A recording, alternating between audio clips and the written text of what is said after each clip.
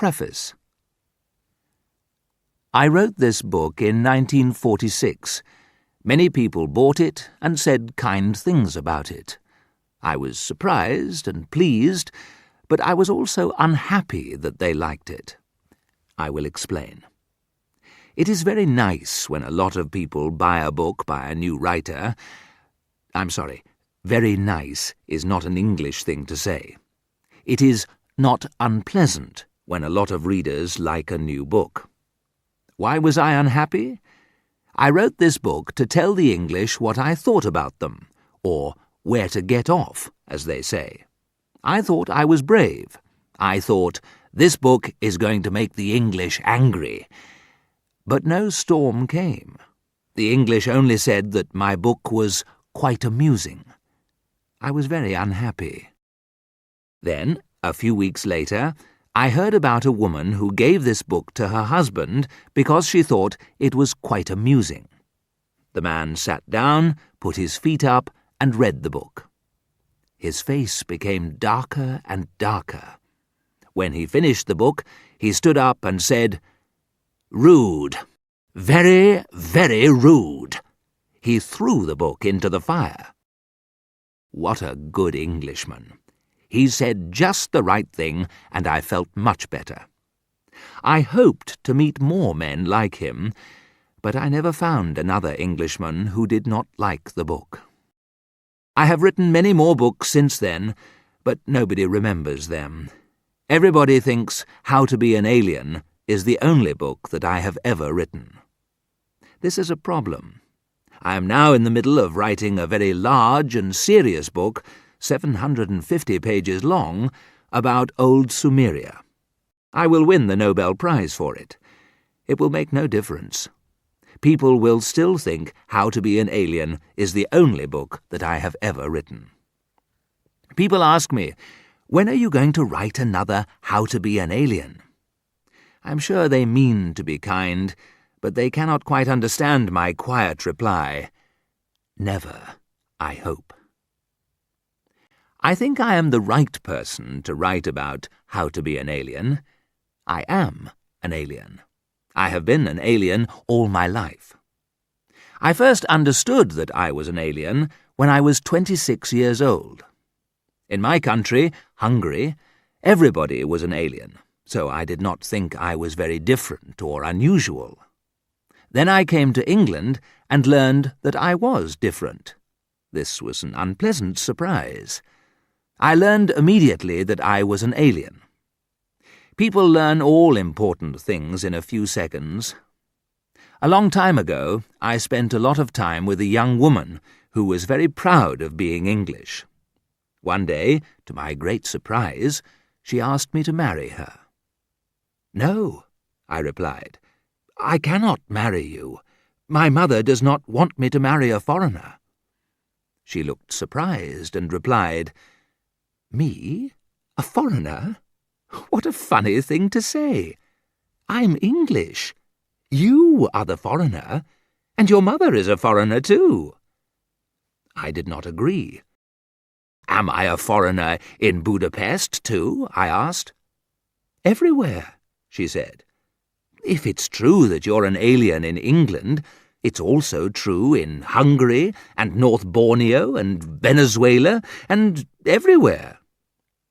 She was right, of course, and I was quite unhappy about it. There is no way out of it. Other people can change. A criminal can perhaps change his ways and become a better person, but a foreigner cannot change. A foreigner is always a foreigner. He can become British, perhaps. He can never become truly English.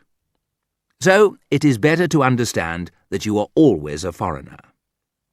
Maybe some English people will forgive you. They will be polite to you. They will ask you into their homes, and they will be kind to you. The English keep dogs and cats, and they are happy to keep a few foreigners too. This book offers you some rules about being an alien in England. Study them carefully. They will help you to be more like the English. If you are like the English, they think you are funny. If you are not like them, they think you are even funnier. 1. How to be an alien.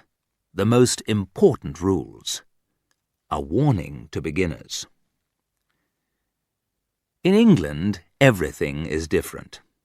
You must understand that when people say England, they sometimes mean Great Britain, England, Scotland and Wales, sometimes the United Kingdom, England, Scotland, Wales and Northern Ireland, sometimes the British Isles, England, Scotland, Wales, Northern Ireland and the Republic of Ireland, but never just England. On Sundays in Europe, the poorest person wears his best clothes and the life of the country becomes happy, bright and colourful. On Sundays in England, the richest people wear their oldest clothes and the country becomes dark and sad. In Europe, nobody talks about the weather. In England, you have to say, "Nice day, isn't it?" about 200 times every day, or people think you're a bit boring. In Europe, you get Sunday newspapers on Monday. In England, a strange country, you get Sunday newspapers on Sunday. On a European bus, the driver uses the bell if he wants to drive on past a bus stop without stopping. In England, you use the bell when you want the bus to stop. In Europe, people like their cats, but in England, they love their cats more than their family. In Europe, people eat good food. In England, people think that good manners at the table are more important than the food you get to eat. The English eat bad food, but they say it tastes good. In Europe, important people speak loudly and clearly. In England, they learn to speak slowly and quietly so you cannot understand them. In Europe, clever people show that they are clever by talking about Aristotle, Horace and Montaigne. In England, only stupid people try to show how clever they are. The only people who talk about Latin and Greek writers are those who have not read them. In Europe, almost every country, big or small, fights wars to show they are the best. The English fight wars against those people who think they are the best. The English already know which country is really the best. Europeans cry and quickly get angry. Instead of this, the English just laugh quietly at their problems. In Europe, people are either honest with you or they lie to you. In England, people almost never lie, but they are almost never quite honest with you either. Many Europeans think that life is a game. The English think cricket is a game. Introduction. This part of the book tells you how to introduce people to other people. Most importantly, when you introduce strangers, do not say their name so that the other person is able to hear it. Usually this is not a problem because nobody can understand your accent. If somebody introduces you to a stranger, there are 2 important rules to follow. 1. If he puts out his hand to shake yours, do not take it. Smile and wait. When he stops trying to shake your hand, try to shake his. Repeat this game all afternoon or evening. Quite possibly, this will be the most amusing part of your afternoon or evening. 2. The introductions are finished and your new friend asks if you are well. How do you do? But do not forget, he does not really want to know. To him, it does not matter if you are well or if you are dying of a terrible illness. Do not answer. Your conversation will be like this. He. How do you do? You. Quite good health. Not sleeping very well. Left foot hurts a bit. 1 or 2 stomach problems. A conversation like this is un-English and unforgivable. When you meet somebody, never say, "Pleased to meet you." English people think this is very rude. And one other thing. Do not call foreign lawyers, teachers, doctors, dentists, or shopkeepers doctor. Everybody knows that the little word doctor means that you are a Central European. It is not a good thing to be a Central European in England, so you do not want people to remember. The weather. This is the most important subject in the land. In Europe, people say, "He is the type of person who talks about the weather," to show that somebody is very boring. In England, the weather is always an interesting, exciting subject, and you must be good at talking about it. Examples for conversation. For good weather. Nice day, isn't it? Isn't it beautiful? The sun, isn't it wonderful? Yes, wonderful, isn't it? It's so nice and hot. I think it's so nice when it's hot, isn't it? I really love it, don't you? For bad weather. Terrible day, isn't it? Isn't it unpleasant? The rain. I don't like the rain. Just think, a day like this in July. It rains in the morning, then a bit of sun, and then rain, rain, rain all day. I remember the same July day in 1936. Yes, I remember too. Or was it 1928? Yes, it was. Or in 1939? Yes, that's right. Now look at the last few sentences of this conversation. You can see a very important rule. You must always agree with other people when you talk about the weather. If it is raining and snowing, and the wind is knocking down trees, and someone says, "Nice day, isn't it?" answer immediately, "Isn't it wonderful?" Learn these conversations by heart. You can use them again and again. If you repeat these conversations every day for the rest of your life, it is possible that people will think you are clever, polite, and amusing. Listen to the weather reports on the radio, and you will hear different weather reports for different people. There is always a different report for farmers. For example, you hear, "Tomorrow it will be cloudy and cold. There will be a lot of rain." Then, immediately after this, you hear, "Weather report for farmers. It will be bright and warm, and there will be a lot of sunshine." Farmers do important work for the country, so they need better weather, you see. Often the radio tells you that it is a nice day, but then you look outside and see that it is raining or snowing. Sometimes the radio says it is a rainy day, and you see that the sun is shining brightly. This is not because the weather people have made a mistake. It is because they have reported the right weather as they want it to be. But then some troublesome weather from another part of the world moves in across Britain and changes the weather picture. If British weather has to mix with foreign weather, things are not looking very good. Soul. Not quite saying what you mean. Foreigners have souls. The English do not have souls. In Europe, you find many people who look sad.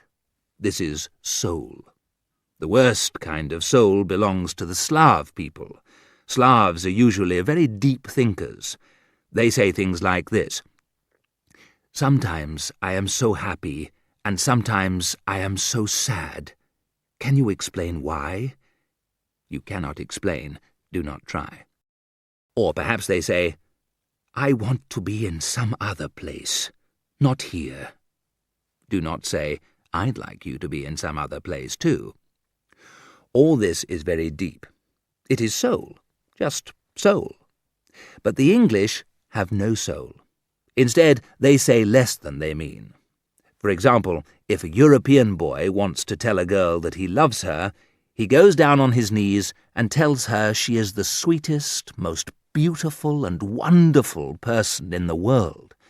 She has something in her, something special, and he cannot live one more minute without her. Sometimes, to make all this quite clear, he shoots himself. This happens every day in European countries where people have soul. In England, the boy puts his hand on the girl's shoulder and says quietly, "You're all right, you know." If he really loves her, he says, "I really quite like you, in fact." If he wants to marry a girl, he says, "I say, would you—" If he wants to sleep with her, "I say, shall we—" Tea. Tea was once a good drink. With lemon and sugar it tastes very pleasant. But then the British decided to put cold milk and no sugar into it. They made it colourless and tasteless. In the hands of the English, tea became an unpleasant drink, like dirty water, but they still call it tea. Tea is the most important drink in Great Britain and Ireland. You must never say, "I do not want a cup of tea," or people will think that you are very strange and very foreign. In an English home, you get a cup of tea at 5 o'clock in the morning, when you are still trying to sleep. If your friend brings you a cup of tea and you wake from your sweetest morning sleep, you must not say, "I think you are most unkind to wake me up, and I'd like to shoot you." You must smile your best 5 o'clock smile and say, "Thank you so much. I do love a cup of tea at this time of the morning." When your friend leaves the room, you can throw the tea down the toilet. Then you have tea for breakfast. You have tea at 11 o'clock in the morning, then after lunch, then you have tea at tea time, about 4 o'clock in the afternoon, then after supper, and again at 11 o'clock at night. You must drink more cups of tea if the weather is hot, if it is cold, if you are tired, if anybody thinks you are tired, if you are afraid, before you go out, if you are out, if you just have returned home, if you want a cup, if you do not want a cup, if you have not had a cup for some time, if you have just had a cup. You must not follow my example. I sleep at 5 o'clock in the morning. I have coffee for breakfast. I drink black coffee again and again during the day. I drink strange and unusual teas with no milk at tea time. I have these funny foreign ways, and my poor wife, who was once a good Englishwoman, now has them too, I'm sorry to say. Sex. European men and women have sex lives. English men and women have hot water bottles. The language. When I arrived in England, I thought that I knew English. After I'd been here an hour, I realized I did not understand one word. In my first week, I learned a little of the language, but after 7 years, I knew that I could never use it really well. This is sad, but nobody speaks English perfectly. Remember that those 500 words the ordinary Englishman uses most are not all the words in the language. You can learn another 500, and another 5,000, and another 50,000 words after that, and you will still find another 50,000 you have never heard of. Nobody has heard of them. If you live in England for a long time, you will be very surprised to find that the word nice is not the only adjective in the English language. For the first 3 years, you do not need to learn or use any other adjectives.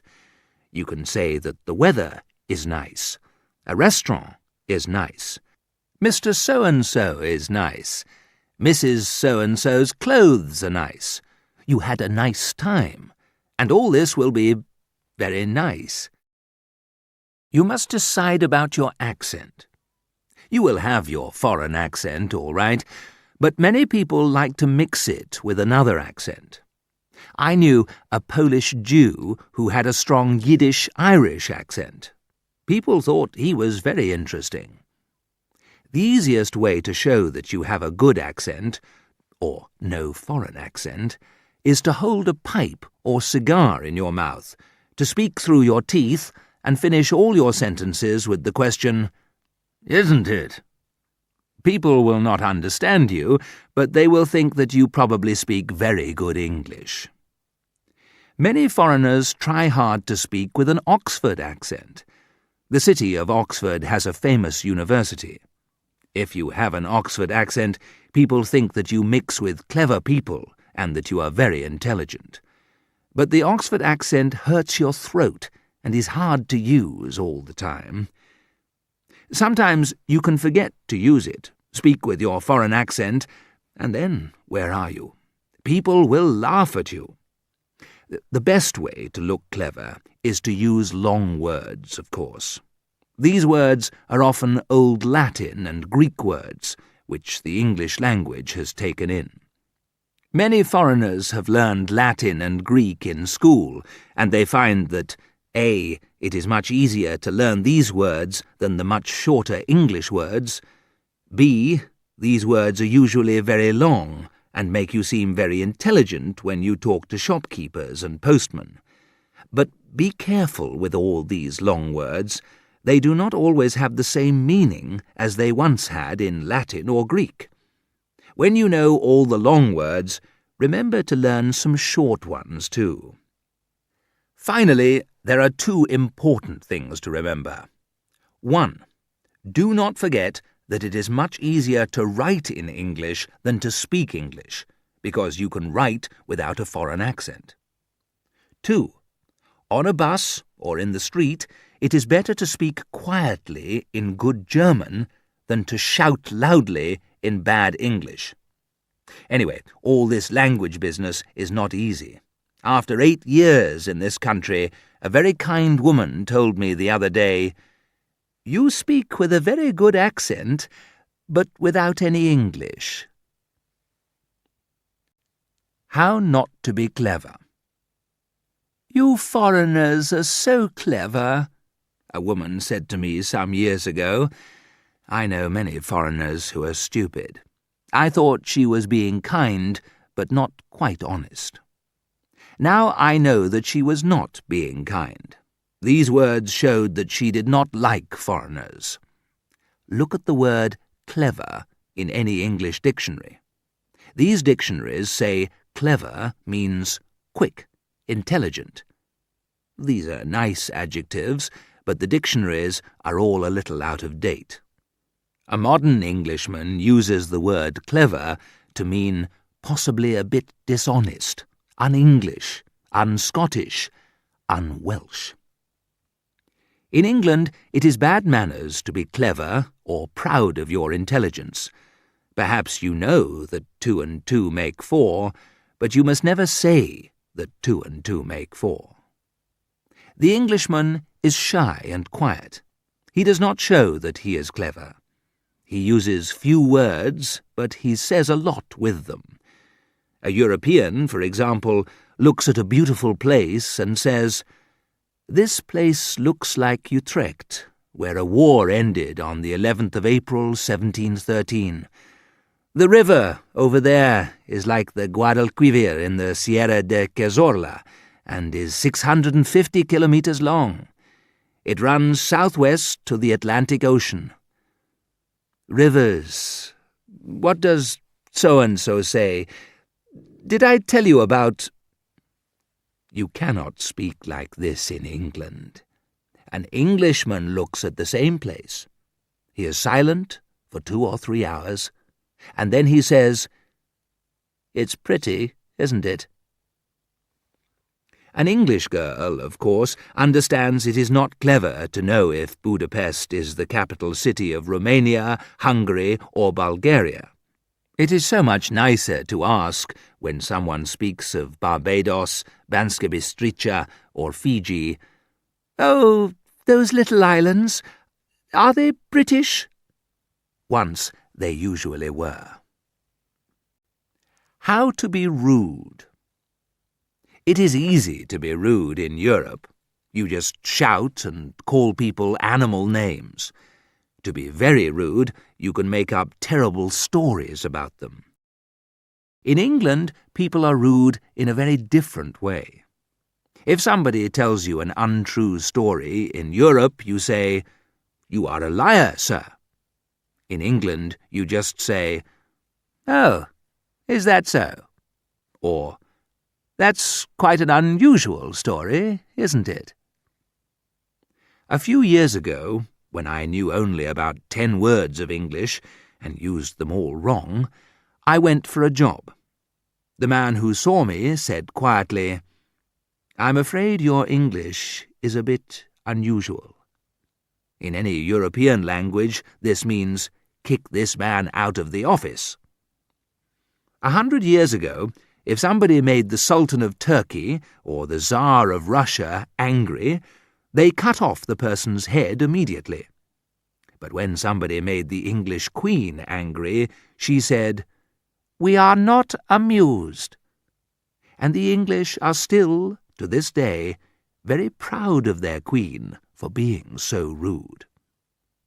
Terribly rude things to say are, "I'm afraid that," "How strange that," and "I'm sorry, but..." You must look very serious when you say these things. It is true that sometimes you hear people shout, "Get out of here!" or "Shut your big mouth!" or "Dirty pig!" etc. This is very un-English. Foreigners who lived in England hundreds of years ago probably introduced these things to the English language. How to compromise. For the British, compromise is very important. Compromise means that you bring together everything that is bad. For example, English people agree to go to a party, but then do not speak to anyone. In an English house, you can see that the English compromise. It is all right for their houses to have walls and a roof, but they must be as cold inside as the garden outside. It is all right to have a fire in an English home, but if you sit in front of it, your face is hot, but your back is cold. It is a compromise. It answers the problem of how to burn and catch a cold at the same time. In an English pub, you can have a drink at 5 minutes after 6, but you cannot have a drink at 5 minutes before 6. This is a compromise. To drink too much between 3 o'clock and 6 o'clock in the afternoon, you must stay at home. The English language is a compromise between sensible, easy words and words which nobody understands. A visit to the cinema is a compromise. You must queue uncomfortably for 3 hours to get inside the cinema so that you can be comfortable for 1 hour during the film. English weather is a compromise between rain and snow. In fact, almost everything about life in England is a compromise. How to be a hypocrite. If you want to be really and truly British, you must become a hypocrite. Now, how do you become a hypocrite? As some people say, an example explains things best. I'll try this way. I was having a drink with an English friend in a pub. We were sitting on high chairs near the bar, when suddenly there was a fight and some shooting in the street. I was truly and honestly frightened. A few seconds later, I looked for my friend, but I couldn't see him anywhere. At last, I saw that he was lying on the floor. When he realized we were safe in the pub, he stood up. He turned to me and smiled. "Good God," he said. "You were frightened. You didn't even move." Small pleasures. It is important to learn to enjoy small pleasures because that is terribly English. All serious Englishmen play cricket and other games. During the war, the French thought the English were childish because they played football and children's games when they were not fighting. Boring and important foreigners cannot understand these small pleasures. They ask, why do important men in the British government stand up and sing children's songs? Why do serious businessmen play with children's trains while their children sit in the next room learning their lessons? Why, more than anything else, do grown-up people want to hit a little ball into a small hole? This is a very popular sport in England. Why are the great men in government who saved England in the war only called quite good men? Foreigners want to know, why do English people sing when nobody is in the room? If somebody is in the room, the English will stay silent for months. Favourite things. In England, people do not often get excited. They do not enjoy many things, but they love to queue. In Europe, if people are waiting at a bus stop, they look bored and half asleep. When the bus arrives, they fight to get on it. Most of them leave on the bus, and some are very lucky and leave in an ambulance. One Englishman waits at a bus stop, and even if there are no other people there, he starts a queue. The biggest and best queues are in front of cinemas. These queues have large cards that say, "Queue here for 4 shillings and 6pence. Queue here for 9 shillings and 3pence. Queue here for 16 shillings and 8pence. Nobody goes to a cinema if it does not have cards telling customers to queue. At weekends, an Englishman queues up at the bus stop, travels out to Richmond, queues up for a boat, then queues up for tea, then queues up for ice cream, then queues up some more, because it is fun, then queues up at the bus stop when he wants to go home. He has a very good time. Many English families spend pleasant evenings at home just by queuing for a few hours. The parents are very sad when the children leave them and queue up to go to bed. Remember, if you go for a walk with a friend in England, don't say a single word for hours. If you go for a walk with your dog, talk to it all the time. 2. How to be an alien, less important rules, and some special examples. A Bloomsbury intellectual. Bloomsbury intellectuals do not want to look like each other, so they all wear the same clothes. Brown trousers, yellow shirt, green and blue jacket. They also like purple shoes. They choose these clothes very carefully to show that they do not think clothes are important. It is terribly important that the BI always has a 3-day beard, because shaving is only for ordinary people. Some BIs think washing is only for ordinary people too. At first, it is quite difficult to shave a 4-day beard so that it looks like a 3-day beard, but with practice, a BI can always have a perfect 3-day beard. To be a Bloomsbury intellectual, you must be rude, because you have to show day and night that the silly little rules of the country are not meant for you. If you find it too difficult to stop being polite, to stop saying hello and how do you do and thank you, etc., then go to a Bloomsbury school for bad manners. There you can learn to be rude. After 2 weeks, you will not feel bad if, on purpose, you stand on the foot of somebody you do not like as you get on the bus. Finally, remember the most important rule. Always be different. Only think and talk about new ideas. This is not difficult. Just think and talk about the same new ideas that other Bloomsbury intellectuals think and talk about. Mayfair Playboy. Put the little word "d" in front of your name. This makes people think that you are important. I knew a man called Leo Rosenberg from Graz who called himself Lionel de Rosenberg, and everyone thought he was an Austrian prince. Understand that the most important thing in life is to have a nice time, go to nice places, and meet nice people. Now, to have a nice time, you must drink too much.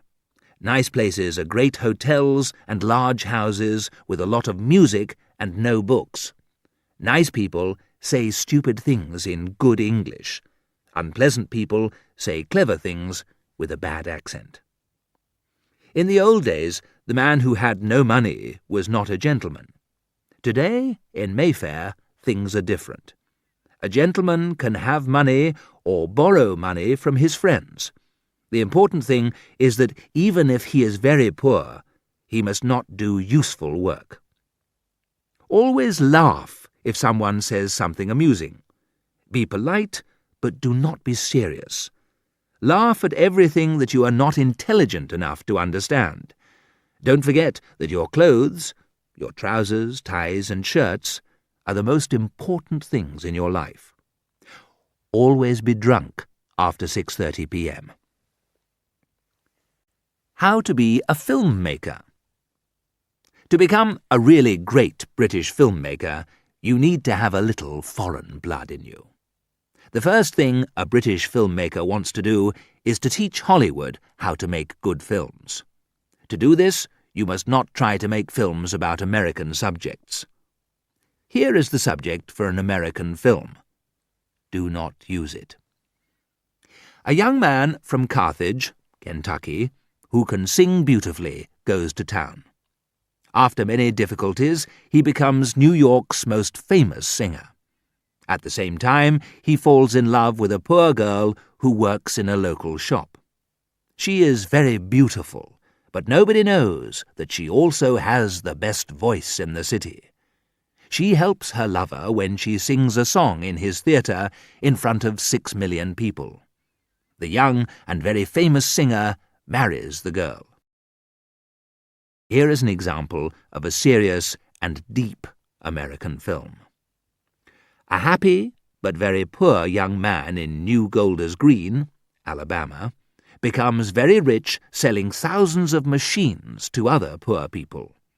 The richer he becomes, the more unhappy he is. Everybody knows that money cannot make you happy. It is better to be poor and have no job. The young man buys 7 big cars and 3 aeroplanes and becomes more unhappy. He builds a large and beautiful house and is very, very unhappy. When the woman he has loved for 15 years finally says she will marry him, he cries for 3 days.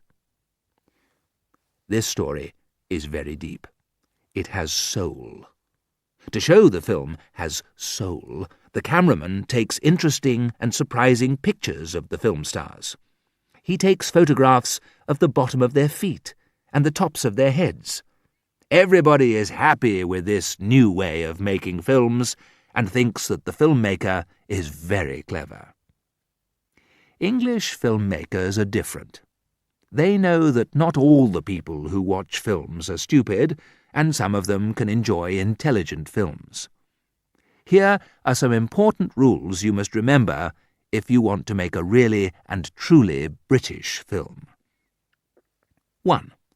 The famous writer, Mr. Noel Coward, says that he met a man who once saw a Cockney. Cockneys are people who were born in the east of London.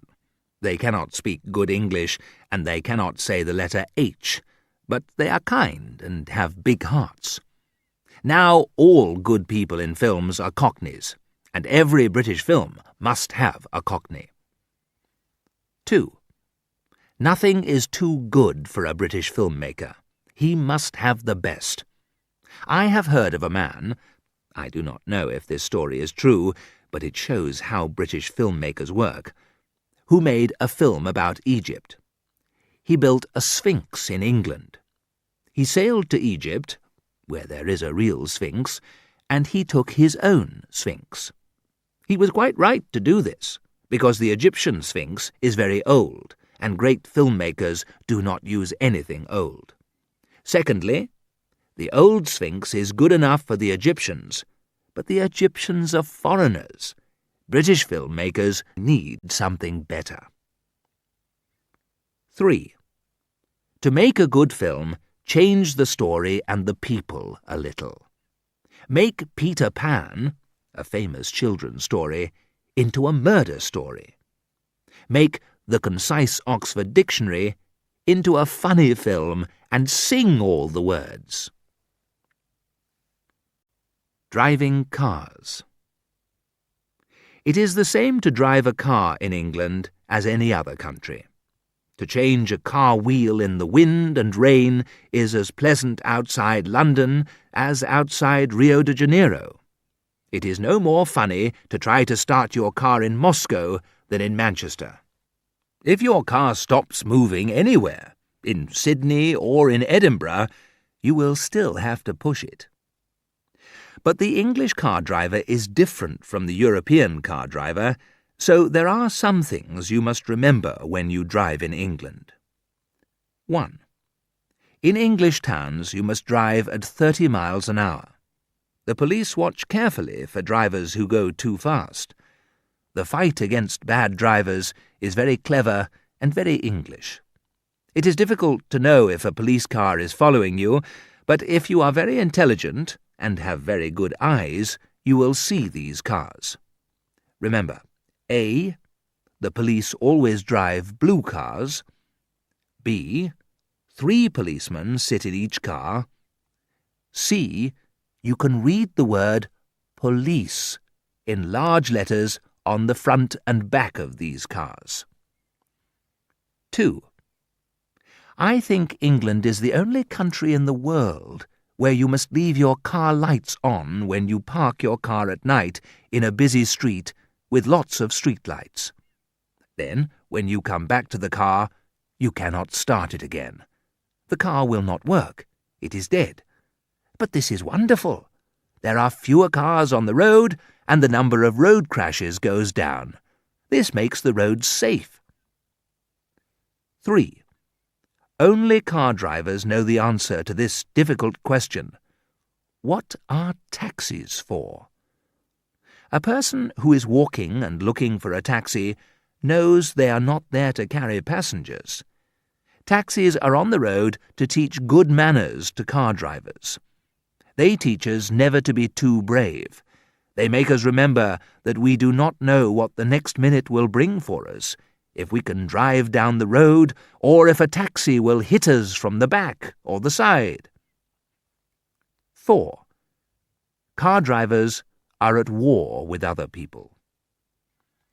If you park your car in the city, the West End of London, or many other places, 2 or 3 policemen will run up and tell you, "You cannot park here. Move along." So, where can you park? The policemen do not know. "Try a place 30 miles down the road near the sea in the village of Minchinhampton," they say.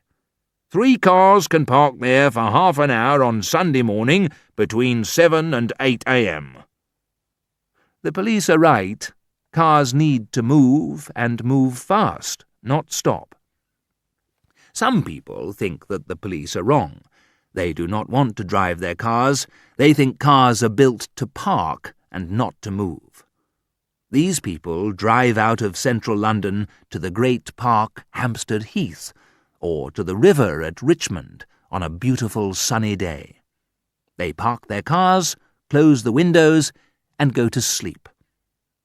They are very uncomfortable, and they sleep badly, of course. It is hot. But they say they are having a nice afternoon's holiday. 3 games for bus drivers. If you become a bus driver in England, play these 3 very amusing games. 1. Drive along the street and suddenly turn right. Don't tell anybody. It is very amusing. Other drivers do not know that you are going to turn right, and they crash into your big bus with their little cars. 2. Drive up to a bus stop. Hide behind a large lorry or another bus. Then, when you get to the bus stop, do not stop, but drive away fast. It is very amusing to see the faces of the people who wanted to get on your bus. They are angry. They will have to wait all day for another bus. 3. If you stop the bus at a bus stop, drive away again quickly and suddenly. If you are lucky, people will try to get on your bus, and they will fall off when you drive away. It is very amusing for the driver to see these people fall off the bus. Sometimes people fall down and get dirty, or sometimes they break their leg, and they always get angry. Some people are very boring. They won't laugh at anything. How to plan a town. The English like to be uncomfortable. They think that this makes them strong. Only weak people from Europe live in comfortable, pleasant towns. People who build English towns want to make everything difficult. In Europe, doctors, lawyers, and people who sell books have their houses and shops together in different parts of the town, so you can always find a good, or a bad but expensive, doctor anywhere. In England, your address is important. In London, all the doctors live and work in Harley Street. All the lawyers are in Lincoln's Inn Fields, and all the booksellers are in the Charing Cross Road. The newspaper offices are all in Fleet Street. The people who make men's clothes are all in Savile Row, and the car salesmen are in Great Portland Street.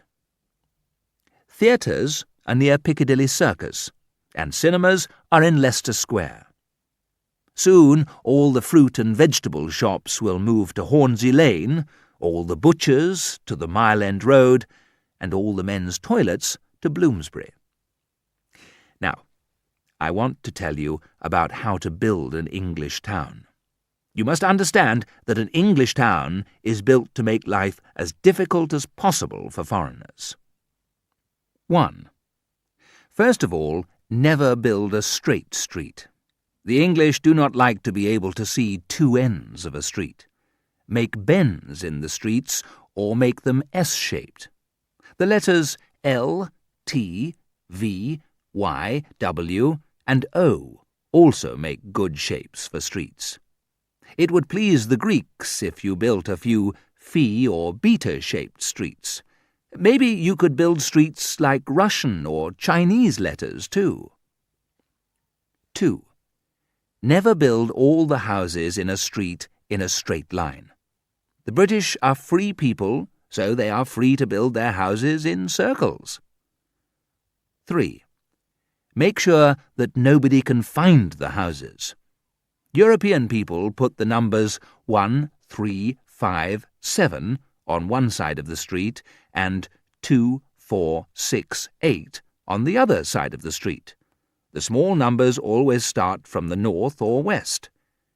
In England, they start the numbers at one end of the street, then suddenly stop and continue the numbers on the opposite side, going back the other way. You can leave out some numbers, and you can continue the numbers in a side street. You can also give the same number to 2 or 3 houses. And you can do more. Many people do not have numbers on their houses. Instead, they give their houses names. It is very amusing to go to a street with 350 houses and to look for a house called The House. Or you can visit a house called Orange Tree House and find that there are 3 apple trees in the garden. 4. If the road bends, give a different name to the second part of it, but if it bends a lot, so it is really 2 different streets, you can keep the same name. If the street is long and straight, give it many different names. High Holborn, New Oxford Street, Bayswater Road, Notting Hill Gate, Holland Park, etc. 5. Some clever foreigners will find the street that they want, so make it harder for them. Call the street by another name. Don't just call it a street, call it a road, way, park, garden, etc. Now try this. A. Put all the streets with the same name in the same part of town. Belsize Park, Belsize Street, Belsize Gardens, Belsize Way, etc. B. Put a number of streets with the same name in different parts of the town. If you have 20 Prince's Squares and 20 Warwick Roads, nobody will be able to find the right place. 6. Paint the street name in large letters on a piece of wood. Hide this piece of wood carefully. Put it very high on the wall, or very low behind the flowers in someone's garden, or in a shadow, anywhere where people cannot see it. Even better, take the street name to your bank and ask the bank to keep it for you. If you don't, somebody will find out where they are. 7. To really worry foreigners, make 4 streets into squares like this. See the picture at the top of page 32. In this way, it is possible to build a street which has 2 different names, one name for each side of it. Civil servants. English civil servants are very different from European civil servants. In Europe, but not in Scandinavian countries, civil servants seem to think that they are soldiers. They shout and give you orders. When they speak, you hear the sound of guns. They cannot lose wars, so they lose their papers instead. They think the most important thing in the world is to make more jobs for more civil servants. A few difficult people, who are not civil servants, make life hard for them. They ask too many questions, or they have terrible problems. European civil servants know what to do to these difficult people. They make them wait in cold and dirty waiting rooms. They make them stand up all the time, and they shout at them in a rude way. If a difficult person asks for something, the civil servant always smiles happily and says no. Sometimes European civil servants play this clever little game. A difficult person goes to a civil servant's office on the 3rd floor and asks a question. "I don't know," the civil servant says. "Go and ask the civil servant in the office on the 5th floor." The difficult person goes to the office on the 5th floor and asks the question again. "I don't know," the civil servant on the 5th floor says. "Go to the office on the 2nd floor." The difficult person goes to the office on the 2nd floor and asks the question again. "Go to the 3rd floor," the civil servant on the 2nd floor says. So the difficult person goes back to the office on the 3rd floor and speaks to the same civil servant in the same office again. "But I told you to go to the 5th floor," the first civil servant shouts. The difficult person goes to the 5th floor, and another civil servant sends him back to the 2nd floor, round and round and round. European civil servants play this game all day until the difficult person is tired and goes home, or goes mad, and asks someone to take him to a hospital for mad people. If this happens, the civil servant says, "Not here! Go to the office on the 2nd floor." Soon the difficult person does not want to go to hospital and goes home. But in England, civil servants are different. They do not think that they are soldiers, they think that they are businessmen. They are polite and kind and always smile and say yes when somebody asks a question. So everybody leaves British civil servants in their offices, and they are able to spend all day quietly reading murder stories. Why, you ask, do difficult people in Britain leave British civil servants in their offices without asking them to do any work? I will tell you. 1. British civil servants write and speak a language that nobody understands. 2. Civil servants never decide anything. They say that they will think about something, or think about it again. 3. You can never find a British civil servant. Their job is to help people, but if you try to find a civil servant, in fact, he is never there. He is out on business. He is out for lunch. He is somewhere having tea, or he is just out. Some civil servants are clever. They go for tea before they come back from lunch. British civil servants are always polite. Before the war, British civil servants ordered an alien to leave the country. He asked to stay a few more weeks, but they told him no, he had to leave. He stayed, and a short time later he got this letter. Dear Sir, we are very sorry to tell you that the government has looked through all your papers again and has decided that you cannot stay in this country. We are terribly sorry to tell you that you must leave in the next 24 hours. If you do not, we will have to make you leave. Your servant, XXX. In Europe, rich and important people have friends, cousins, and brothers that they know who are civil servants and who help them to get everything that they want. In England, if your friends and family are civil servants, they do nothing for you. This is the beautiful thing about England. British newspapers. The fact. There was some trouble on the Pacific island of Charamac. A group of 10 English and 2 American soldiers went to the island with Captain RLATW Tilbury.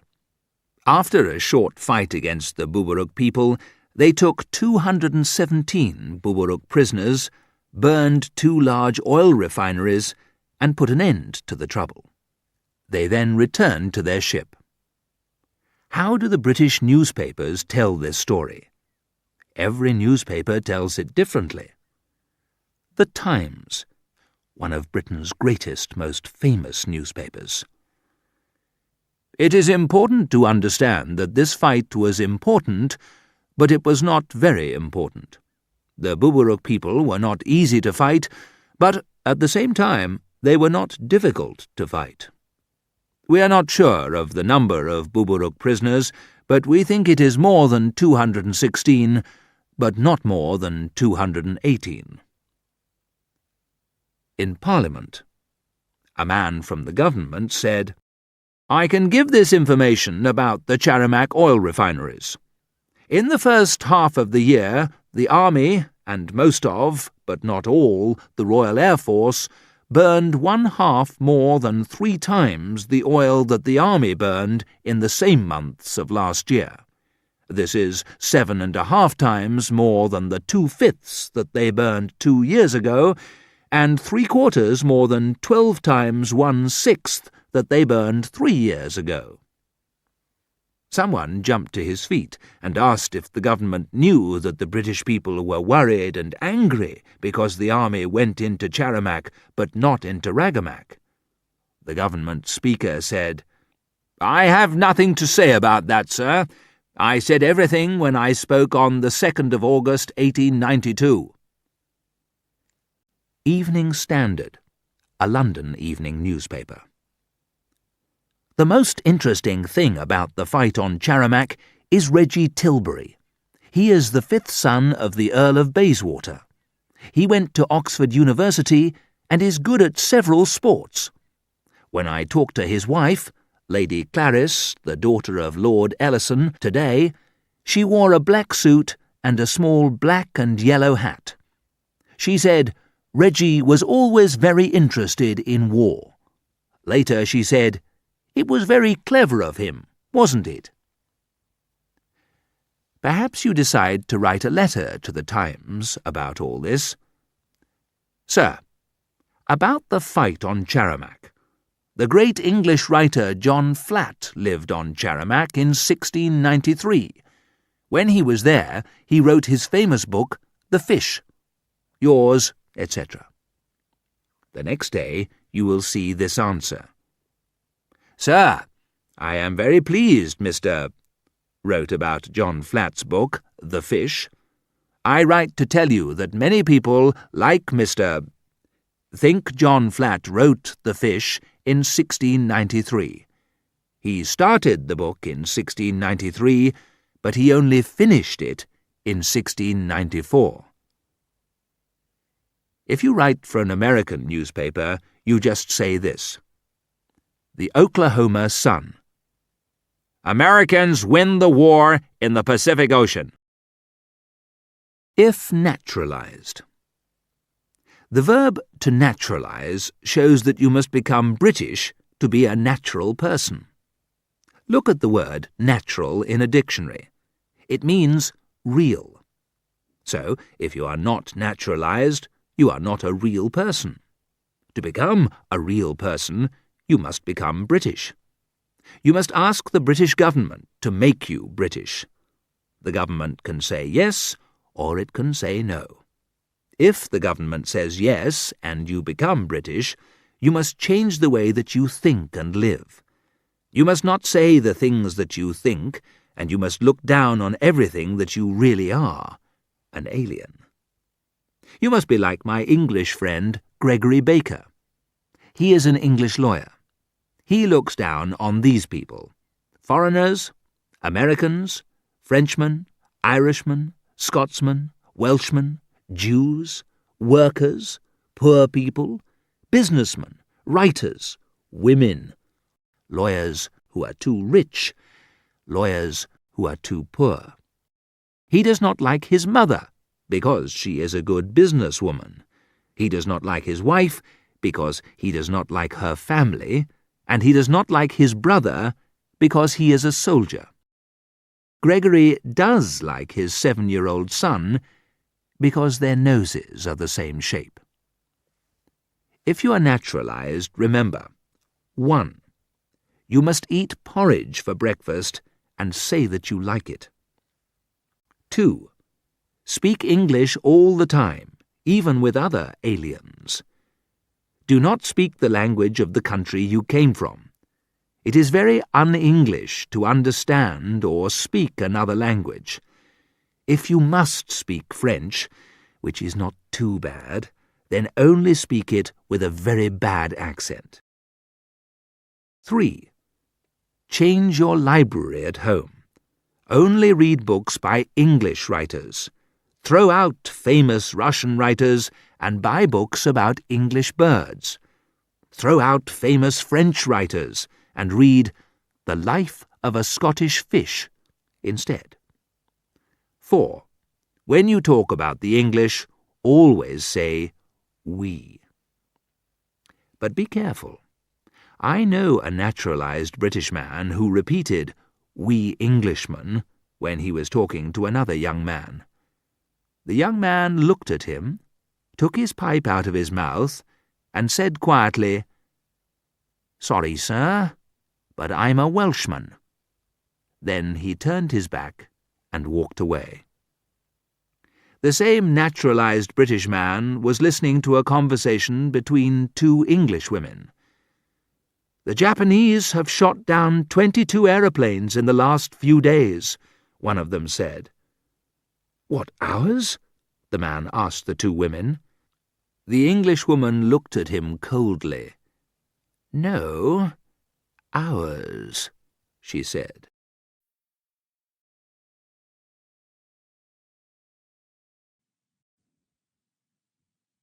How to be inimitable. Coming of age in England. Coming of age. It was 21 years ago that England and I first set foot on each other. I came for a fortnight. I have stayed ever since. As a man, I am in my 40s. As an inhabitant of Britain, I am just 21. I was only 7 when my first child was born. I have come of age, which is more than England can boast of. In these past 21 years, England has gained me and lost an empire. The net gain was small. I used to pronounce my name Mikash, but nowadays most people say Mikes, to rhyme with likes. The Empire now pronounces its name Commonwealth, to rhyme with nothing at all. Many things have changed in the last 2 decades. The Britain of 1960 is vastly different from the Britain of 1938, and even from the Britain of 1946, when I first published my impressions of this country under the title How to Be an Alien. The time has come, I feel, to revisit England. When I first came here, Englishmen were slim and taciturn, while today they are slim and taciturn. Then they were grunting and inscrutable. Today they are grunting and inscrutable. Then they were honest, likeable, but not too quick on the uptake. Today they are honest, likeable, but no quicker on the uptake. Then they kept discussing the weather, rather dully. Today they keep discussing the weather, much more dully. Then their main interests were cricket, horses, and dogs, while today their main interests are dogs, horses, and cricket. Then the main newspaper topics were sex, crime, and money, while today it is money, money, money, and crime, with a little sex somewhat perfunctorily thrown in. Then Britain was being inundated by blooming foreigners, and she did not like it. Blooming is a euphemism for bloody, a word you should never use. Today, foreigners are called visitors, tourists, and other fancy names, and in extreme emergency, when shortage of foreign currency is too pressing, even distinguished Europeans. We must all exercise the greatest care, because the resemblance between a distinguished European and a bloody foreigner is most misleading. Then Britons travelled to the continent, drank tea with milk in Paris, ate roast beef and Yorkshire pudding in Monte Carlo, kept to one another's company everywhere, and were proud of their insularity. Today they drink tea with milk in Paris, eat roast beef with Yorkshire pudding in Monte Carlo, keep to one another's company everywhere, and are proud of how cosmopolitan they have become. In those happy days, Munich crisis or no Munich crisis, no one really knew where Czechoslovakia was. The problem was too small. Today we have the bomb of Damocles hanging over our heads, but nobody cares. The problem is too big. In those days, reaching for the moon was still a metaphor and not a short-term program. The idle rich was still the rentier and not the boilermaker on strike. We had no espresso bars and no rock and roll. Then the fashion was to look forward with dismay and not to look back in anger. After the war, it seemed that we would hardly survive the blow of victory. Nonetheless, today we are nearly as well off as the Germans themselves. We tell each other confidently that we've never had it so good, but what we really mean is that we are all right, Jack. Oh yes, if you want to be a modern Briton, a Briton of the 60s, you have to follow an entirely new set of rules. Here they follow. Part 1. New English. How to be prosperous. If you want to be a modern Briton, you must be prosperous or, preferably, rich. Richness has this in common with justice, that it is not enough to be rich, you must also manifestly appear to be rich. The English, however, are a basically modest race, so you cannot just show off. In fact, you must hide your richness in an ostentatious, pseudo-modest manner, as if you were really poor. The greatest advantage of this being that you may, in fact, be really as poor as you like. A short while back it was much more difficult to be rich, but as riches were then quite out of fashion, indeed rather vulgar, this did not matter. A few years ago a Rolls-Royce or a Bentley was a must, and to have a palatial residence was advisable. Today, only the get-rich-quick businessmen, the vulgar commercial barons, and the lower layer of television comedians buy new Rollses and Bentleys.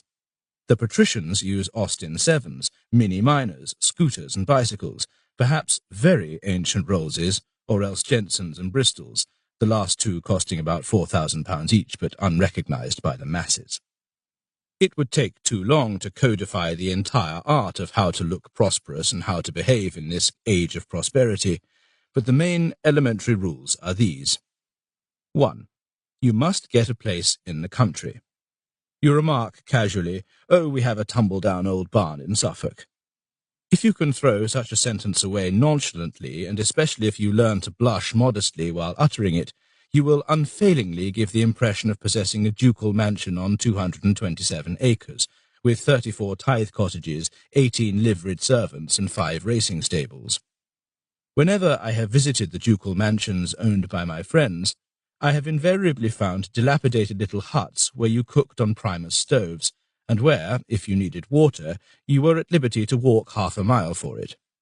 You were allowed, however, to call half a mile 4 furlongs, which sounds incomparably superior. 2. You must become amphibious and get hold of a watercraft of some sort. Here again you must refer to my little launch or even dinghy with an air as though she were a yacht to put Onassis to shame. But a launch or a second-hand rubber dinghy or any superannuated rowing boat will do fine. And it is a good idea to appear at the office, especially on Monday morning, in a dark blue blazer with shiny metal buttons, in a nautical cap instead of a bowler, and to carry in a leisurely manner and with an air of absent-mindedness a sextant, an anchor, and a propeller. 3. You must choose your friends with the greatest possible care. Titles are out of fashion. If you have one, keep it under your hat and in cold storage. It may come in useful again in the future. Dukes, nowadays, are not called Your Grace, but Bobby and Reggie. Archbishops are called Archbish, and second daughters of earls are spoken to as if they were ordinary human beings. Ex and would-be debutantes are only of use if they work in publishing houses. The most sought-after people are Greeks, as there is a notion afloat that every Greek is a millionaire. Italian models, female, are also very popular. Swedes, male, are in order, if tall and very sad. Persians and foreign princes might be used in an emergency. 4. If you happen to be a butcher or a lorry driver, you will be helped along the way of prosperity by periodical wins of £225,000 on the football pools. It is de rigueur on such occasions to declare that your win will not make the slightest difference to your way of life. After all, what does $250,000 matter if you already have a washing machine and a television set? And you would not dream of giving up your £7.10 a week job. 5. Finally, in this age of prosperity, you simply must play the stock exchange. You have to learn a few new expressions for the occasion, such as stock and day of settlement and consideration and unit trust. You must remember that your stockbroker will call the market easy when it is very difficult. When reading the financial columns, you must bear in mind that when the journalist says that steels shine today, he is using the one and only joke permitted to a poor city editor, and you'd better smile. Otherwise, the very simple basic idea is that you buy shares rather cheaply, wait until they go up and up and up, then sell them. It is no good to buy shares, I beg your pardon, I mean stock, at a high price and wait until they go down and down and down. I personally do not play the stock exchange because it is immoral. I lend my money, most morally, to my bank. Let them play with it and make 120% profit for themselves and pay me 2% fixed interest, out of which I can pay income tax and feel a virtuous and useful member of the community. On trying to remain poor. It is much more difficult to try and remain poor. Indeed, one has to ask oneself, is it worthwhile? Let's face it, the joy has gone out of poverty. It was soon after the war that the suddenly impoverished classes gained much in prestige. These new poor were loud and boastful, real nouveaux pauvres. There was no end to their swaggering about, claiming how poor they were. As soon as you suggested a coach trip to Hitchin, or just the idea of buying a chocolate ice cream, their eyes gleamed with pleasure, and they told you with glittering pride, "We can't afford it." Their poverty was as ostentatious and vulgar as a gold-plated Daimler with leopard skin upholstery would be at the other pole of the financial globe. But while the display of commercial riches was vieux jeu, the new poor were, at least, a new social phenomenon. Not being able to afford anything made them happy. Jeering at other people's pleasures cheered them up no end. Their eyes and their trousers shone with pride. Then the prosperity of the early 50s descended on us and ruined it all. It took the poor unawares and disorganized their legions. For a year or two they accepted prosperity with a sigh. Gone were the bookkeepers who dressed like bohemians. Every bohemian now dressed like a bookkeeper. Then, a few years after the initial blow, the revolt against respectability broke out. The flag-bearers, the most conspicuous and vociferous avant-garde, were the teddy boys, but they were not alone. Everybody who mattered protested in his own way. Filth, dirty pullovers, and unshaven faces became the fashion once again. Others greeted the convulsions and hoarse groans of graceless teenagers as a new art. Angry young men spat at the middle classes. Others, again, hurriedly exchanged their antique furniture for new and uncomfortable chairs and sofas. And a few people gave 2 months' holiday to their uniform chauffeurs and went on a hitchhiking tour in France and lived in tents. But there was no getting away from it. That damned prosperity had caught up with all of us. The angry young men went on spitting at the middle classes and made a tidy little fortune on the proceeds.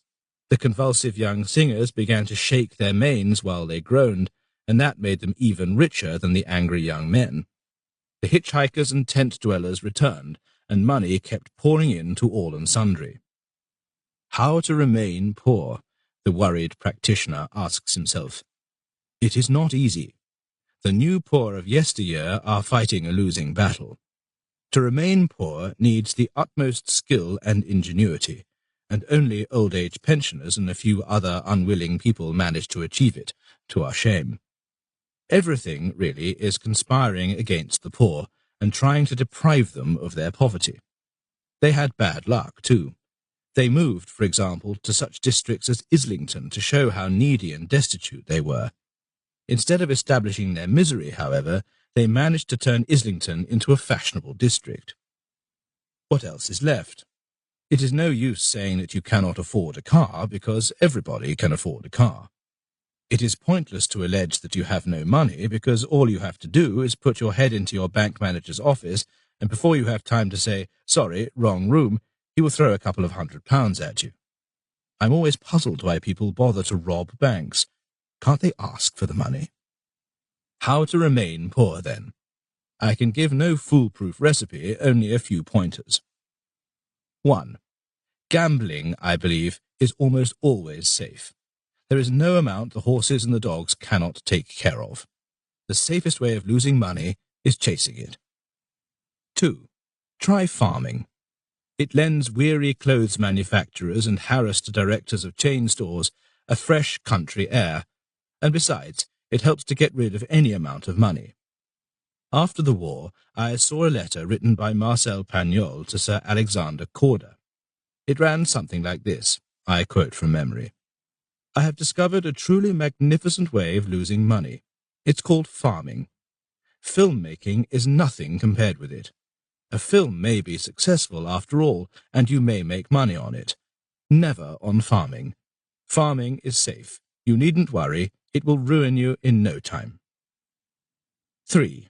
Then there is always the path of dishonesty. I mean, you can always fake poverty, just in order to keep the confidence and affection of your friends. Who can prevent you from going round trying to borrow half a crown while you have quite a decent little nest egg tucked away at home? Being well off, of course, is not your shame, only your misfortune, but some people will not understand this.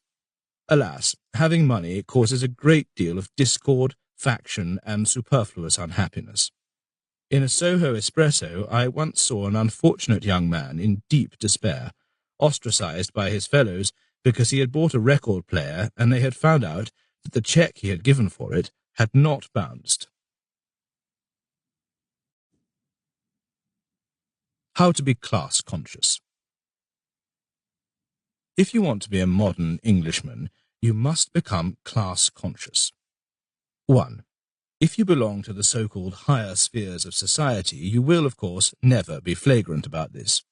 You simply look down, not with a superior, simply with a pitying smile, upon those miserable and ridiculous creatures who do not know the conventions of your world. Nothing can possibly amuse you more than hearing someone address the third son of a marquis in the style due to the second daughter of an earl. I must admit that I still often find these rules confusing. The other day I received an invitation to a party from a friend of mine who is a baronet. The invitation was signed by his wife, RSVP. From my reference books, I sought advice on how to address an envelope to a baronet's second wife. If the daughter of a commoner, I read, then I stopped, picked up the telephone, rang the lady in question, and asked her, "I say, Eileen, are you the daughter of a commoner?" She said, "What the bloody hell do you mean?" I told her, "That will do, you are a commoner, and getting commoner and commoner every day." That solved the problem. Many other problems, however, still remain. One of the most exasperating cases you may come across is a dame of the Order of the British Empire married to a baronet or a peer. Skill, ingenuity, and determination may solve even that. But if you hear of the third daughter of a marchioness married to an archbishop, you should carefully avoid the combination. 2. Another excellent device of the British aristocracy to drive poor foreigners, primarily Americans, crazy is the changing of names. The fact that Lord Upperstone's elder son is called Lord Ipswich, while his younger son is Mr. Hinch, does not mean that they are both bastards. The elder daughter of the noble lord may be the Honourable Mrs. Cynthia Cunliffe Green, and his younger daughter the Honourable Mary Cumberland, just for good measure. And if even that does not drive the poor onlooker raving mad, then the "as he then was" business comes in. You find such passages in Field Marshal's memoirs. I then went to the Viceroy's lodge and asked to see Lord Irwin, as he then was, without delay. I shook Lord Halifax, as he then was not yet, by the hand in the friendliest manner, but spoke to him sternly. "Mr. Wood," I began, as he no longer was, "I've just had a message from Mr. Churchill, as he then was, about Second Lieutenant Birch, as he still is, etc., etc. 3. Should you belong to any other class, except the lower middle, see below, you may boast of your origins constantly. If you come from Bermondsey, or Stockton-on-Tees, or Hartley-Whitney, then you keep repeating that the people of Bermondsey, or Stockton-on-Tees, or Hartley-Whitney, are the finest people in the world. This is just another way of saying that you, too, are one of the finest people in the world, and that you love, respect, and admire yourself. 4. The one class you do not belong to, and are not proud of at all, is the lower middle class. No one ever describes himself as belonging to the lower middle class. Working class, yes. Upper middle class, most certainly. Lower middle class, never. Lower middle class is, indeed, per definitionem, the class to which the majority of the population belongs, with the exception of the few thousand people you know. 5. In the old days, people used to aspire to higher classes. Since the angry young man literature has made its impact, quite a few people assert that they are of lower origin than they in fact are. I am using here the word lower in the worst snobbish sense. The place of the upstart is being taken by the downstart. I know people who secretly visit evening elocution classes in order to pick up a Cockney accent. Others are practising the Wigan brogue, and I know others again who would be deeply ashamed if the general public learnt that their fathers were in fact bookkeepers and not dustmen, village grocers and not swineherds, solicitors and not pickpockets. The new ruling class. The English talk, and talk a great deal, of upper, middle, and working classes. They also talk of upper middle and lower middle classes, and more recently they have started mentioning a top working class, just to fit in between the middle working class and the lower middle class. This, of course, makes them fully conscious of how pitifully inadequate their language is to describe the other 120 clearly defined castes and 413 subcastes of English society. What about the lower middle upper layer of the lower upper middle class? What about the middle middle of the middle middle class? And how can you really clearly distinguish between the upper middle people who by no means qualify yet for the bottom upper? While all this goes on, the English remain staunch believers in equality. Equality is a notion the English have given to humanity. Equality means that you are just as good as the next man, but the next man is not half as good as you are. Slowly, but inescapably, however, the whole structure is being turned upside down. Oh yes, we still have an aristocracy consisting of two main branches. The old families of the peerage, who look down upon the business barons and stock exchange viscounts, who look down upon the ancient peers. But while people still insist on sending their children to a good school, and a good school must not be confused with a school where they teach well, while for a few it is still a serious problem how to address the eldest daughter of a viscount married to an archdeacon, while some people, having obtained firsts in Phoenician history at Cambridge, still expect to become directors of breweries as their birthright, while doctors and barristers are still angry that chartered accountants and actuaries should call themselves professional people, and while the lot of them still believe that professionals do have some prestige left, while all this still goes on, the big businessman takes over the leading role in society, with a firm hand and a quiet smile.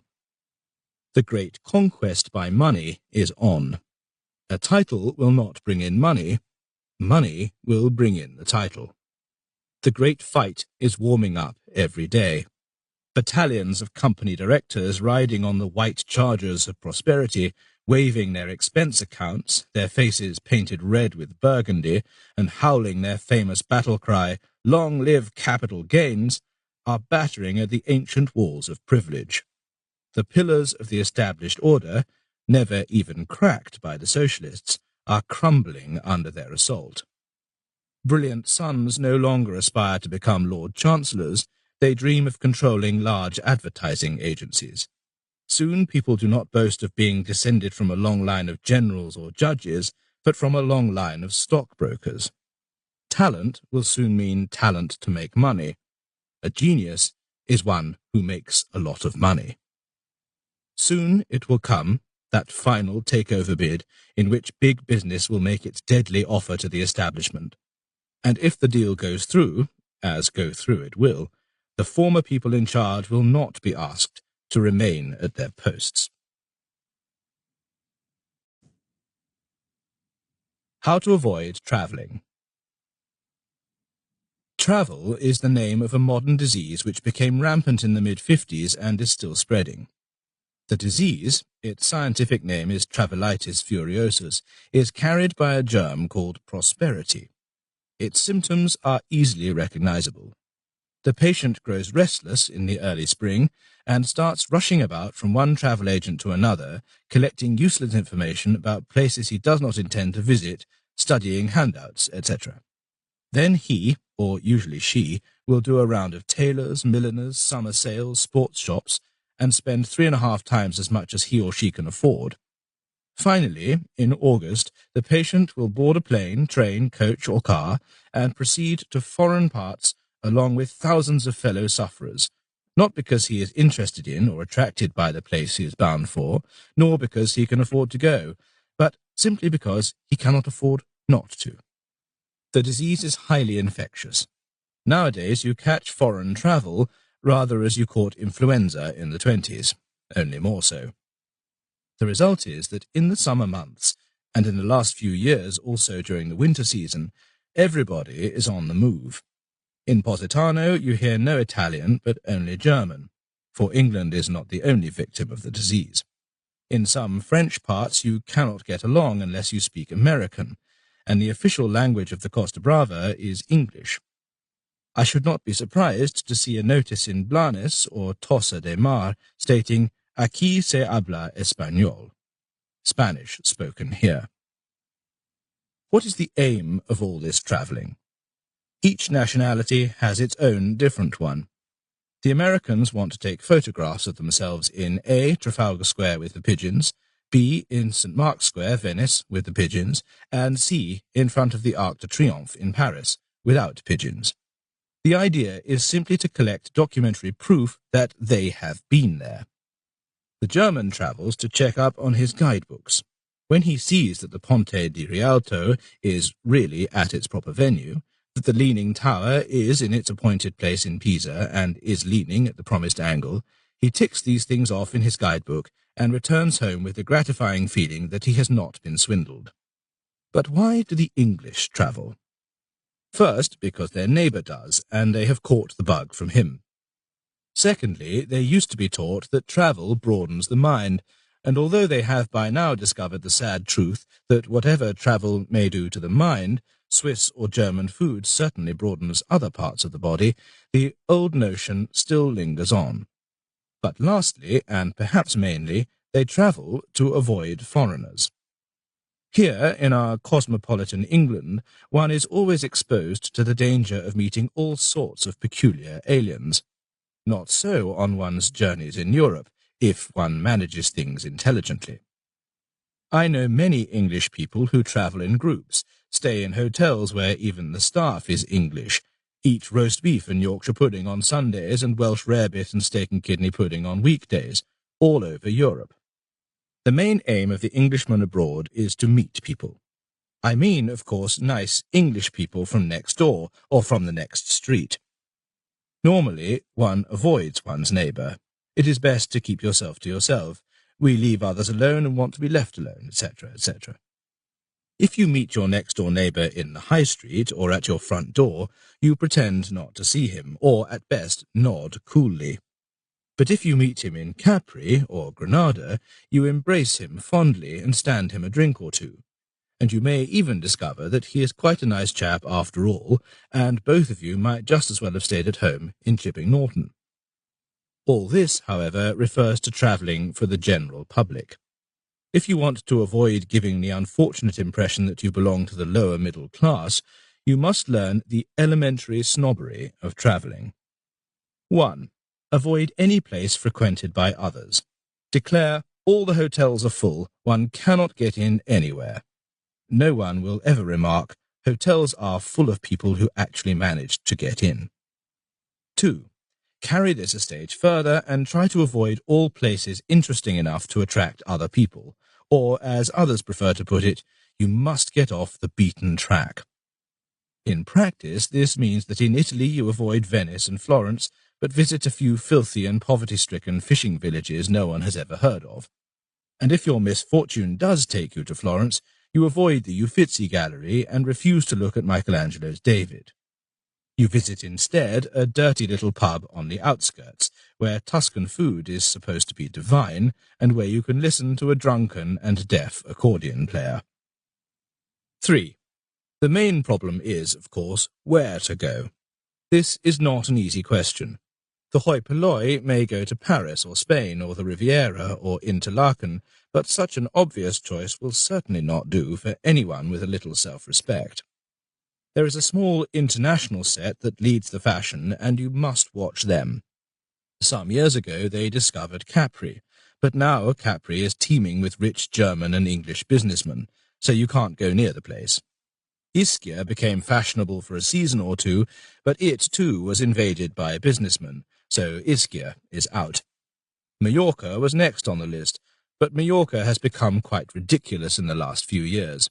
It is now an odd mixture of Munich and Oxford Street, and has nothing to offer, because, needless to say, beauty and sunshine do not count. The neighbouring island of Ibiza reigned till last year, but the businessmen have caught up with Ibiza too, so it will stink by next summer. At the moment, I may recommend Tangier. Rhodes is fairly safe too. The year after that, who knows, Capri may be tried again. Remember, travel is supposed to make you sophisticated. When buying your souvenirs, and later, when most casually, you really must practice how to be casual, you refer to any foreign food, you should speak of these things in the vernacular. Even fried chicken sounds rather romantic when you speak of Bachhendel, and you will score more points by remarking casually, very casually, I repeat, that you went to a little mudkurva kan Medbrings near Copenhagen than by admitting that you went to a place where you ate your own sandwiches and only ordered beer.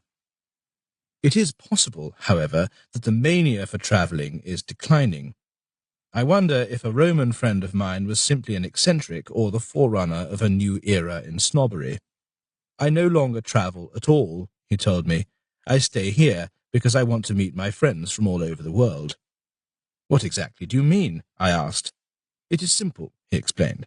Whenever I go to London, my friend Smith is sure to be in Tokyo, and Brown in Sicily. If I go to Paris, Dupont is sure to be in London, and Lebrun in Madagascar or Lyon, and so on. But if I stay in Rome, all my friends are absolutely sure to turn up at one time or another.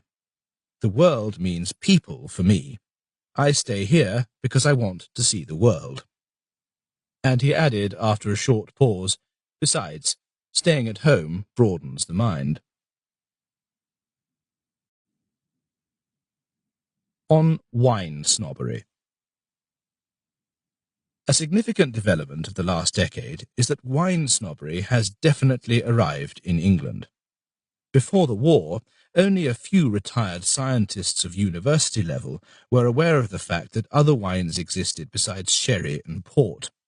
If you had asked, of course you never did, for wine in a pub, the publican would have taken you for a dangerous lunatic and dialed 999.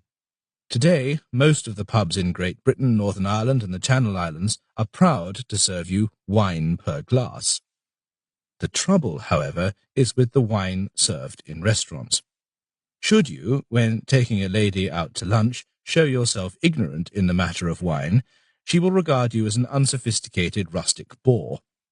It is indeed fortunate that you can get away with the most abysmally ignorant observation as long as it sounds right, because your lady friend will know nothing about wine either. Any man who is aware that Grave is white Bordeaux, Chablis is white Burgundy, and Claret is red Bordeaux can qualify for the first chair of wine snobbery to be established at a British university. Most people know no more than that a Hock is a white Rhine wine, and are constantly astonished at the ignorance of the Germans themselves who have never heard of Hock. Genuine expertise comes in, of course, when you begin to be able to recognize the type and the vintage of the wine served. There are two, and only two, ways of doing this. 1. Have a quick glance at the label when no one is watching. 2. Bluff. There is no other way. I was once the guest of one of the most famous Alsatian wine growers whose ancestors, as far as he can trace, were all vine growers. I asked him if he could recognize a wine by tasting it. He said that while he would not take a Madeira for a Macon or his own wine for Spanish sherry, he could not be sure. Would he be able to recognize his own wine? Not necessarily, he replied. Would he be able to tell the vintage year? Well, he said, there were certain very characteristic years, and he would not mix up, say, a 1952 wine with a 1948, but apart from typical cases, he could not be sure. Wine of the same vintage may differ according to what side of the hill it comes from, and even bottles coming from the same barrel may taste different to the expert. What can the poor amateur wine snob do, then? You cannot possibly nod all the time when the waiter pours out wine for you and asks you to taste it. A low, constant murmur of approval merely gives the impression that you are no connoisseur of wine, and that is more than any self-respecting Englishman can bear nowadays. I can give you 3 important tips in this field, but whichever you may choose, and all 3 may be tried on successive occasions, you must first practice at home.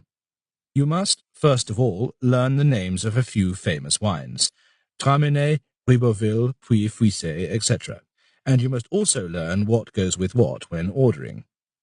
There was one school which tried to be terribly broad-minded by ordering, say, red Burgundy with fish, accompanied by the exclamation, I am broad-minded, I just take what I like. But this is on the decline and not recommended. Your lady companion may be worried lest people at the next table, unaware that you are being broad-minded, may regard you as an ignorant lout. I should mention here that while you are studying the wine list, your lady friend may come up with a helpful suggestion. She may say, Oh, we had a wonderful Erico Arnoa in the Basque country. Please, Jack, order Erico Arnoa. The answer in such cases is this. Erico Arnoa is indeed a magnificent wine, but I'm afraid it does not travel well.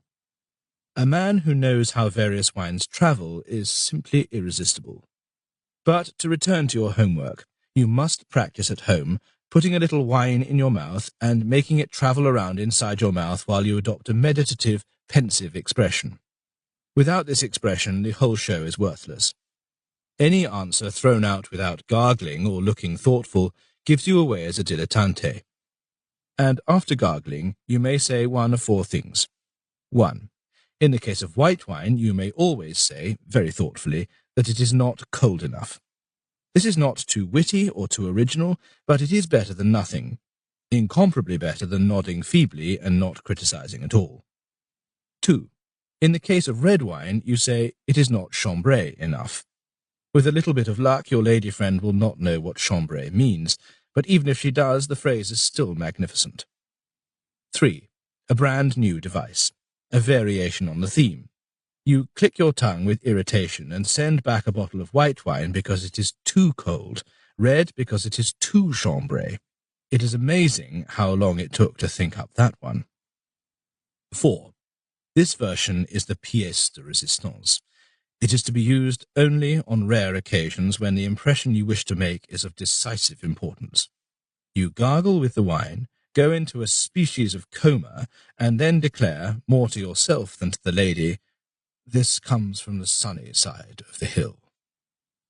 The remark is known to have turned the heads of the haughtiest and least impressionable of women.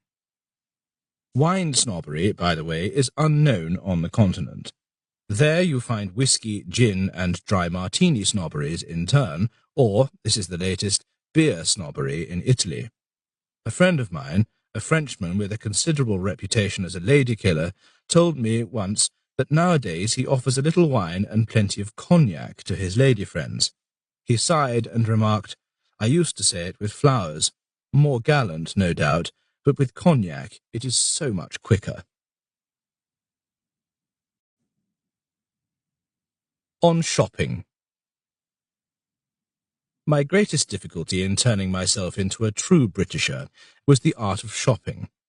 In my silly and primitive continental way, I believed that the aim of shopping was to buy things.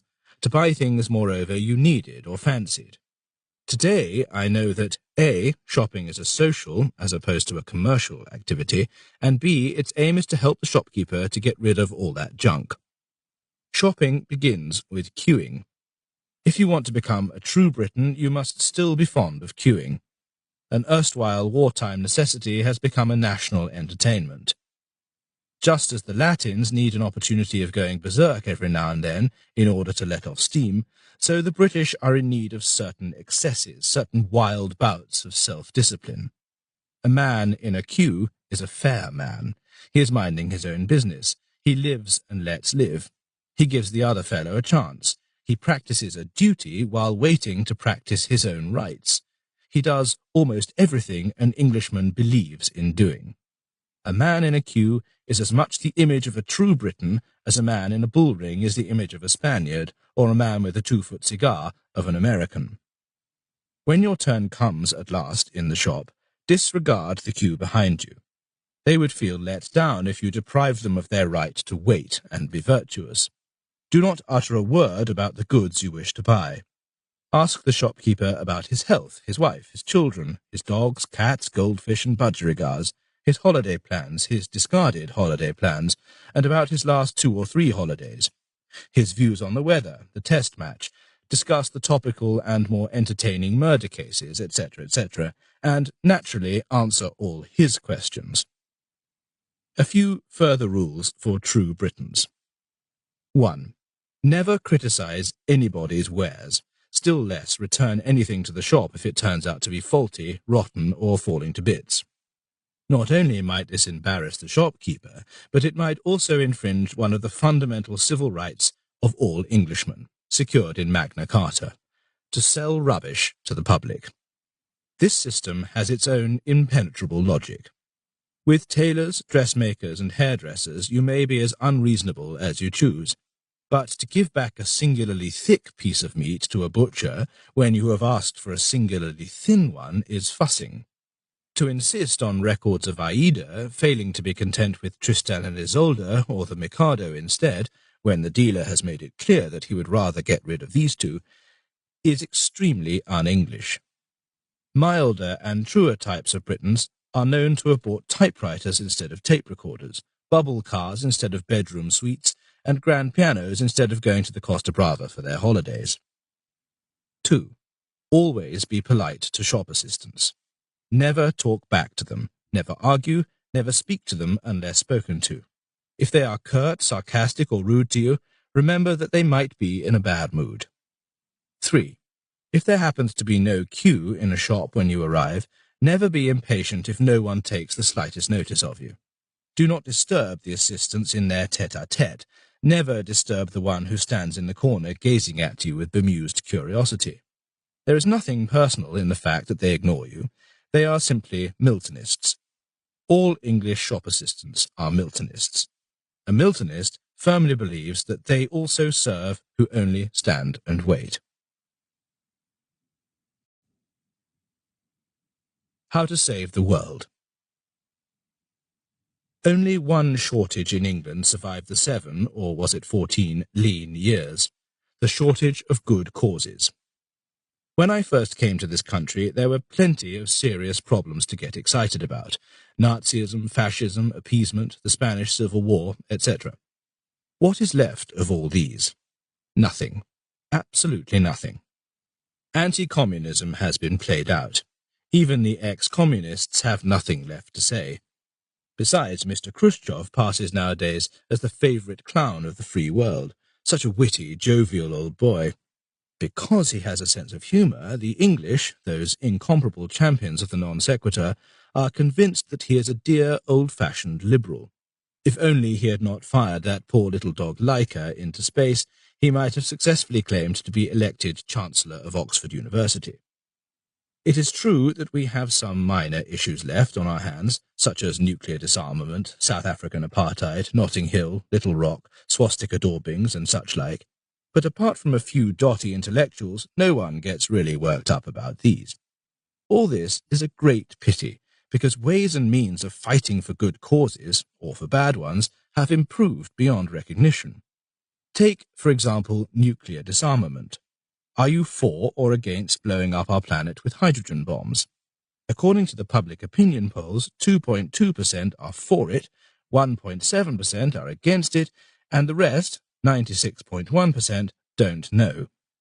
Suppose you yourself are against it, and you are convinced that the best way to secure our safety is to destroy our own bombs, persuade the Americans to do the same, and put our loyal trust in Mr. Nikita Khrushchev, that dear old liberal, but for that dog Laika. You may write a very excellent and persuasive book on the subject. It will be reviewed at length in the quality newspapers and political weeklies. In other words, it will remain unnoticed.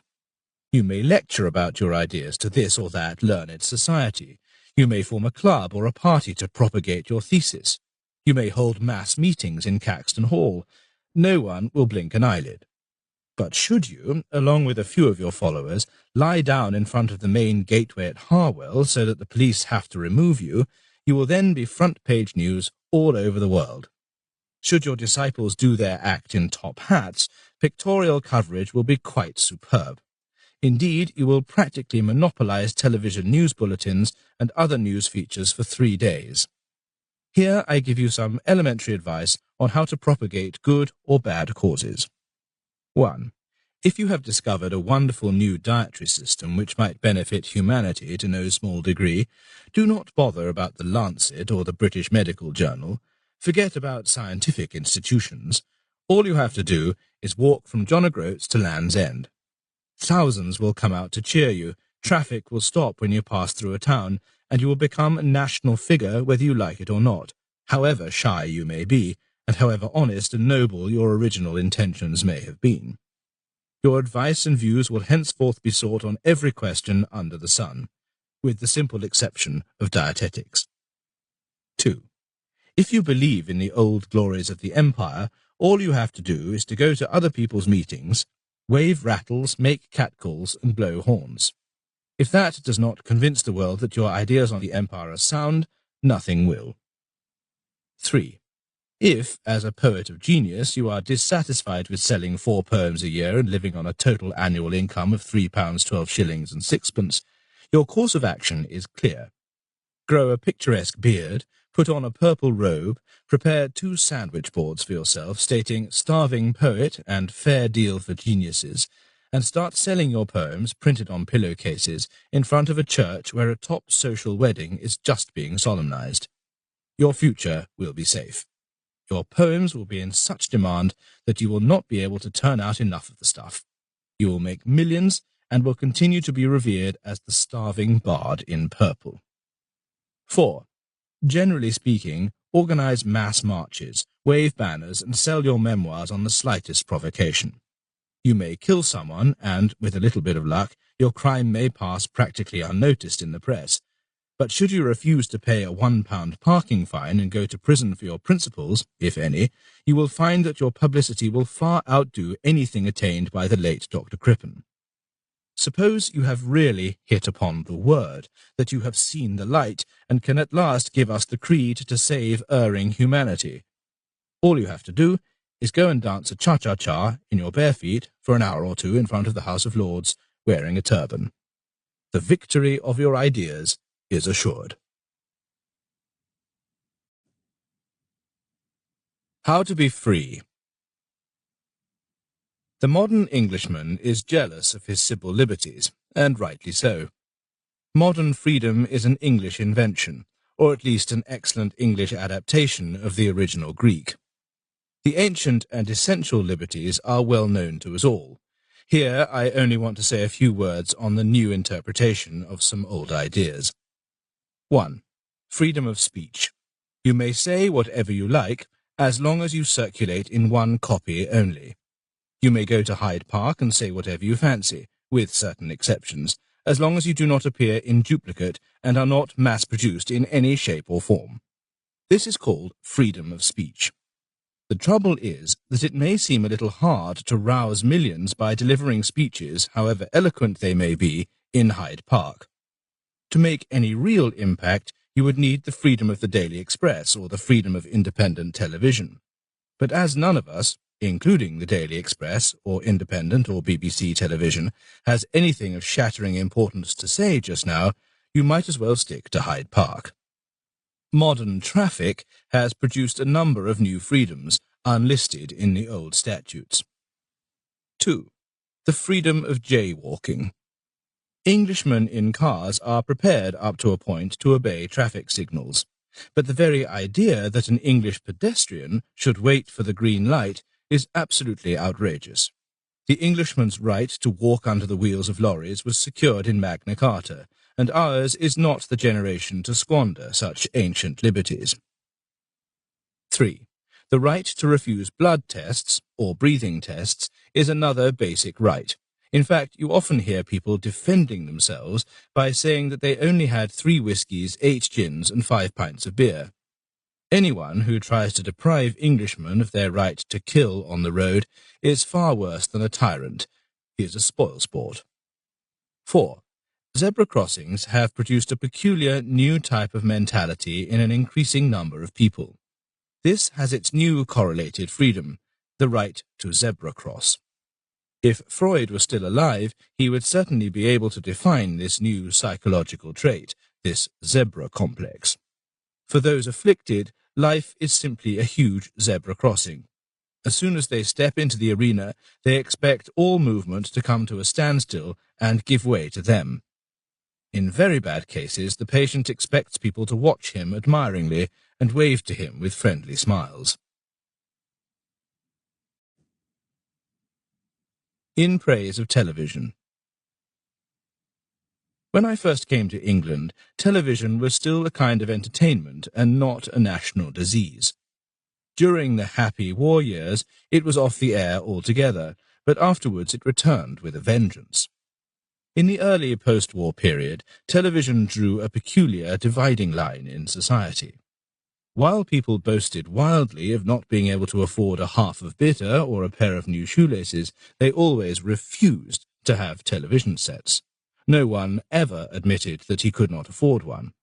You cannot afford to fulfill a dream, but a television set was rejected on its merits as something belonging to the lower orders. The English middle class were as proud of not possessing television sets as they are of not knowing foreign languages. Television, however, has slowly conquered, in varying degree, all layers of society, and whether we like it or not, it has come to stay. I have watched a large number of programs, from the nadir of most variety shows up to the upper-middle-brow Monitor. I have watched innumerable statesmen boarding and leaving aeroplanes with heavy, meaningful faces, and have always been astonished to find that the same platitudes can be expressed in so many different ways. During our periodically recurrent strikes, I have listened to trade union leaders and employers on Mondays and was impressed to learn that no concessions could be made in matters of principle, only to be told on Wednesdays that their relinquishing of these principles was, on their part, victory for common sense and a true service to the community. I have heard innumerable party politicians explaining that defeat is victory, and that it is high time to save civilization by restoring hanging, birching, and flogging. I am always fascinated at the sight of mild, slightly bewildered people putting up with the insolent and aggressive questions of those interviewers who buttonhole them in the street or drag them into a studio.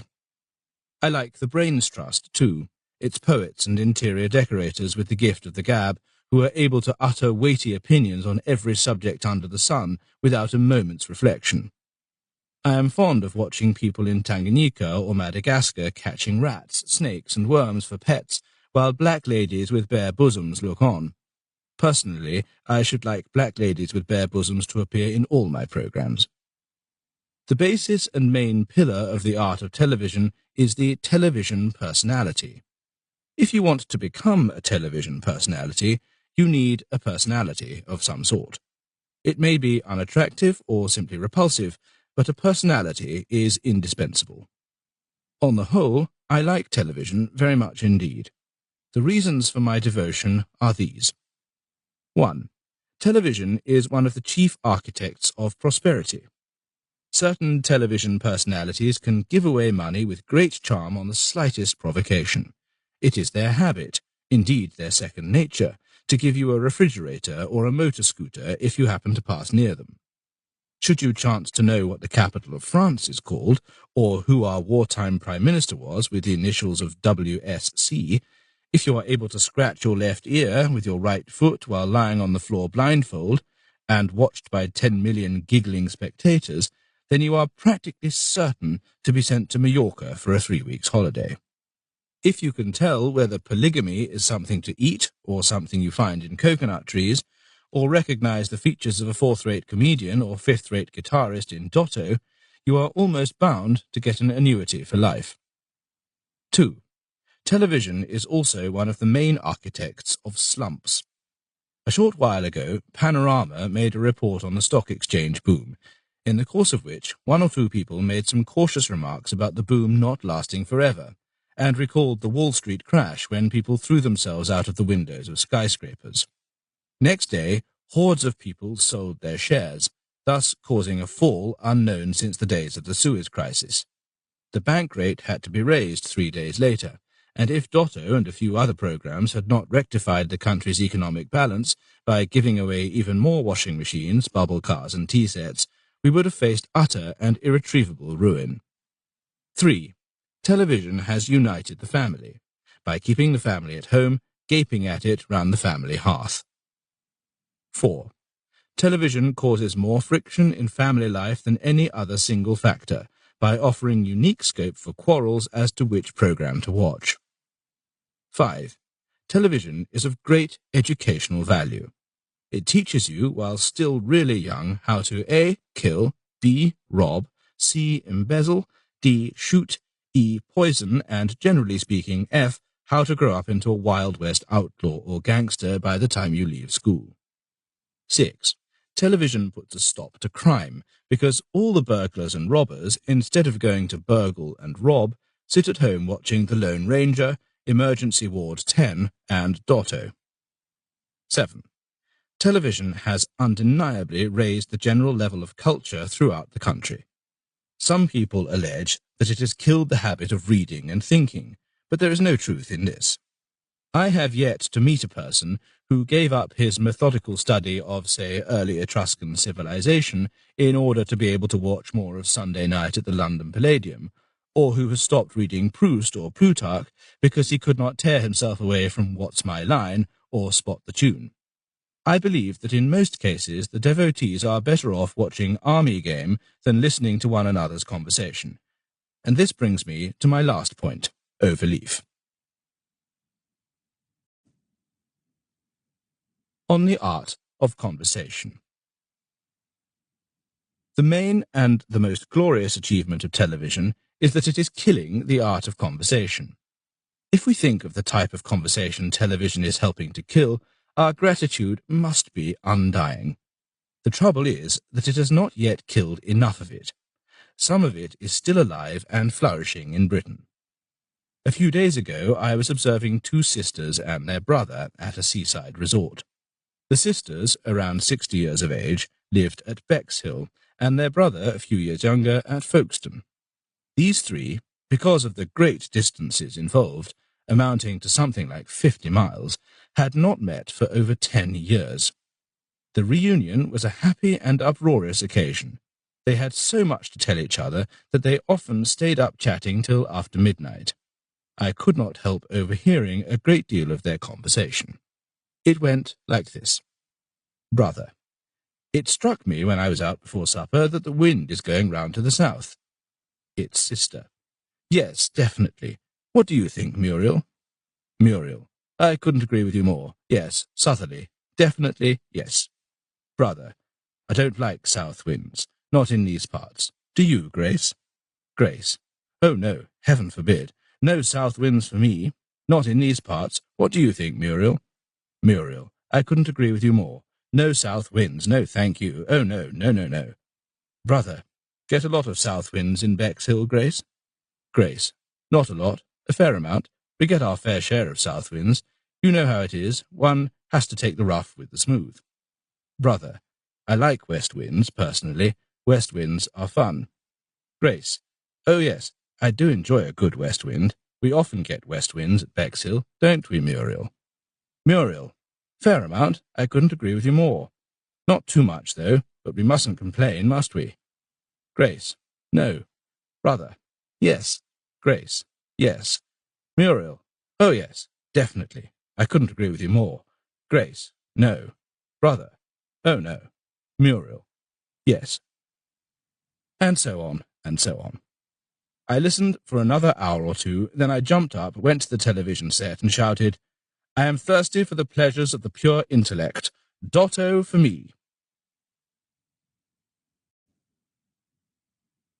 On advertisements.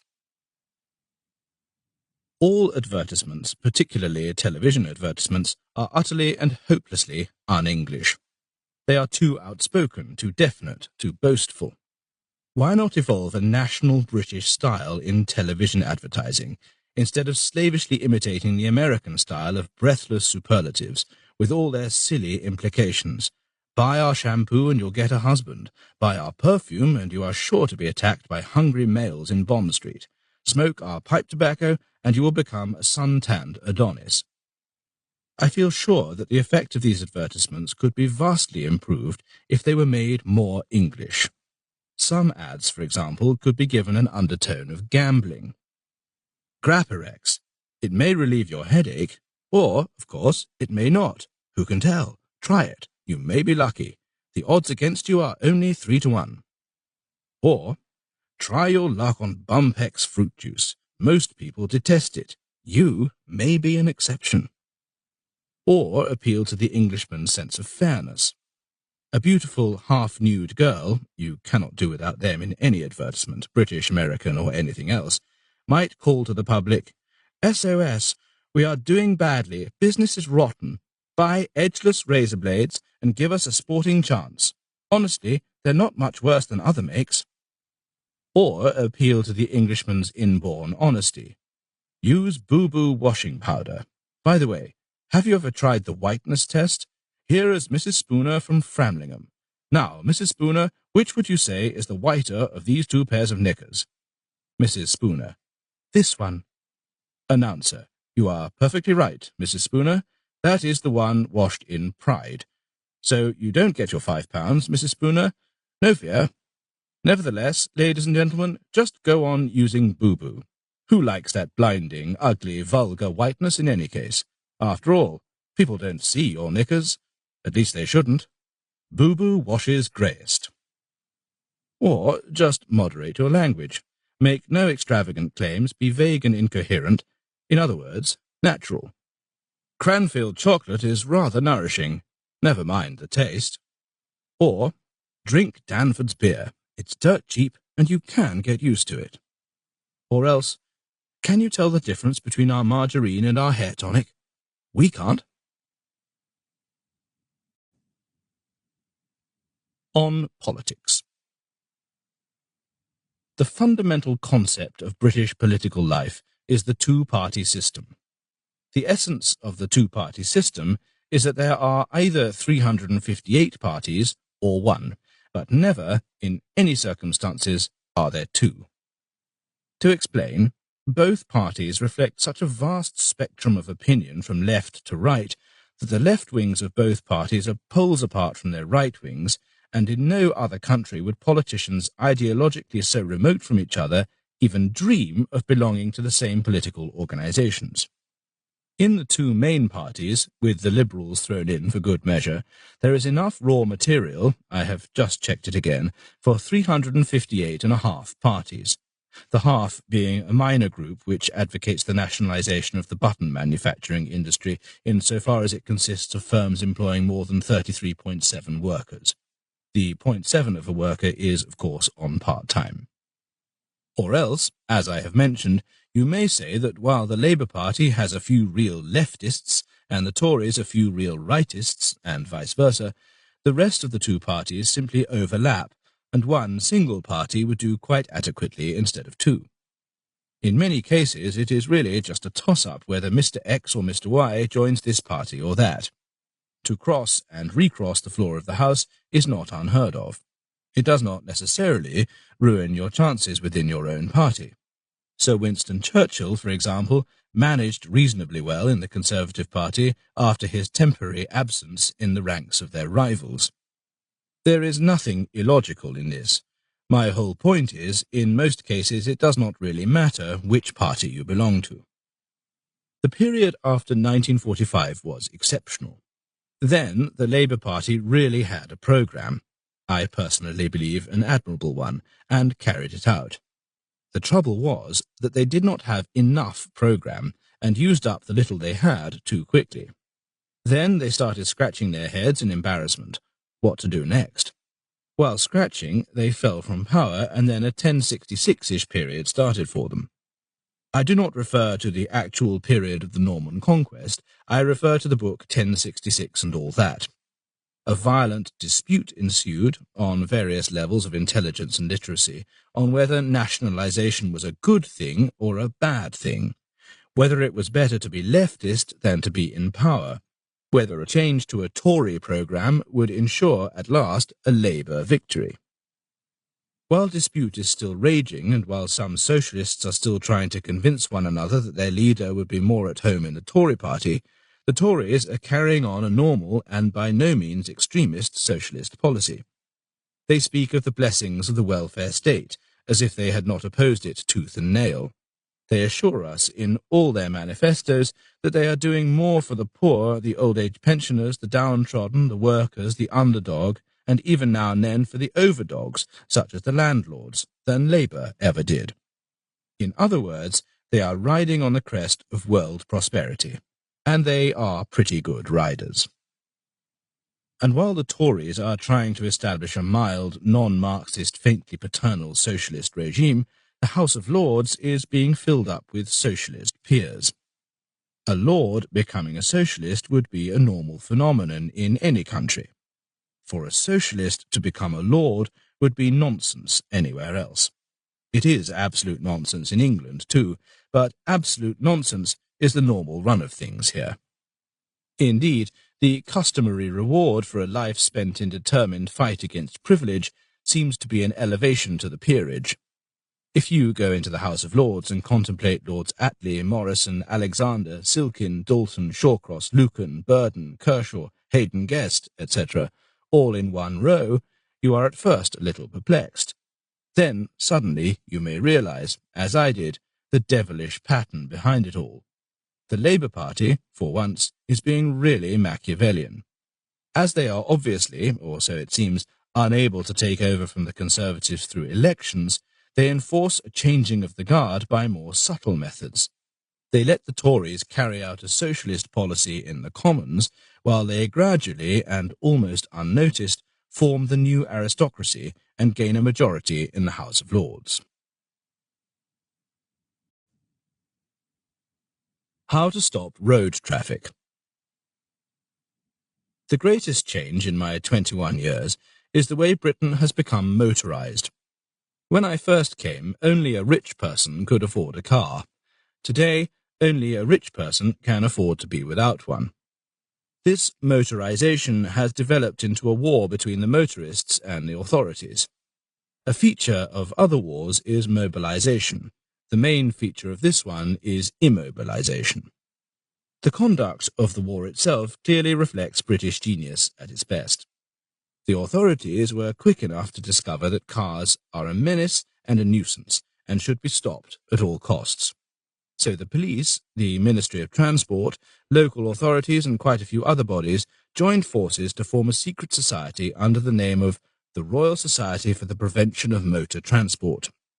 Each constituent body of the RSPMT has its own function in the society's stratagem. The general idea is to make roads and streets impassable and bring traffic to a standstill in the shortest possible time, and thus free us from the danger of motor traffic forever. The Ministry of Transport's job is to deprive the country not only of motorways, as is generally believed, but of all sorts of roads.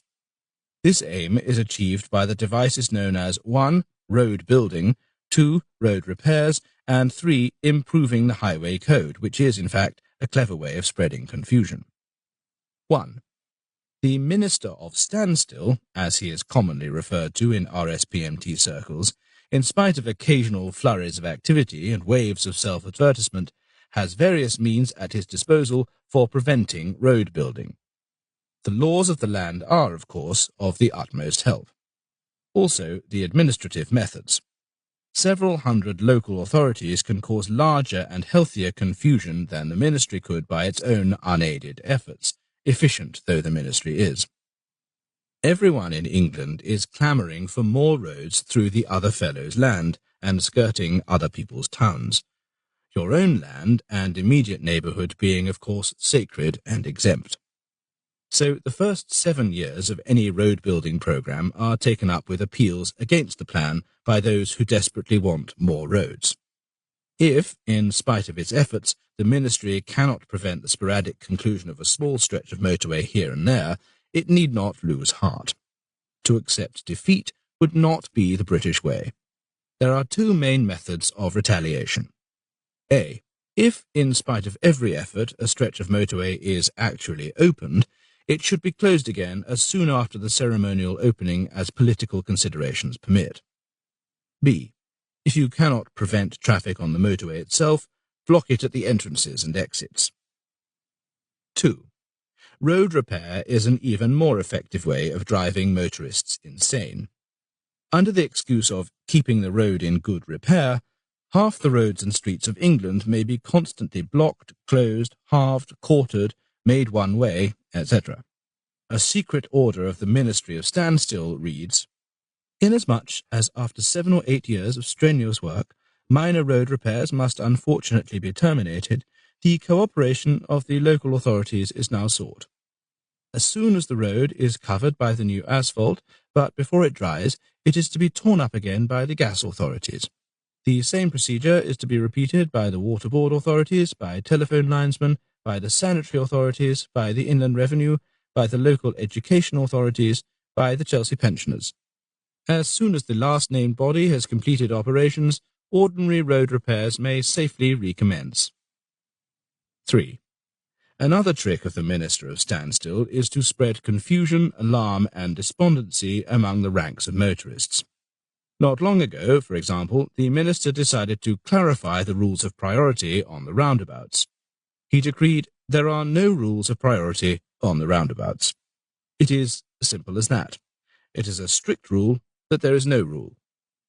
Having made this clear to everyone once and for all, he abolished the overtake me signal, adding in a statement that he hoped motorists would go on using it. 4. The police are responsible for inventing that sublime doctrine, cars should move but never stop. The police are perfectly right, of course. You do not need an expensive motor vehicle down in the street if you are up in an office. In fact, if you want to stay somewhere, you do not need a car at all. The most heinous offence known to the police is officially called obstructing the Queen's highway. The Queen is brought into it to underline the close connection between a parking offence and high treason. The police insist, as full members of the RSPMT should, that taxis should always pick up and put down passengers in the middle of the streets and stop there without signals. And they dote on their main henchmen, the refuse lorries, and work out complicated patterns for them to ensure that these refuse-collecting vehicles, as they are fondly called, and their happy crews, should block the largest number of streets for the longest possible time. They encourage double parking, dangerous parking, careless parking everywhere, but they may tow away your car from a peaceful suburban street just to show that they have the public good at heart. 5. Parking rules, whether in the temporary pink zone or outside, is one of those mysterious English ways a foreigner will never understand. A. There are streets, in Soho for example, where parking is absolutely and totally prohibited during the daytime. These streets are chock full of cars, all down one side. If the other side fills up too, that is all right. The total prohibition was only a joke. B. Most high streets all over the country are filled with the cars of the shopkeepers and their assistants from 9 a.m. to 6:30 p.m. If delivery vans or customers want to park, they must, and indeed do, double park. The streets become first dangerous, then impassable. The police wink a benevolent eye at this. After all, it is only fair that a British shopkeeper should try to keep customers away from his shop by barricading his entrance with his own car, and it is equally fair that the customer should not take such an attitude lying down. C. Secrets, generally speaking, are not very well kept nowadays. With reporters and television cameras all round us, the secrets of conference chambers, however well guarded, become public knowledge in no time. There can be no doubt that the best-kept secret in England is where one can park a car and where not. Not even the Lord Chief Justice of England can be sure about that. The law is this. Parking is allowed, really, everywhere. Causing obstruction is strictly prohibited everywhere. But parking is defined as causing obstruction. Consequently, it is allowed and prohibited at the same time everywhere.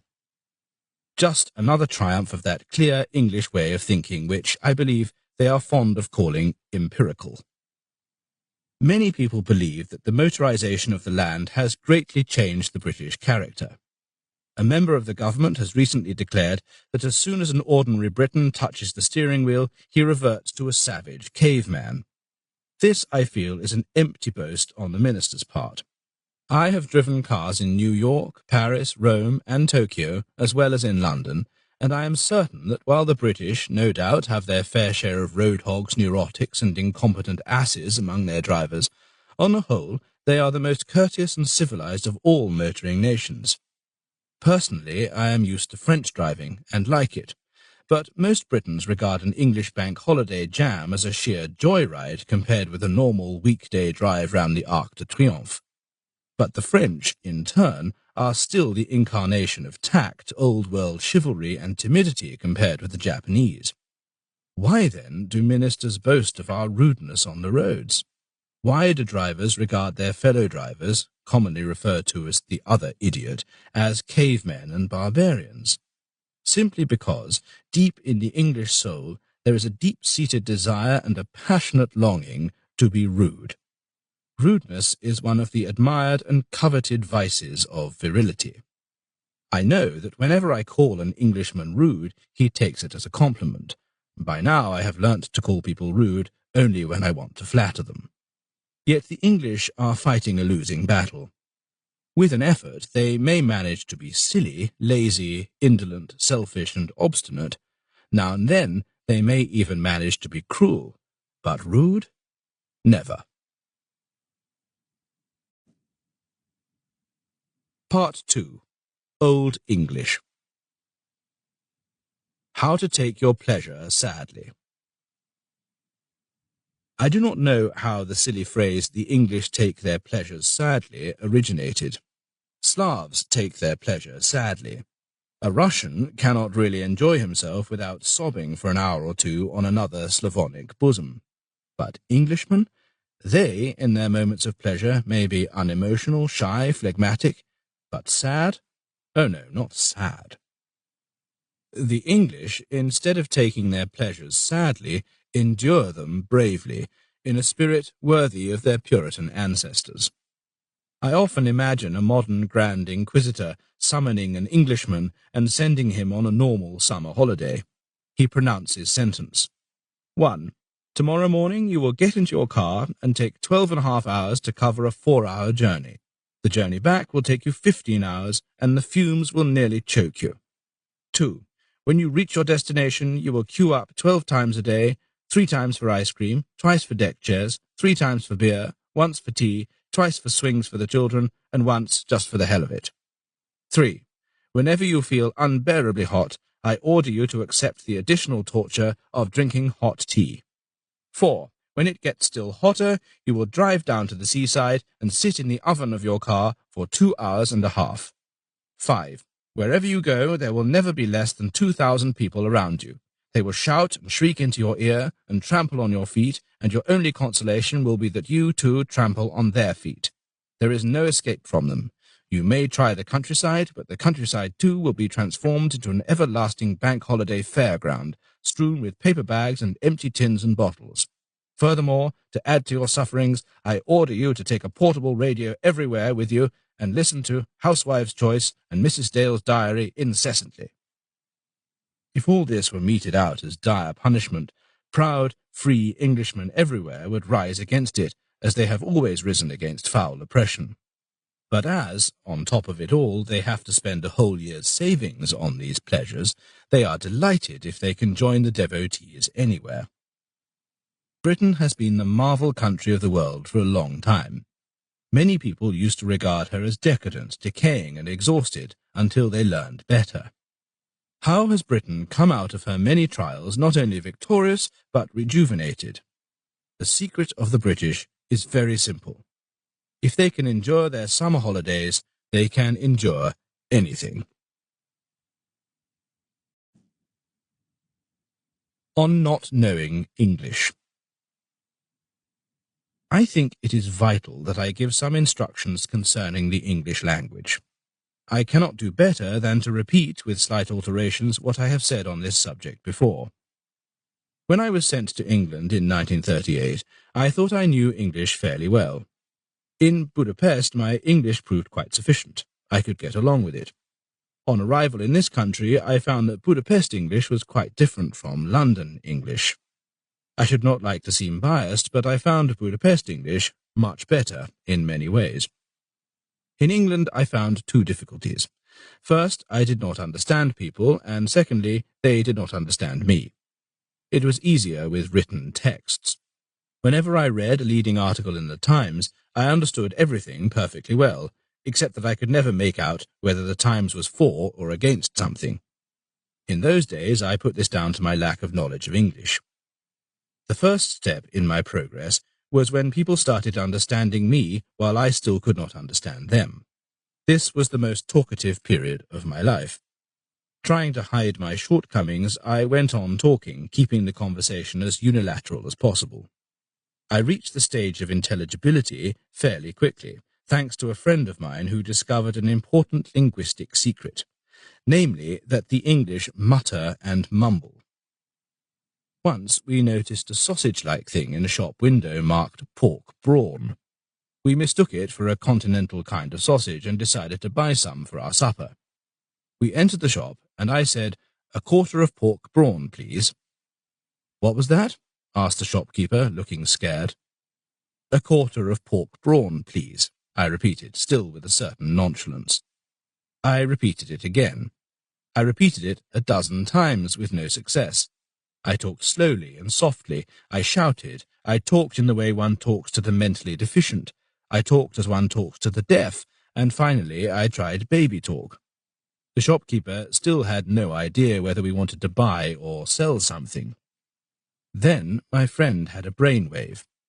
"Leave it to me," he said in Hungarian, and started mumbling under his nose in a hardly audible and quite unintelligible manner.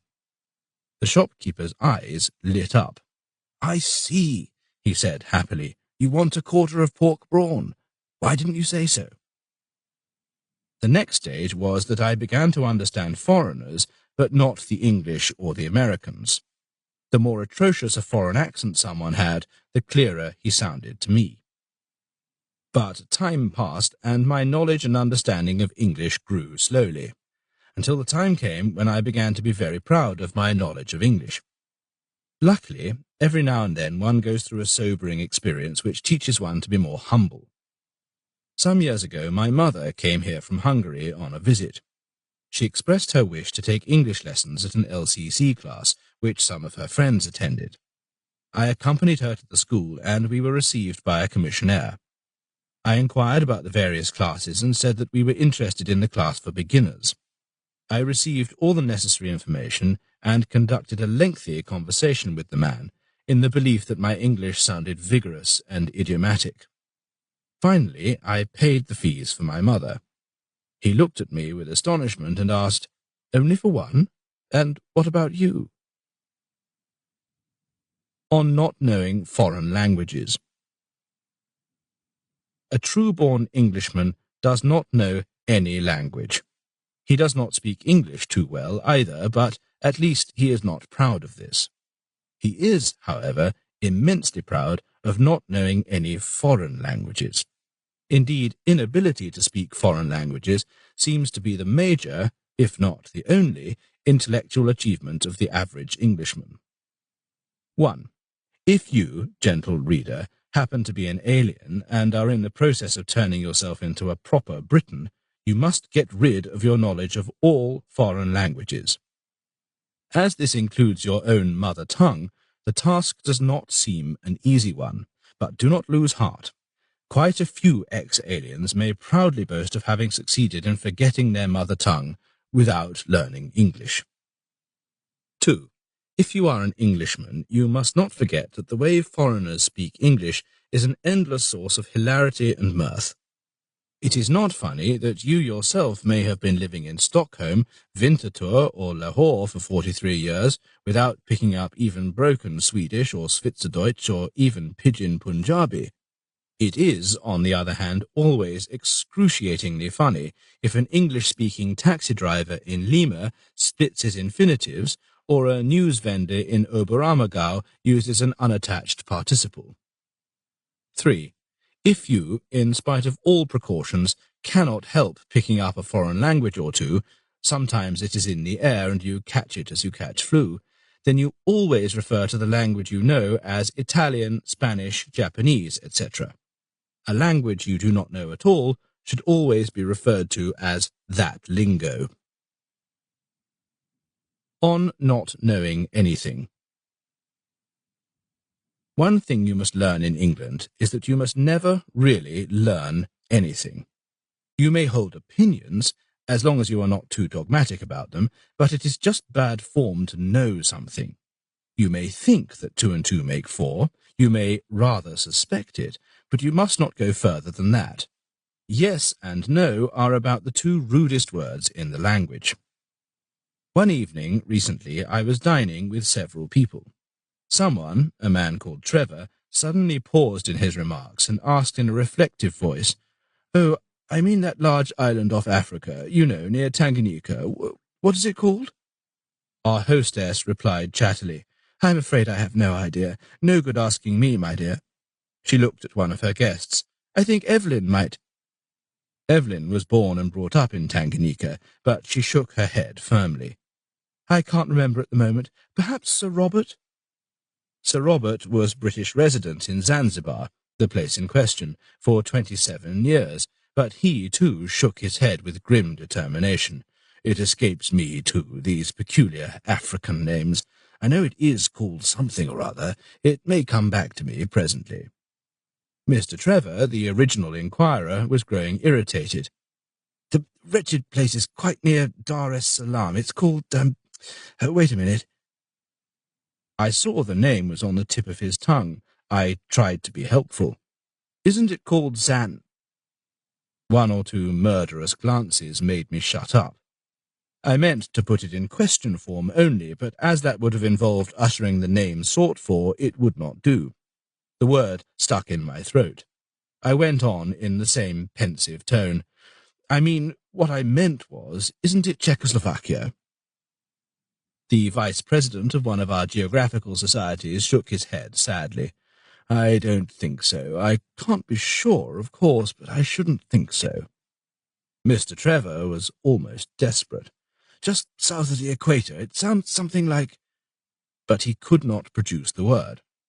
Then a benevolent-looking elderly gentleman with a white goatee beard smiled pleasantly at Trevor and told him in a confident, guttural voice, "This island is called Zanzibar, yes?" There was deadly, hostile silence in the room. Then a retired colonel on my left leaned forward and whispered into my ear, "Once a German, always a German." The bishop on my right nodded grimly. And they're surprised if we're prejudiced against them. On the decline of muddle. I have always been immensely proud of English muddle, and thought that in this respect we were absolute and unbeatable masters with no serious rivals. I never look at any of my books once they are published, but until recently I used to read and reread with swelling pride a chapter on How to Build a Muddle in one of my earlier works. The English idea of giving neighbouring streets almost identical names, such as Belsize Gardens, Belsize Road, Belsize Villas, Belsize Crescent, Belsize Park Road, etc., was most ingenious, likely to confuse the most cunning foreigner. And if a few of them were not confused by this, then the numbering of the houses came in. Numbers running consecutively along one side of the road and back along the other, giving names to houses instead of numbers. A subtle variation is to name your house 27 when its number is really 359. I was also delighted to spend 2 years of my life as an inhabitant of Walm Lane, northwest London. I was proud of Walm Lane. Walm Lane performs the unique trick, unique even in this country, of suddenly and unexpectedly becoming its own side street. But a terrible shock awaited me. I was informed by letter from Germany, of all places, that in a small town, I am afraid I've forgotten its name and lost the letter, they have done much, much better than we do in England. House numbers there run in chronological order. In other words, the house built first is 1, the house built next at the other end of the road is 2, then one in the middle is 3, and so on and so on. Needless to say, the confusion achieved is consummate, and the apparently daring English idea of running the numbers up one side and back down the other seems childish and amateurish in comparison. I did not mind the loss of India. I was prepared to accept British nationality even after the Empire was gone. I even survived the loss of the Ashes. But that the Germans, the most orderly, the most tidy-minded of all peoples, should beat us at our own game, and should be able to produce more senseless and more glorious muddle in their towns than we can, that, I am afraid, is the mark of our real decadence. What next? Are we going to be thrashed at cricket by the Bulgarians? Are the Albanians going to teach us how to make Scotch whisky? Or are we... No, we cannot sink quite as low as that. Are we going to introduce some sense into our weights and measures next? I am inclined to exclaim, "Après moi le déluge." That is a cry of despair, and it means, after me, the decimal system of coinage. How to die. The English are the only race in the world who enjoy dying. Most other peoples contemplate death with abject and rather contemptible fear. The English look forward to it with gusto. They speak of death as if it was something natural. It is, of course, more natural than birth. Hundreds of millions of people are not born, but all who are born die. During the bombing raids of the last war, people on the continent prayed, "God, even if I have to be hit and maimed, please spare my life." The English said, "If I have to die, well, I couldn't care less, but I don't want to be made an invalid and I don't want to suffer." Foreign insurance agents speak of certain possibilities and the eventuality that something might happen to you. The English make careful calculations, and the thought that the insurance company will have to pay up always sweetens their last hours. Nowhere in the world do people make so many cruel jokes about the aged and the weak as here. In continental families, you simply do not refer to the fact that a parent or a grandparent is not immortal. But not long ago, my 2 children burst into my room and asked me, "Daddy, which of us will get your camera when you die?" "I'll let you know," I replied. "By the way, I am sorry to be still alive. It's not my fault. I can't help it." They were a little hurt. "Don't be silly. We don't really mind at all. We only wanted to know who'll get the camera." And when the moment comes, the English make no fuss. Dead or alive, they hate being conspicuous or saying anything unconventional. They are not a great people for famous last words. I shall never forget the poor gentleman who once travelled with me on the Channel boat. Only the 2 of us were on deck as a violent storm was raging. A tremendous gale was lashing mountainous seas. We huddled there for a while without saying anything. Suddenly a fearful gust blew him overboard. His head emerged just once from the water below me. He looked at me calmly and remarked somewhat casually, "Rather windy, isn't it?" On being unfair. Britain, to its true glory, is the only country in the world where the phrase, "it isn't fair," still counts as an argument. The word fair exists in no other language, and if something vaguely similar does exist, it conjures up utterly different notions. The English themselves are not quite clear as to what fair really means. I have 2 famous dictionaries in front of me, both renowned for their brief and lucid definitions, but they are rather unsatisfactory on this particular word. They say between them that fair, adjective, is of moderate quality, not bad, pretty good, favourable, promising, gentle, unobstructed, frank, honest, just, not affected by insidious or unlawful methods, not foul, civil, pleasing, honourable, etc., etc. Well, fair enough. But fair is really something more and also much less. If something strikes the Englishman as not quite in order for one reason or another, not quite equitable, then the thing just isn't fair.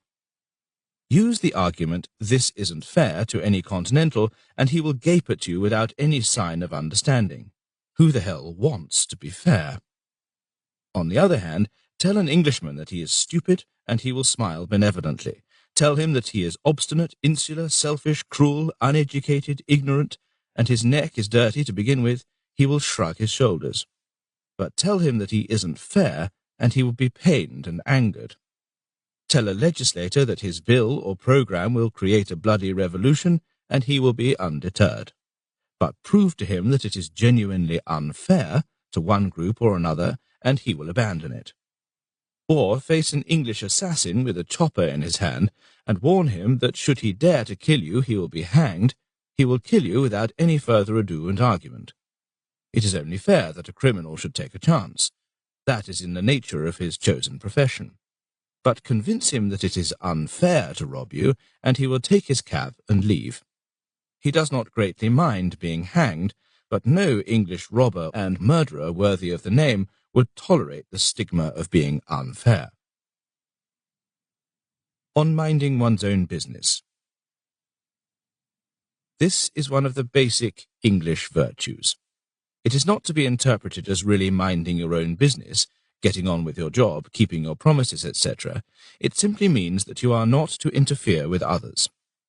If a man happens to be standing on your foot in the bus, you must not ask him to get off, since it is clearly his business where he chooses to stand. If your neighbour's television or radio is blaring military marches till midnight, you may not remonstrate with him because it is his business what he pleases to listen to and at what time. If you are walking peacefully in the street and someone pours 2 gallons of boiling water over your best bowler through his bathroom overflow, the pipe of which is aimed at the street, see Ancient Liberties, you should proceed without uttering a word, however short, because it is obviously the other fellow's business when he has his bath and how hot he likes it. In the late 1950s, a man committed a murder in the Midlands, splashing himself with blood in the process. Afterwards, near the scene of the crime, a man covered with blood was seen to board a bus with about 50 people on it. Yet, when he got off, leaving a pool of blood on the floor, not one single passenger bothered to ask him what he had been doing lately. They were true Britons, minding their own business. If another man had been carrying some victim's decapitated head under his arm, that would not make the slightest difference. The parcel you carry is your own business. I remember an old story from my childhood which ought to be one of the basic ideological parables of English life. A man bends down in a London street to tie his shoelace. While he's at it, someone kicks him in the behind with such force that he falls on his nose. He gets up, somewhat bewildered, and looks at his assailant questioningly. The latter explains, "I am sorry, I seem to have made a mistake. I thought you were my friend, Harry Higgins. I meant this as a joke."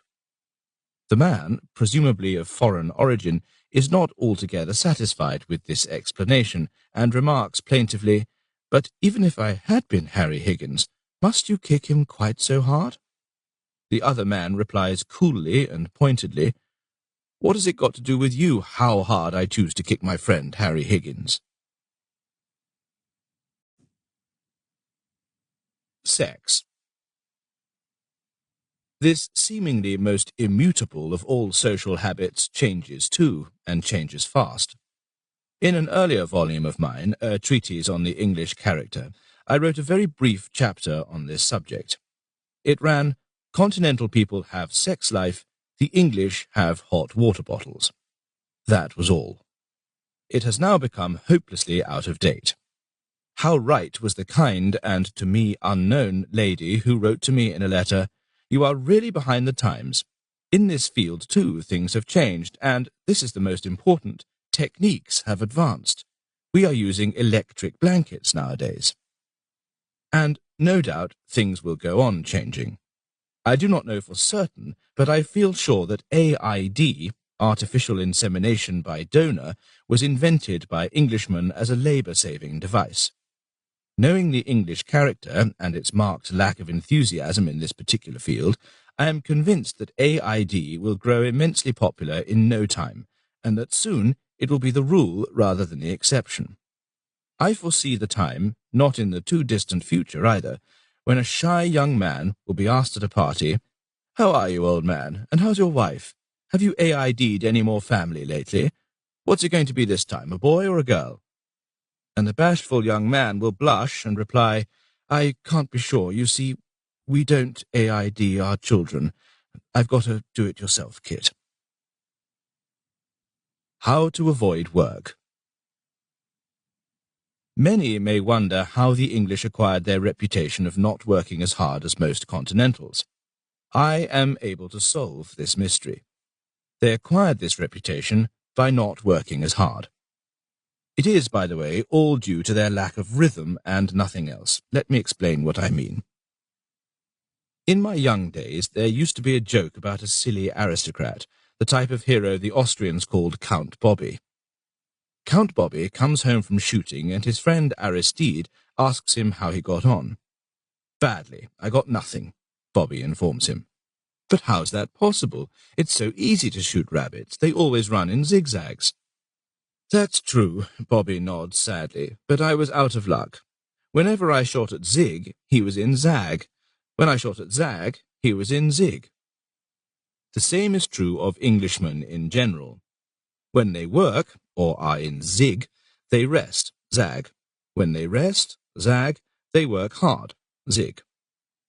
On the rare occasions when two groups of Englishmen are vying with one another as to who should perform a certain job, the result is most surprising. You would naively assume that both groups are keen to do the job. Not at all. Whenever the Boilermakers' Union starts a quarrel with the shipwrights as to who should drive wooden nails into metal or metal nails into wood, they call a strike for 2 or 3 months.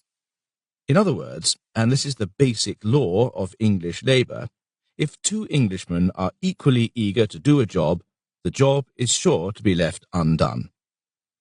Normally, in the factory, workshop or office, they use their working day to build up energy for those fatiguing hours of leisure when they weed, dig and hoe the garden, play golf, redecorate the spare bedroom, build a shed in the backyard, etc., etc. It is little wonder that when at last they go to bed, they are inclined to believe that the time for rest has arrived. They are in zag again, all right. Everybody is Hungarian. But the time has come to stop prevaricating. For the last 80-odd pages of this book, I'm sorry to admit this, but it's true, I have been doing nothing but raise false hopes. You cannot become an Englishman, try as you may, because the simple truth is this: everybody is Hungarian. This is a basic and irrefutable theorem, like that of Pythagoras. Pythagoras was no relation of mine, but I am proud to report that the second theorem was discovered by my wife. One evening, while reading a certain biography, I exclaimed, "Oh!" and she looked at me inquiringly from the other armchair. I explained that I had just discovered that the parents of Alfred Adler were Hungarian. She replied briefly and concisely, "So what?" I do not like the expression, particularly when my important and sensational statements are greeted with it.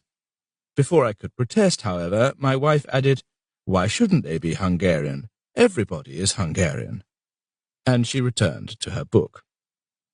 I do not know how Pythagoras' spouse received the news when her husband first said to her, "I say, darling, did it ever strike you that the square on the hypotenuse, etc., etc.?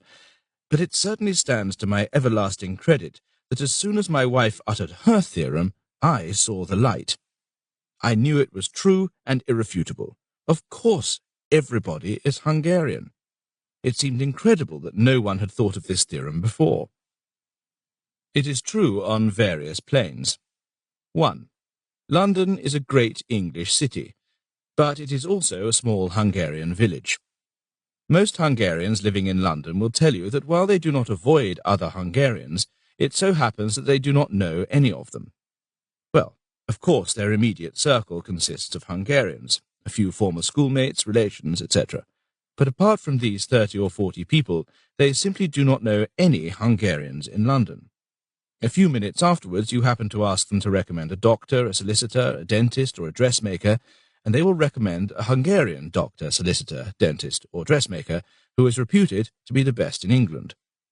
They happen to know a Hungarian cobbler round the corner who is a genius of his craft, and a Hungarian tailor who puts Savile Row to shame. We all know where to buy Hungarian salami, sausages, and apricot brandy. We all go to various Hungarian restaurants where they cook exactly as our mothers did. We go to see Hungarian dancers in Shaftesbury Avenue, to listen to Hungarian violinists in Wigmore Hall, to applaud Hungarian runners at the White City, to watch Hungarian football players at Wembley, and so on. There is always something.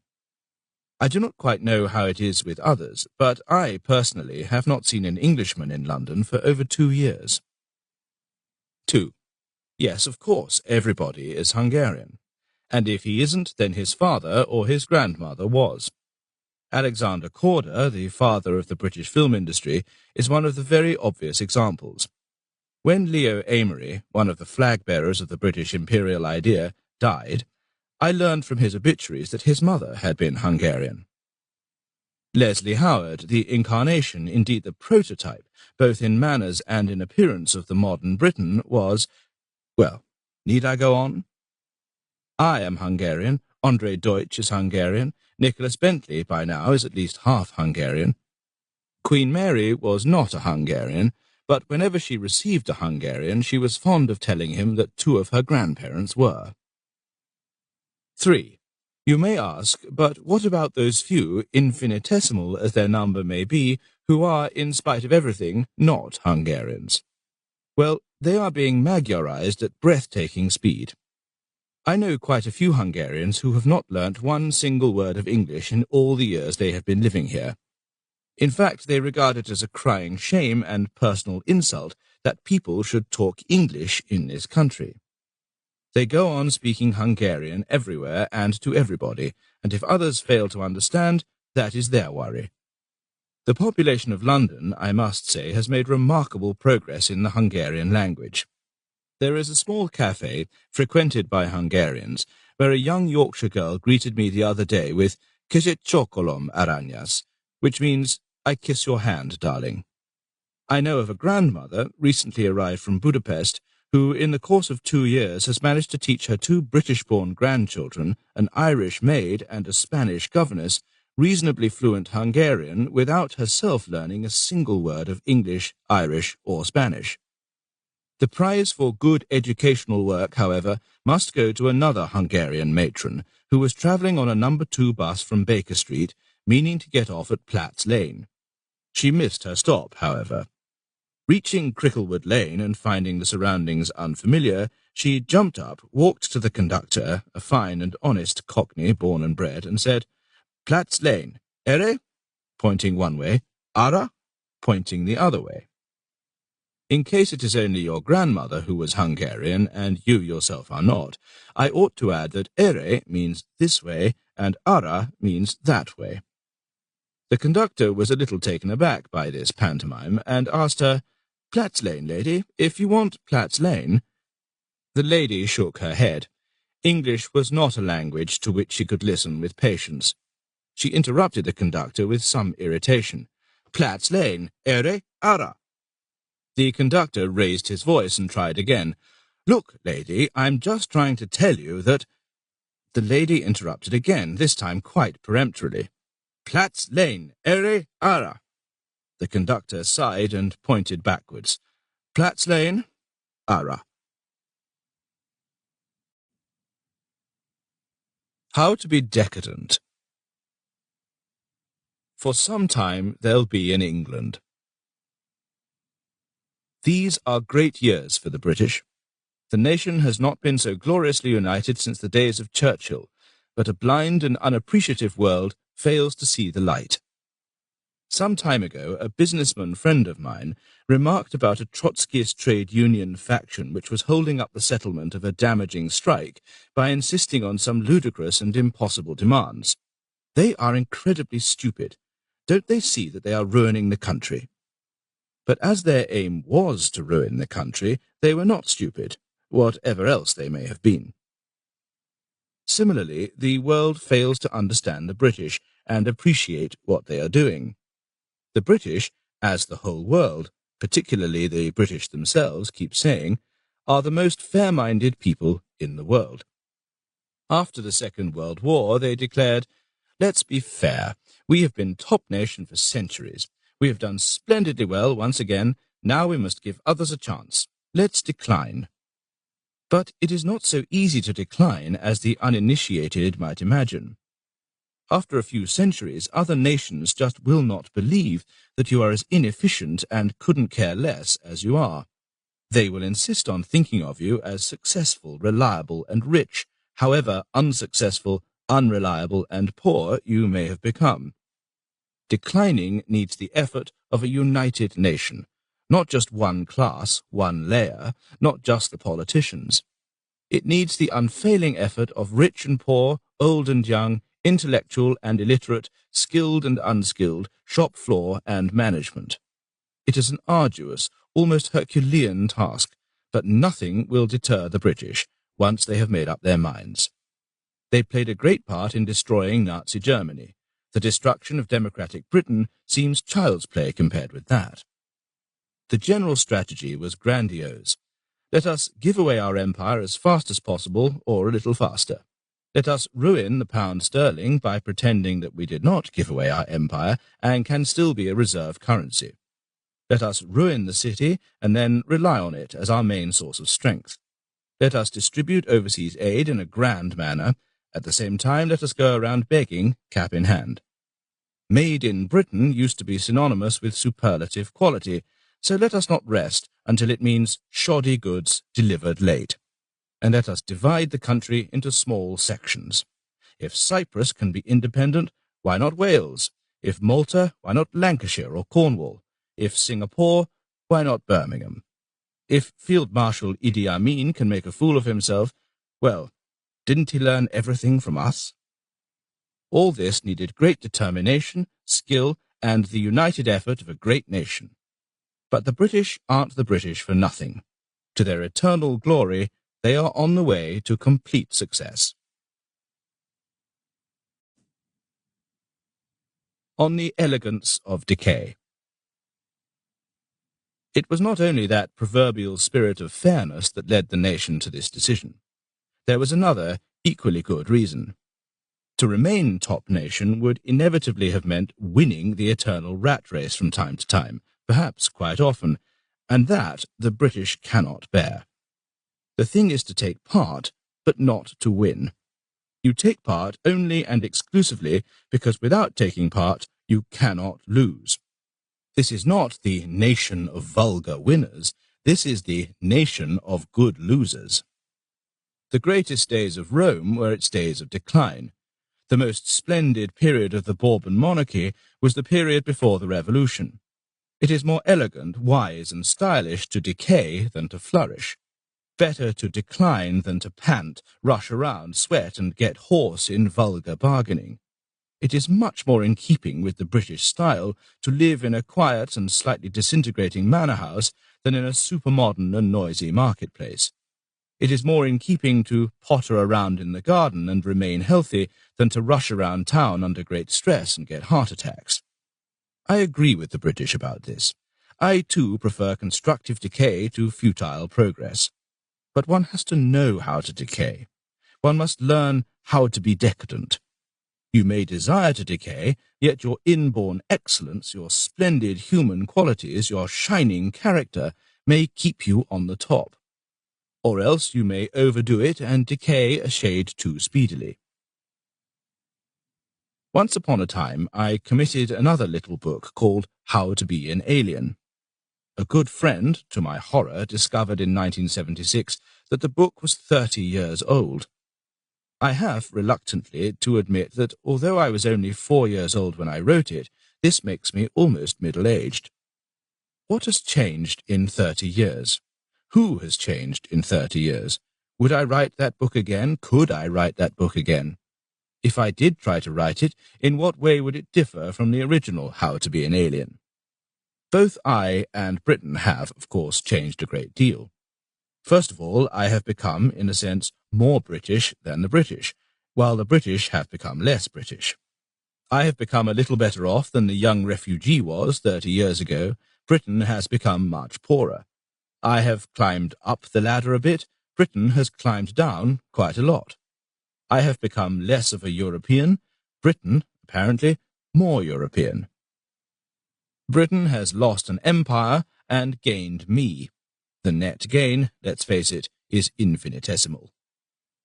How to Be an Alien was addressed to fellow aliens, telling them how to make themselves acceptable, how to imitate the English.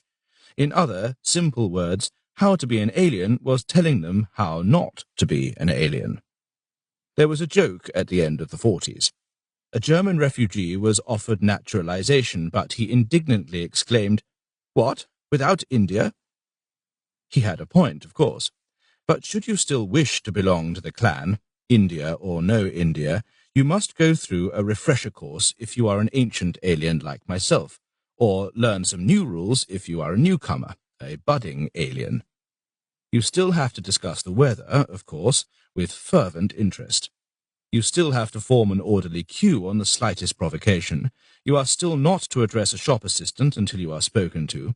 If you are a worker, you are not to work. If you are a solicitor, you are not to solicit. If you are a streetwalker, you are not to walk the streets. If you are the Lord Privy Seal, you are not a lord, and if you are the Black Rod, you most certainly are not black. Nor, for that matter, are you a rod.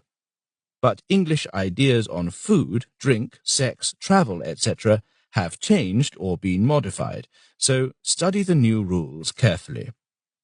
The most important thing to remain unchanged is the English attitude towards you. The world still consists of two clearly divided groups, the English and the foreigners. One group consists of less than 50 million people, the other of 3,950 million. The latter group does not really count.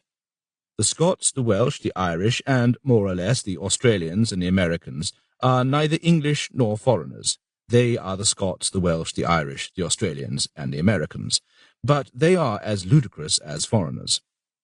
Bloody foreigners are rarely called bloody foreigners nowadays. Some say because the English have become more polite. My own feeling is that the word bloody has changed its meaning and is no longer offensive enough. You may have become a visitor or even a distinguished European, but turn to the Oxford Dictionary and you will find, or should find, if that publication is really as accurate as it is supposed to be, that distinguished European is a synonym for bloody foreigner. It has still never occurred to one single Englishman that not everybody would regard it as a step up, as a promotion to become English, that in the last decade or two quite a few of these bloody foreigners started regarding the English as the laughingstock of Europe and looking down upon the present generation with pity, that, indeed, many of them thank Almighty God for letting them belong to more prosperous and successful nations. No, the pound is still sterling. 100-mark notes are still strange pieces of paper with some Teutonic nonsense printed on them. And if Britannia does not rule the waves, very well, that is only and exclusively because the waves and the world do not deserve it any more. Old and new. Understatement is still in the air. It is not just a speciality of the English sense of humour, it is a way of life. When gales uproot trees and sweep away roofs of houses, you should remark that it is a bit blowy. I have just been listening to a man who got lost in a forest abroad for a week and was scrutinized by hungry wolves smacking their lips. Was he terrified? Asked the television interviewer, obviously a man of Italian origin.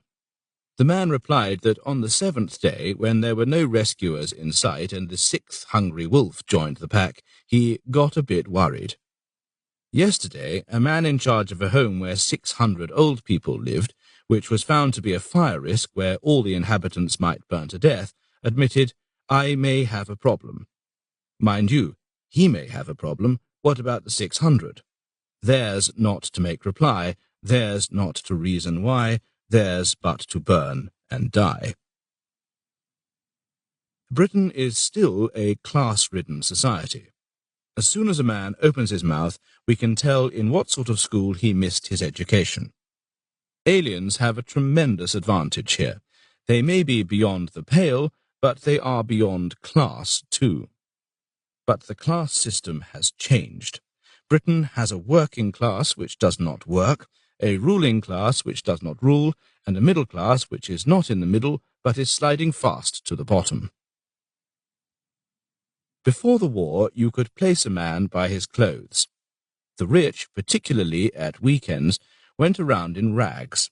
The working class wore cloth caps, prostitutes wore foxes round their necks and smoked cigarettes in the street, wives of rich brewers wore mink coats, and wives of dustmen were dressed as today only Eliza Doolittle is in revivals of My Fair Lady.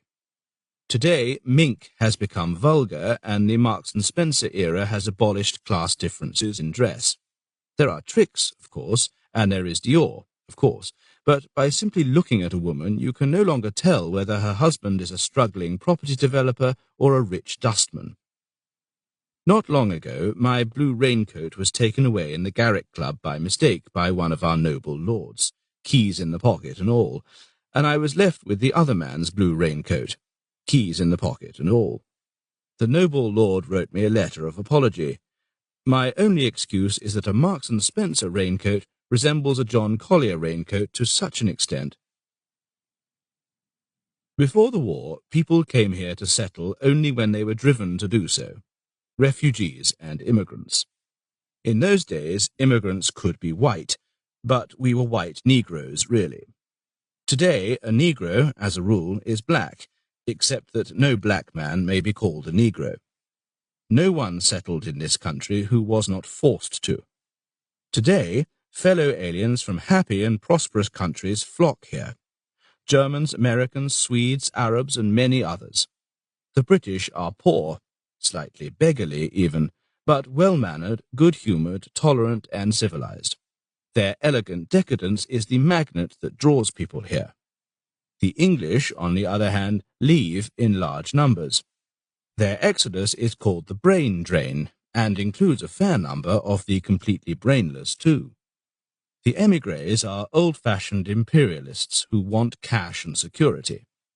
Similar exchanges of population occurred after the war in the Sudeten regions of Czechoslovakia, or the former German regions of today's Poland, for example. But those exchanges were enforced. These are voluntary. England will soon be full of completely anglicized immigrants from California, Frankfurt, Port of Spain, and Jeddah, while other lands will be full of frustrated and morose Britons. Mr. Enoch Powell is barking up the wrong tree. If he wants to live among white Englishmen, all he has to do is move to Kuwait. Language. In my early days, there were stories about funny refugees murdering the English language. A refugee woman goes to the greengrocer to buy red oranges. I mean red inside. Very popular on the continent and called blood oranges. "I want 2 pounds of bloody oranges." "What sort of oranges, dear?" asked the greengrocer, a little puzzled. "Bloody oranges." He thinks. "I see. For juice?" "Yes, we are." Another story dates from 2 years earlier. By that time, the paterfamilias, the orange-buying lady's husband, has become terribly, terribly English. He meets an old friend in Regent's Park, and instead of talking to him in good German softly, he greets him in English loudly. "Hello, Weinstock. Lovely day, isn't it? Spring in the air." Why should I? And on one occasion I received a written message from an Austrian gentleman that he wanted to speak to me urgently in the nearest convenience. Those days are over. Not only former refugees, but the whole world has learnt to speak proper English. Pronunciation is another matter. The refugee may still be the man who has lost everything except his accent. On the other hand, Central European has become one of the legitimate accents of English. Or the trouble with the foreign student may be that his English is too good, too precise, too correct. "He speaks English too well. He must be a bloody foreigner," is a frequent comment. And a just one, too, because while the rest of the world is busy learning English, the English themselves are busy forgetting their beautiful mother tongue. If you want to sound a proper Englishman, use no more than 800 words, and preferably about half of them incorrectly. Most Englishmen will tell you that English has no grammar, which is just another way of saying that they have no grammar. Not long ago, I kept seeing post office vans with the attractive slogan, "Everyone should have a phone of their own." In a letter to The Guardian, I remarked, "But I think nearly everyone do already." A number of correspondents wrote in to tell me off as a pedant and a prig, remarking that the post office had used good, colloquial English. Before the war, a spade used to be a spade, often brutally so. I remember an institution named Hospital for Incurable Diseases. How gentle, how tactful, I thought, and tried to imagine the feelings of the patient driven through the gates. But by today, a dustman has become a refuse collector, a policeman a law enforcement officer, the pilot of a plane a captain, a man who sells second-hand socks from a market stall a business executive, and a dog a home protection officer. If you want to sound truly English, you must learn to speak the language really badly. It will not be difficult. There are many language schools where they teach you exactly that. If you are unlucky, you may choose one of the old-fashioned ones and be taught English as it should be and not as it is spoken. Remember that everything is a situation or a problem nowadays. In the old days, a man was travelling. Today, he is in a travel situation. In the past, he got married. Today, he finds himself in a marriage situation. In the past, he went bankrupt. Today, he has a liquidity problem. In the old days, he was impotent. Today, he has a virility problem. In our economic plight, rationing has already begun. This is kept a secret, and for the time being, only the letter R is rationed. The modern Englishman has a certain number of R's at his disposal, and no more. He, and that applies even to some radio announcers, uses them foolishly. He will speak of India and Pakistan, and of law and order, only to find that he has used up his R ration, frittered it away, and now he has to save madly where he can, so he will speak of a Labour MP and of the Far East. Do we really have a serious R problem, or are we just in an illiteracy situation? Food. On the continent, people have good food. In England, they have good table manners, I wrote in How to Be an Alien. Since then, food in England has improved. Table manners have deteriorated. In those days, food was hardly ever discussed. It was taboo, like sex. Today, newspapers and magazines all have their good food guides, and many so-called experts send you off to eat uneatable meals. Then it was possible for a much-travelled businessman, even a diplomat, to have no idea what an avocado pear was. Today, any docker may quarrel with his wife. "What's that, Doris? Paella? Paella again? All right, I know I like paella, but paella every day? Bloody paella and nothing else? What about a decent, honest-to-goodness ratatouille for a change?" There is no denying that the post-war travelling mania has improved British eating habits beyond recognition. Before the war, the French loved eating and were proud of it. The puritanical British loved eating just as much, but were ashamed of their passion. After the war, millions of people got acquainted with good food abroad and refused the staple diet of stale boiled cabbage floating in tepid salt water. You could eat very well in London in the 60s and 70s. Even Michelin published a guide to British restaurants, partly to pay tribute to this improvement, partly to emphasize that in spite of all improvements, not one single British establishment deserved 3 rosettes. That much-boasted improvement, however, is not quite so universal as we should like to believe. In 1976, the police noticed that a large number of foreign lorry drivers were committing speeding offences. They were driving their enormous articulated lorries as if they were racing cars, or as if they were being pursued. Investigation established that they were, in fact, pursued by English food. They were doing their level best, risking their licenses and even their lives, to get away from English meals. They wanted to deliver their goods and return to the continent on the same day. As they had to eat something while in Britain, most of them, according to the UICR, the Union Internationale des Chauffeurs Routiers, brought decent continental sandwiches with them. There is another remarkable development. In those early days, one could not find one single English restaurant on the continent, and very few in London. Soho was full of Italian, Greek, Chinese, Spanish, and Hungarian restaurants. Yugoslav and Portuguese places came later, to be joined before long by beef burger and Kentucky Fried Chicken establishments, wimpy bars, and other glories of American civilization. But proper English restaurants were few and far between, even in London. Today, almost everything that is bad in the English kitchen is becoming popular on the continent, while everything that is good is going out of fashion, even in Britain. Take the English breakfast, for example, the true glory of English culinary art, which puts the pale and insipid café complet to shame. Is it gaining ground in Oslo or Luxembourg? On the contrary, and it has almost completely disappeared from English homes, and is fast disappearing even from English hotels. You can make your own breakfast in some hotels from instant coffee or tea supplied in little bags, or you may be served scrambled eggs made of top-quality plastic mixed with outstandingly tasty cotton wool. But other things English are gaining ground. Fish and chip shops, this is an exception to the rule, fish and chips is one of the glories of Britain, are being opened all over Europe, and British cod is being wrapped in the Daily Mirror. After all, you cannot wrap up fish and chips in the Dagens Nyheter, and still less in the Frankfurter Allgemeine Zeitung. So far, so good. Fish and chip shops are great institutions, but the true horrors and monstrosities of the English kitchen are becoming even more popular. English grocer shops are being opened in Brussels and other places where true Britons congregate in large numbers.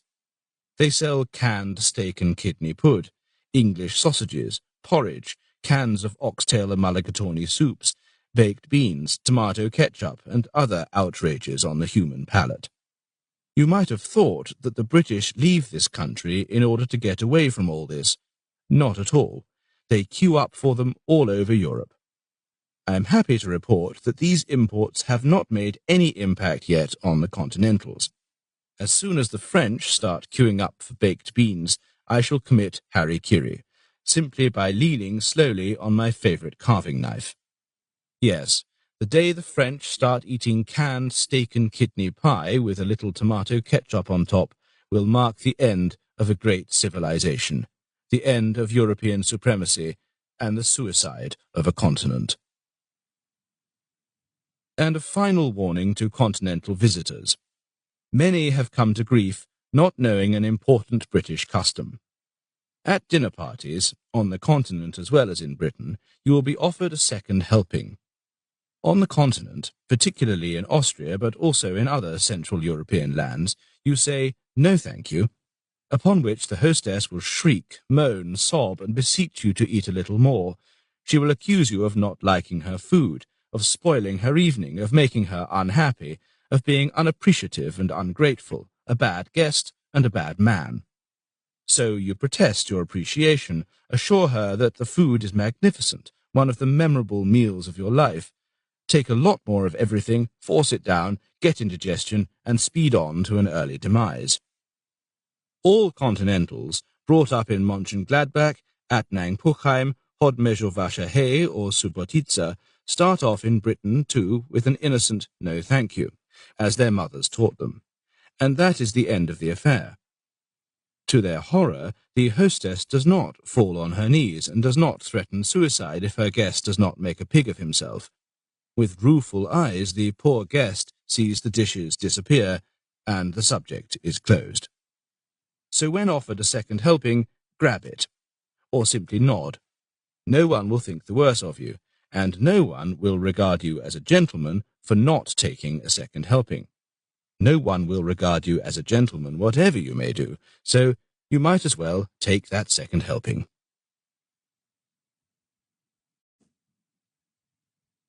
Drinks.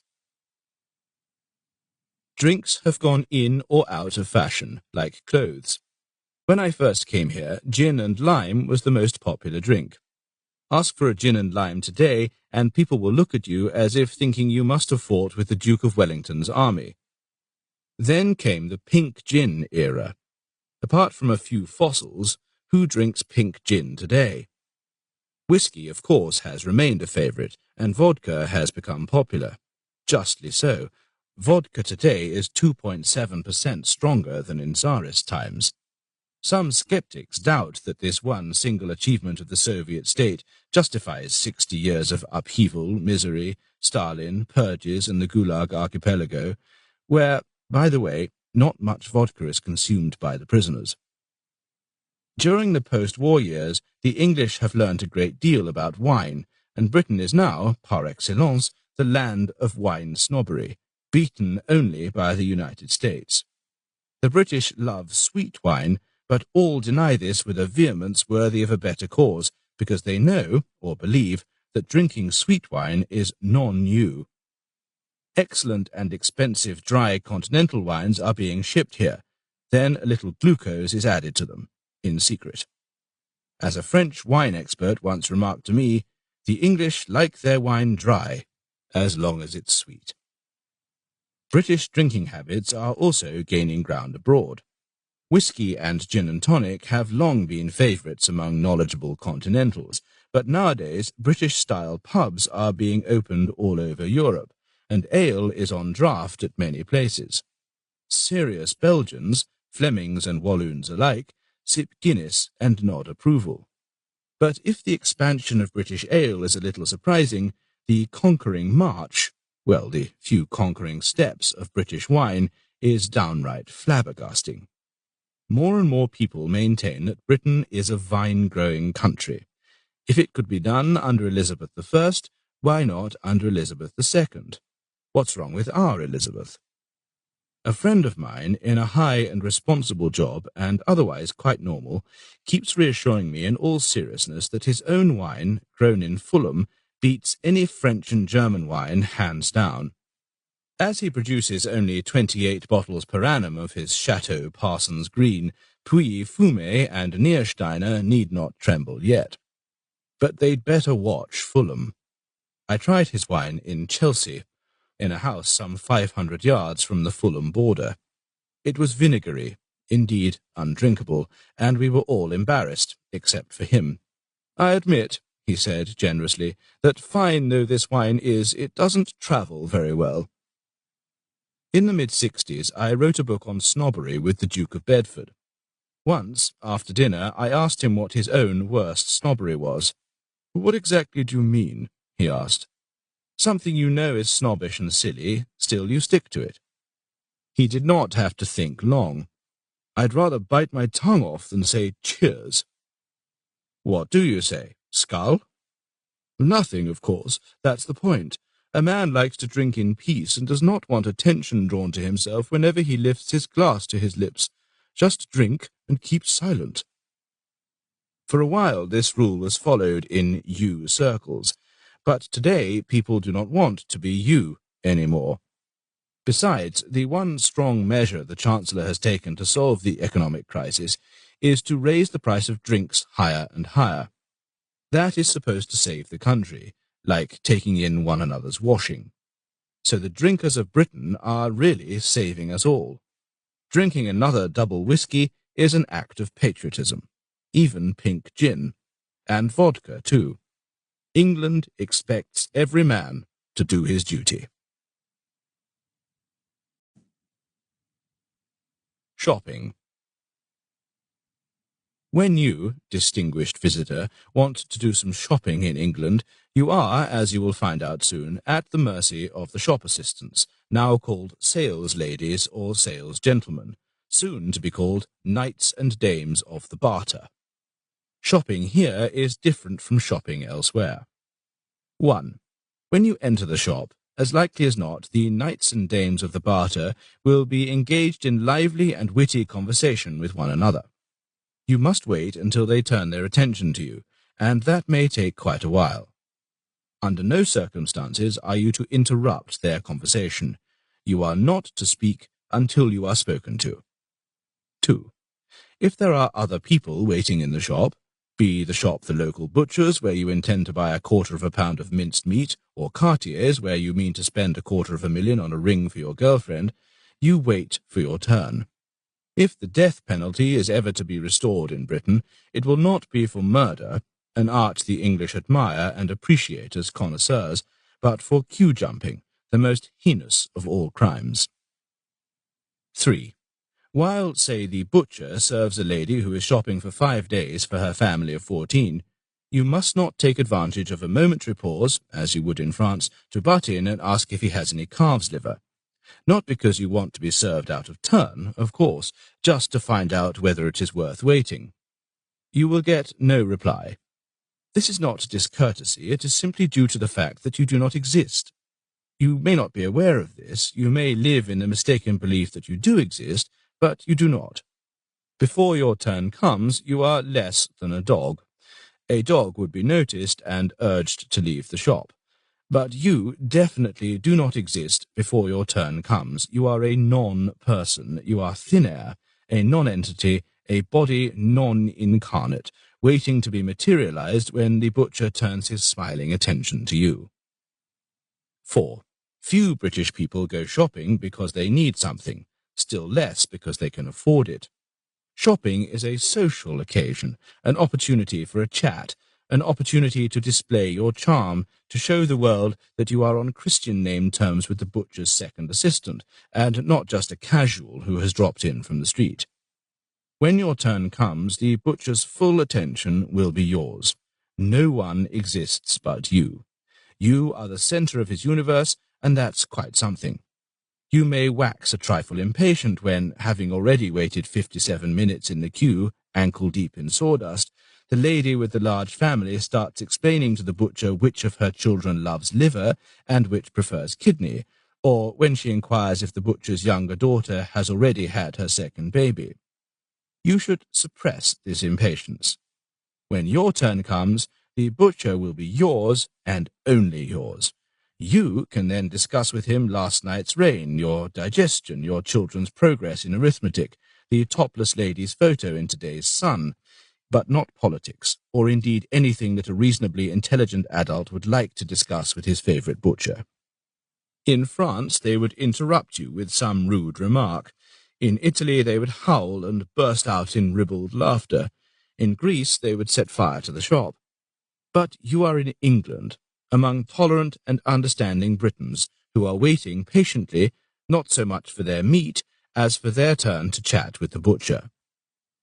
5. On entering or leaving the shop, you do not greet the shopkeeper. Your first words should be, "Have you got?" or "May I have?" Your last, "Thank you." In between, as explained, you may discuss any subject from the shopkeeper's grandchildren to Arsenal's chances against Liverpool, but never say goodbye, or hello, or cheerio, or grüß Gott, or ciao. 6. I have never been so much abused for anything I have written as for the shortest chapter I have ever produced in my life, a chapter on the sex life of the English.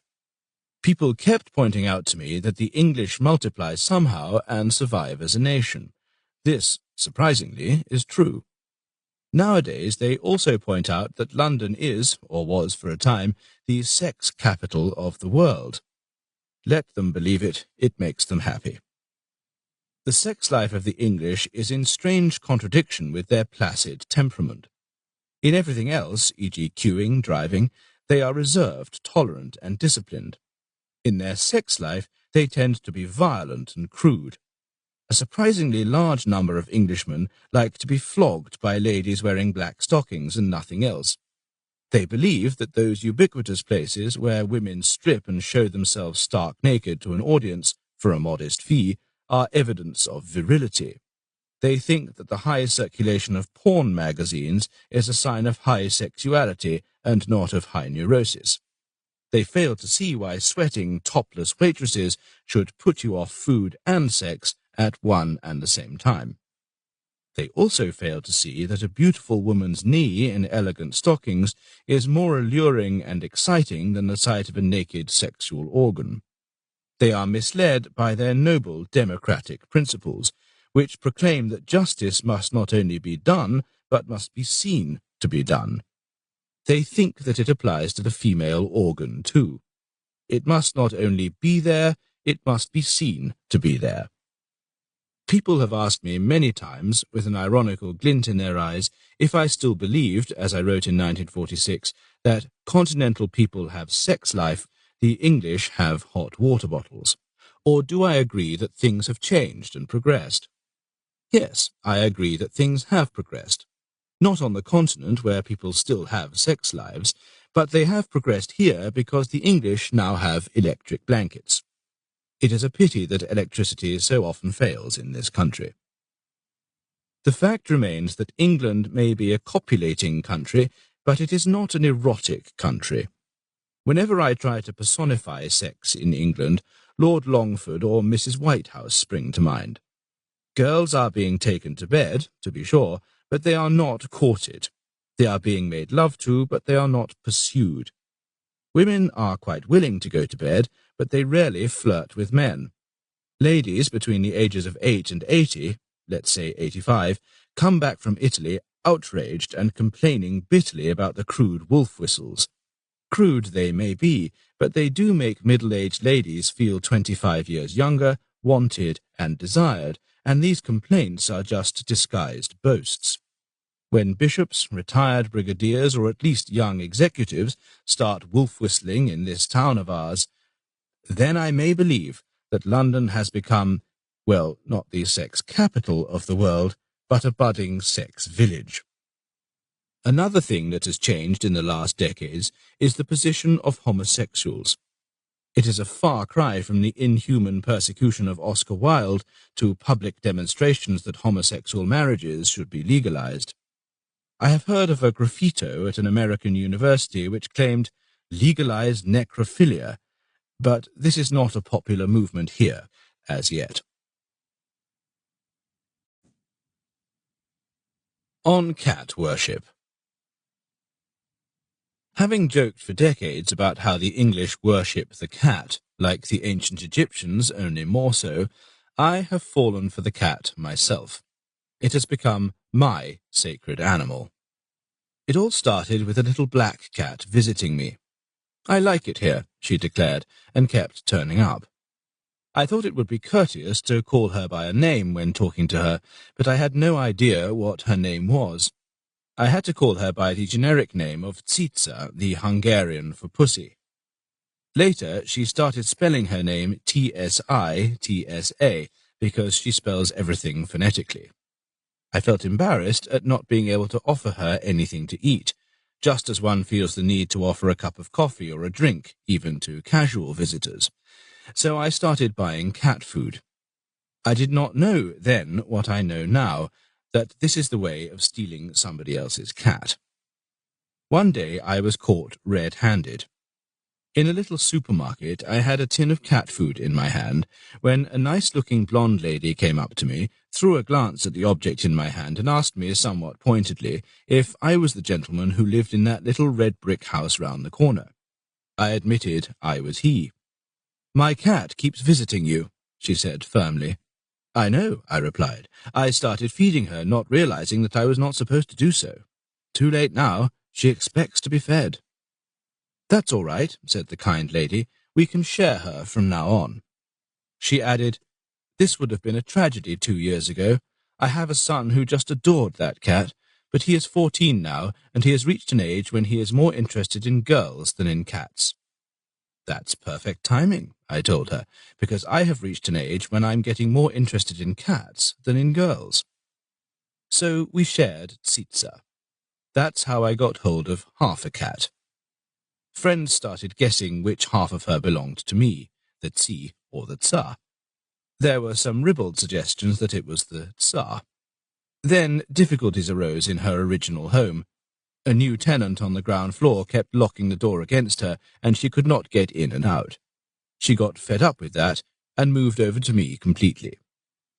By this time I was a great admirer of her sovereign views, her incorruptibility, her coolness to human flattery, her aloofness, her arrogance, her playfulness when she wanted to play, her affectionate nature when she needed affection. Some people asked me why I kept a cat, but I did not keep a cat. It never occurred to me to keep a cat. She has chosen me and moved in. You can keep a dog, but it is the cat who keeps people, because cats find humans useful domestic animals. A dog will flatter you, but you have to flatter a cat. A dog is an employee, the cat is a freelance. I was hurt when some cat lovers started making derogatory remarks. "You have only one cat?" they asked. Then Ginger turned up. I had to call him Ginger because once again I did not know his name. He claimed to be terribly hungry, so I had to feed him. It turned out eventually that he was no stray. He belonged to a lady next door. He has a good home, but a voracious appetite. So he turns up for his breakfast every morning and knocks on my door with his paw when he arrives. As Tsica is madly jealous, Ginger is fed in the patio. He is generous, and sometimes he arranges breakfast parties for other cats.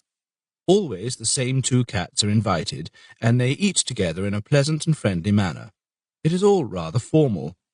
I was told by neighbours, who know all the cats in the neighbourhood, that one of the guests is actually Ginger's son, the other his sister-in-law.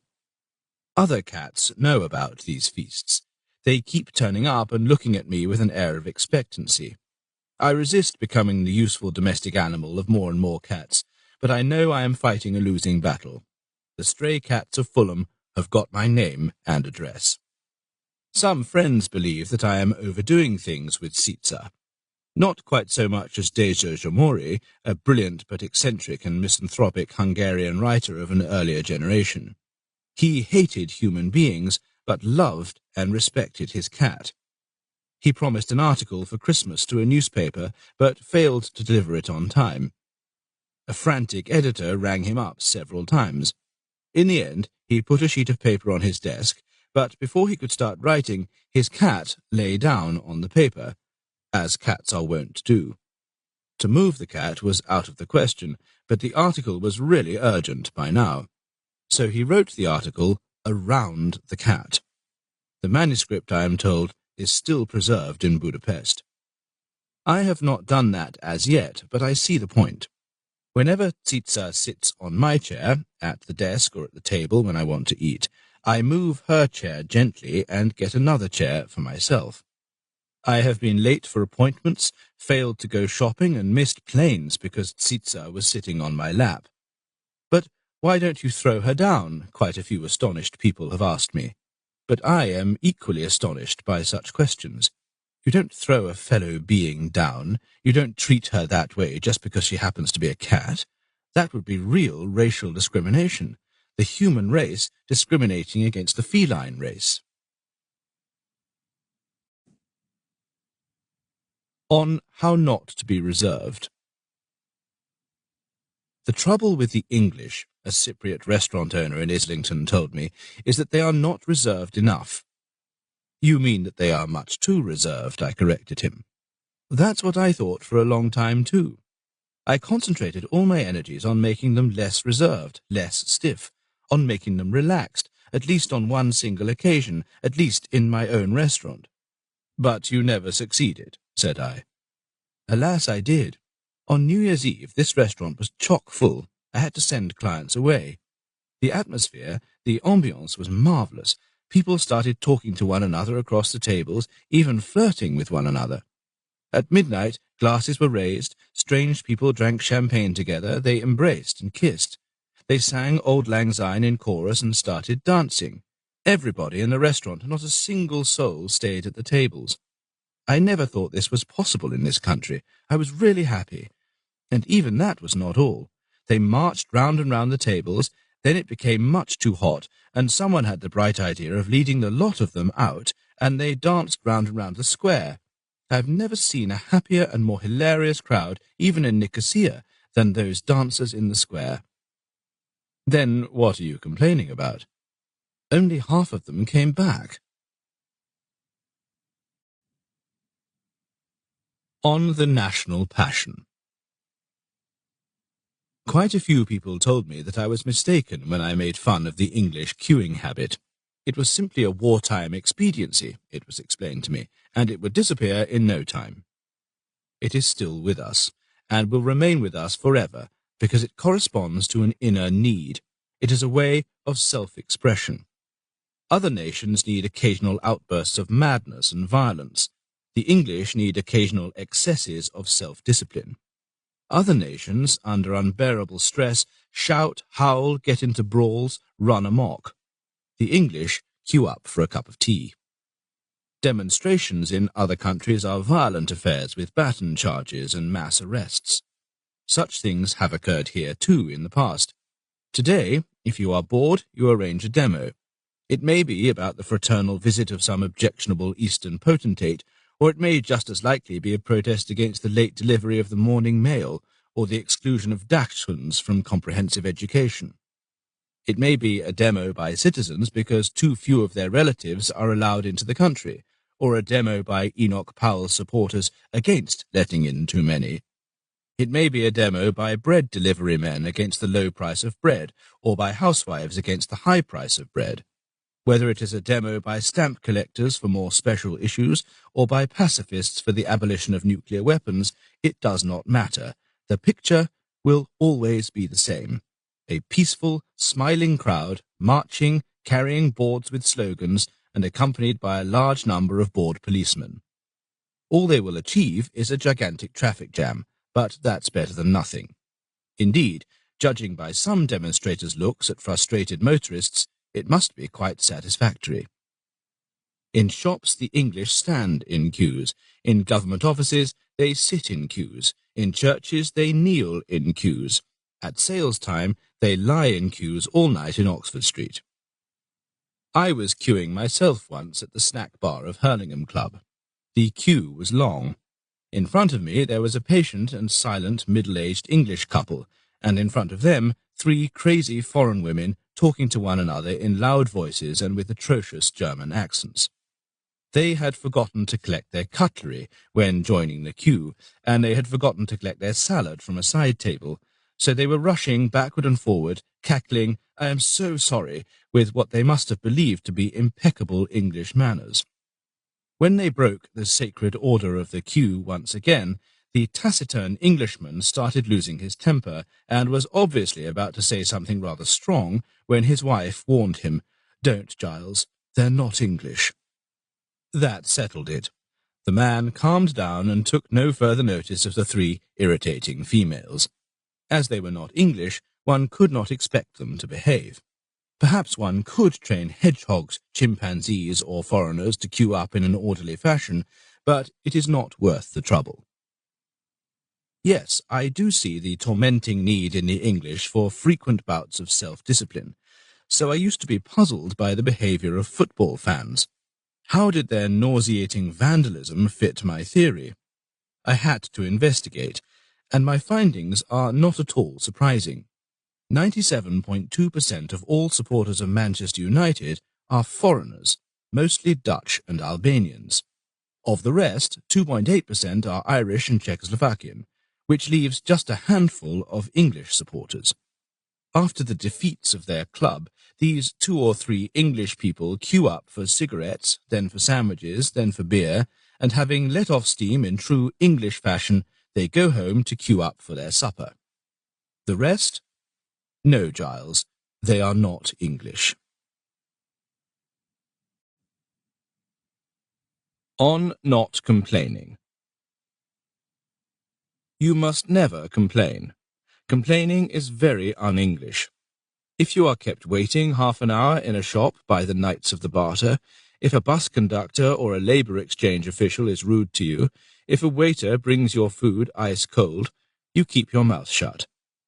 Sometimes in a shop, in offices or some other public place, an offensive or sarcastic remark may be made about you in the third person, but you just don't hear it. The stiff upper lip is the British way. Only the Dutch and the Albanians, with a few odd Irish, Czechoslovaks and such like thrown in, will make a row, protest loudly, or call for the manager.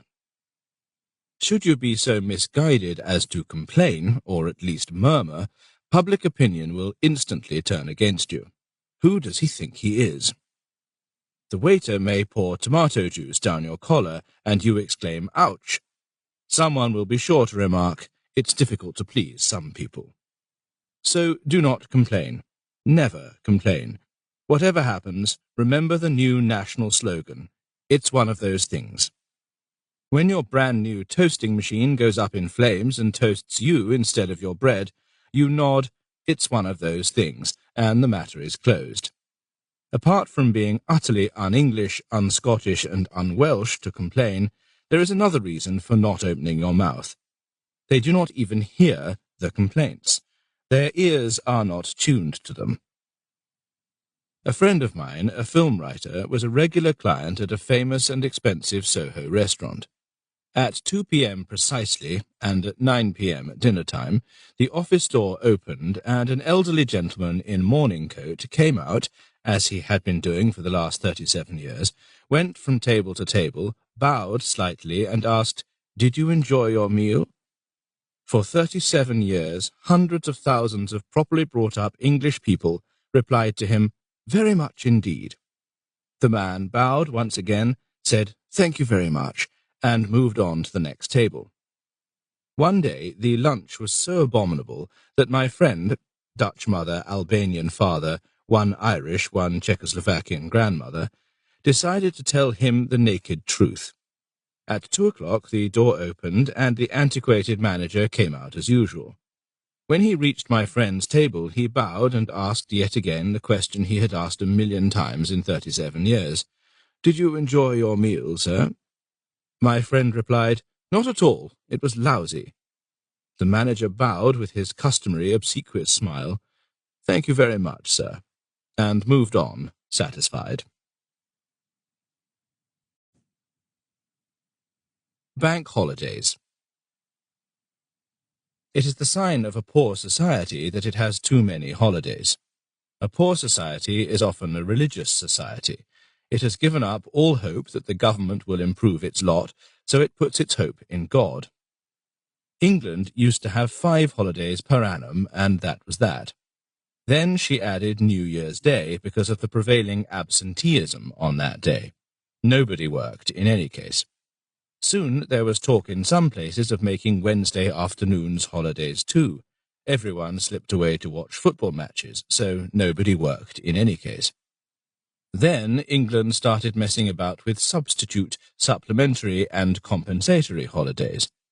When Christmas Day and Boxing Day fell on Saturday and Sunday, the government decided that the following Monday was Christmas Day and Tuesday Boxing Day. Jesus was not born on December the 25th in any case, and what has modern Christmas to do with Jesus? When New Year's Day fell on a Saturday, as in 1977, Monday, January the 3rd, became a holiday, because what will the poor worker gain from being an absentee, whether official or not, on a day when he would have been absent anyway? There'd be no fun in it. In 1976-77, Christmas plus New Year lasted for 2 weeks, and this is only the dawn of the shape of things to come. The world looks at Britain askance. Why don't they work? Why don't they at least pretend to work? The world, as usual, does not understand. We, the noble British, have 3 excellent reasons for acting as we do, because we are 1. Realists, 2. Moral, and 3. Practical. 1. As we are a poor nation, we behave like a poor nation. We are neither snobbish, not in that way, nor pretentious, so why act like a rich nation? Other poor nations have a lot of holidays, so we shall have lots and lots of holidays. We shall stop work as often as possible and become poorer still. We must be modest and give the Germans and other industrious blokes the chance of working hard, becoming richer, and making the money we want to borrow from them. 2. We are moral. We hate absenteeism and the lies it involves. One way of curing theft is to make it legal. One way of decreasing the number of violent sexual crimes is to permit rape. One way of disposing of the nasty, dishonest habit of absenteeism is to let employees off altogether. 3.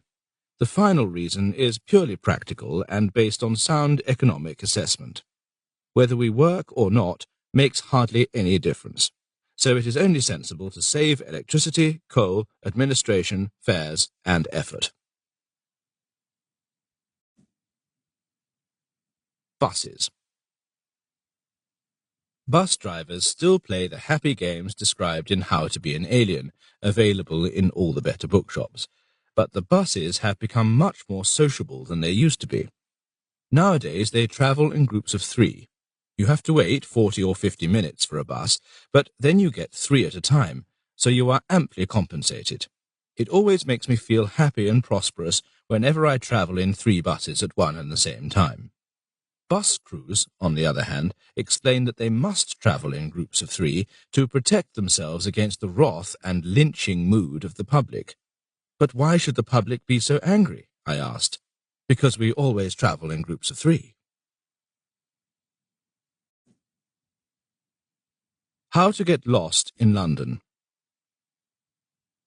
Measures to confuse the foreigner and drive him to despair have developed greatly in the last 30 years, largely in the shape of new one-way streets and forbidden turnings either to the left or right. There are parts of London which even the native no longer tries to approach by car. But these methods are employed with much ingenuity in other countries as well, so I will confine this chapter to the results of my continuing research into the long-established and specifically English tricks which I first touched on 30 years ago.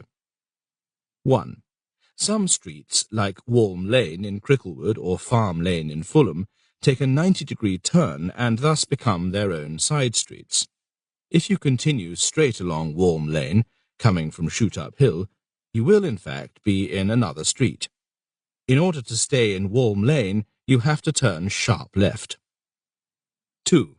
As a number of cunning foreigners were learning how to find their way about in spite of all the hazards, the authorities stepped in by failing to put up, or perhaps by taking down, many signs which might have given away necessary information. Side streets, as a rule, are still indicated. Their names are displayed somewhere near the corner, if not actually on it, and all you need to remember is that the nameplate is likely to be positioned higher up or lower down than you would expect, which adds piquancy to the search if you are driving and the traffic is moving fast. But to find the name of a main thoroughfare is often well-nigh impossible. The official explanation is that everybody knows the main roads, so why waste money on signs? A brilliant argument. Show me, after all, the man from Melton Mowbray, Amsterdam, or Bloomington, Illinois, who doesn't recognize at first sight any section of the Seven Sisters Road. 3. Private citizens help in their modest way by keeping house numbers secret. They refrain from putting numbers on their gates or front doors, they do not light numbers up, and, cleverest of all, they give names to their houses instead of numbers. The Dutch guilder may be temporarily stronger than the pound, but what Dutchman would have the flair to guess that Fairy Orchard is to be found between numbers 117 and 121 on a street 7 miles long? But I have to admit that my chauvinism has been badly shaken by a letter from a girl who lives in a German village. She had read the relevant chapter in my earlier book, and she was frankly disdainful of our methods. Her village, she said, beats London hands down, and it does. They have had the brilliant idea of numbering their houses in chronological order. The first house to be built is therefore number 1, although it stands halfway along the main street. The second to be built, which stands at the beginning of the street at the eastern end, is number 2. Number 3, the third to be built, is on the opposite side and at the western end, and so on. I have long been prepared to grant that the Germans are more methodical and systematic than we are, but to find that they can beat us in creating muddle, that hurts. At that I have to cry, "Halt! Britannia awake! Decadence can go too far." How to panic quietly. Foreign newspapers and magazines never stop sending correspondents here to investigate the English disease, to analyze our decline and our despair and panic as we cower in the economic gutter. They arrive here to find no panic, no despair. With their logical minds, they know that they ought to find them, but they don't. When they discuss the matter with the British, they expect some defense of this lackadaisical attitude, or excuses for certain failures. But what the British say is this: "Yes, I quite agree. Aren't we in an awful mess?" "Oh, we are hopeless," they say, and order another double whisky. Try to discuss the pound tactfully, and they reply jovially, almost proudly, "Yes, I wonder how anything can sink so low." And they ring up their travel agent to book a skiing holiday in Switzerland. The foreign observer expects the British nation to sink into deep despondency whenever the pound falls 2 cents, and be overjoyed when it gains half a cent. But most Britons have no idea, except on the days of greatest crisis, whether the pound has risen or fallen, and the nation is as calm as it was in 1940, when Hitler was about to cross the Channel, but didn't. One day you may confront one of these foreign journalists, so I should like to draw attention to a few of their stock questions and offer you the proper British answers. Question: why don't the British panic? Answer: they do, but very quietly. It is impossible for the naked eye to tell their panic from their ecstasy. Question: why don't they work harder? Answer: they just don't like hard work. The Germans have a reputation for hard work, so they like to keep it up. The British find it boring. Then, apart from a tiny and despicable minority, the British dislike the idea of taking part in the rat race. They will give up certain advantages, knowingly and with their eyes open, in order to be able to stick to certain values and a way of life. Question: but do they stick to their values? Can they stick to their values? Nearly all their traditional virtues, patience, tolerance, cool-headedness, wry humour, courtesy, are the product of richness and power. Isn't there a real danger that with riches and power these virtues will disappear? Answer: yes, there is a very real danger. Question: then why don't they panic? Answer: they do, but very, very quietly. Question: are trade unions a real danger? Answer: you bet. Question: and what did the British do about it? Answer: there were periods in British history, indeed in the history of all nations, when one or another layer of society or group or individual grew much too strong. This could be the king or parliament or the barons or the industrialists or the feudal aristocracy or the bankers or the clergy. Their power had to be broken. In Britain it has always been broken. On one occasion a civil war was fought, on another occasion no civil war was fought. The problem of the trade unions will be solved too, probably without a civil war, which is a pity. A civil war would at least enliven the British scene. Question: how would they fight a civil war? Answer: very, very quietly.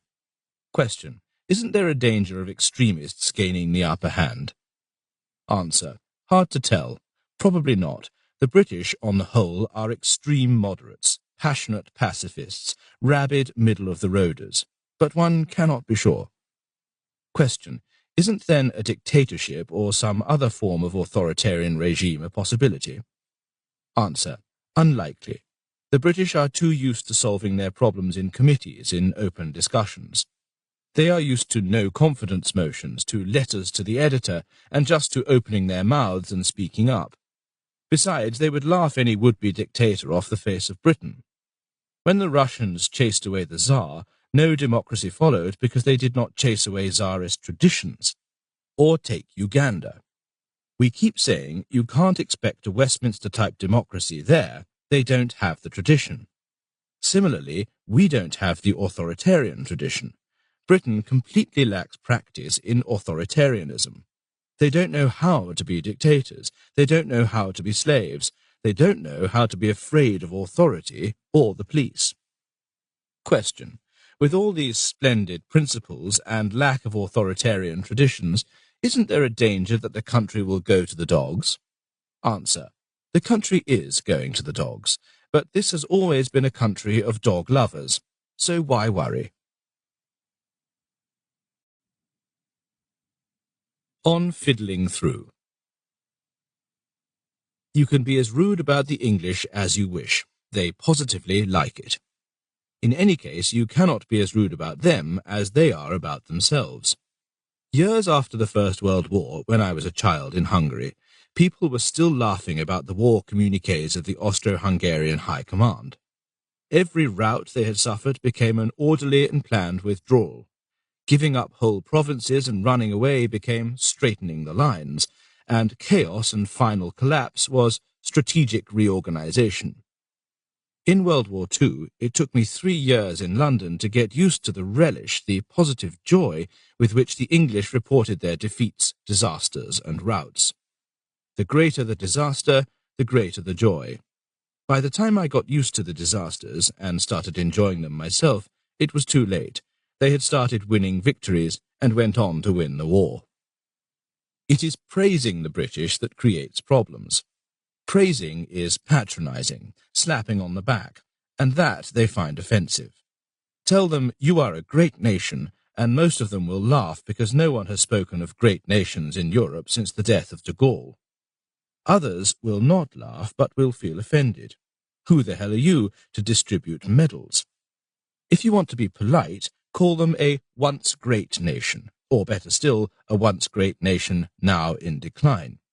If you want to flatter them, call them lazy, indolent, inefficient, inept, and left behind even by Luxembourg and Andorra. Bernard Shaw made a fortune by calling the English stupid and repeating the charge for 6 decades, because cleverness is a virtue they particularly despise. When I first came here, the British were obviously unprepared, both militarily and psychologically, for the war which was about to break out.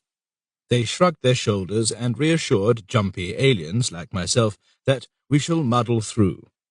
Muddling through was one of the most popular phrases for years, but I do not think I have heard it even once since the outbreak of the present economic crisis. The British, as I have said, are, alas, getting cleverer. This is the age of the fiddle. From middle class downwards, everybody must have a fiddle. A fiddle helps. A fiddle solves all the problems. A fiddle is the secret of success, or at least of survival. Instead of muddling through, nowadays we are fiddling through. If you come here from abroad, bring your own fiddle and you may get on top. The top cheat, the fiddler on the roof, is the hero of the hour. The generation gap. Great craftsmen, their days are over, said Mr. S., that genius of a patisserie maker, one of the great craftsmen left in this country for whom money is nothing, quality and satisfaction of the customer is everything.